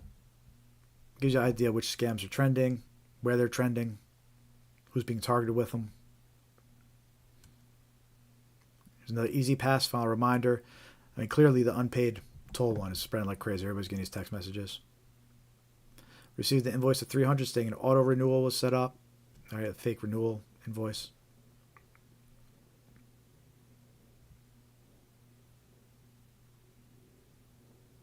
I misdialed to get a refund for a charge on my card. The responder wanted name, address, phone, and credit card information. It's a fake order scam.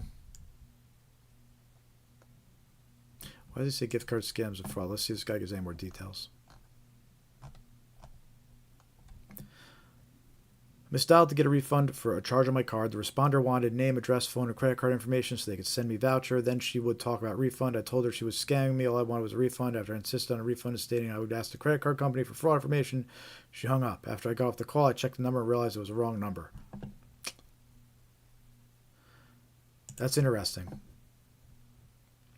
But scammers will do that. They'll actually get a phone number that's very similar to a number that gets used a lot. Like, you know, they'll get a phone number that's 1 or 2 digits off of Amazon, and when people misdial, they'll impersonate Amazon. They do the same thing with websites. They'll purchase a website name that all the letters match except one for like an official website. So if somebody leaves off a letter or reverses letters, they get taken to the fake website. Government imposter scam. I received a call from Mr. No One regarding my Medicare card. On 3/11, I spoke to an agent from Medicare to rectify my problem.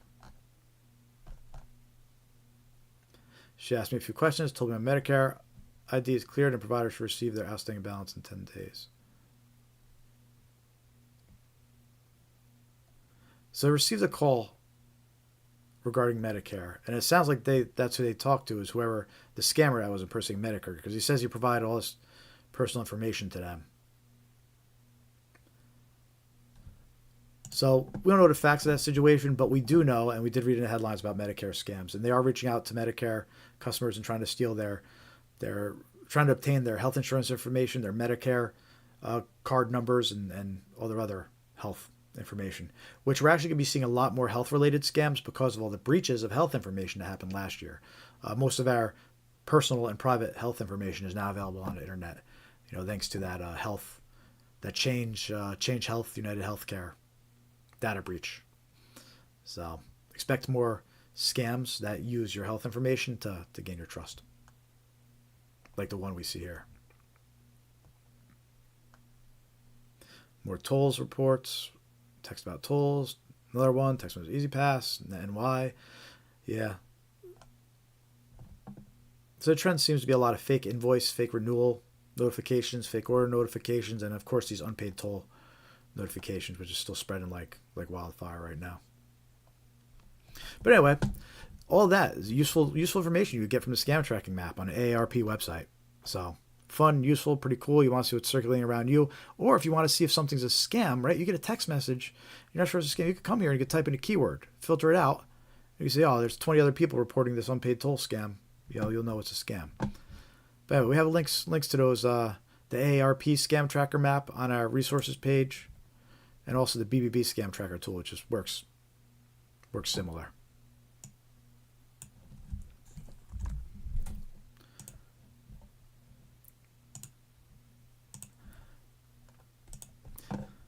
So how we all doing out there? I still have a few more examples of scams, but I'm thinking about wrapping this up. Yeah, it looks like viewers are starting to dwindle down. See you later, John. Thank you for attending as always. OG fan. Gave me my first super thanks of 75 cents. Which, by the way, we accept super thanks. So if anybody wants to hit that thanks button, donate, we appreciate it. But actually, if you want to donate, we have a donate button now on our website. I need to make it stand out more. But if you're going to donate, go to scamaware101.com and click donate. Because actually, super thanks, YouTube takes like 30% of a super thanks, which is crazy. They take a big amount of that. But if you use the donate button on our website, you don't take 30%. So you want to donate, you want to support the cause, help us out, scamaware101.com/donate. Go to scamaware101.com and click the donate link at the bottom of the page. Appreciate any support we could get.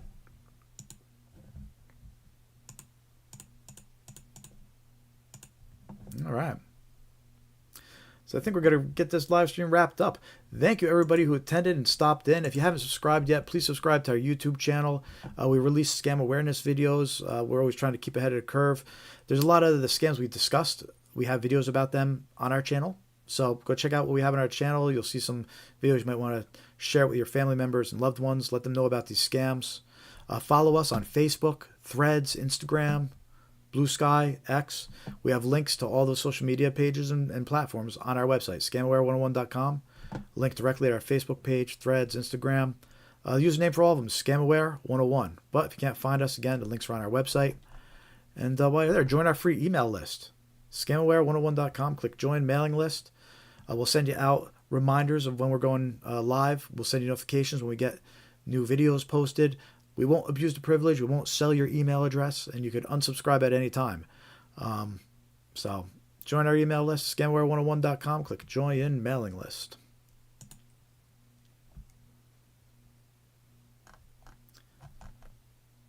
We're here every Thursday, 5:45 p.m. Eastern Time. We kick off this live stream. We usually go at least 3-4 hours. Tonight we went 4 hours. Not too shabby. I think the most we went like 5.5. So 4 hours is pretty good. It's not bad. Saw some familiar faces here. Saw some usuals. We appreciate it. Katie, if you're still here, thank you. Sam, if you're still here, thank you. John, if you're still here, thank you. If you haven't clicked that like button before we wrap up this live stream, hit that like button. Last chance. If you haven't hit like, click that thumbs up. Click that heart one more time in the chat. And hit that subscribe button. Help us spread awareness. More subscribers, more likes, helps us spread awareness, which is our goal. Just clicking that like button helps.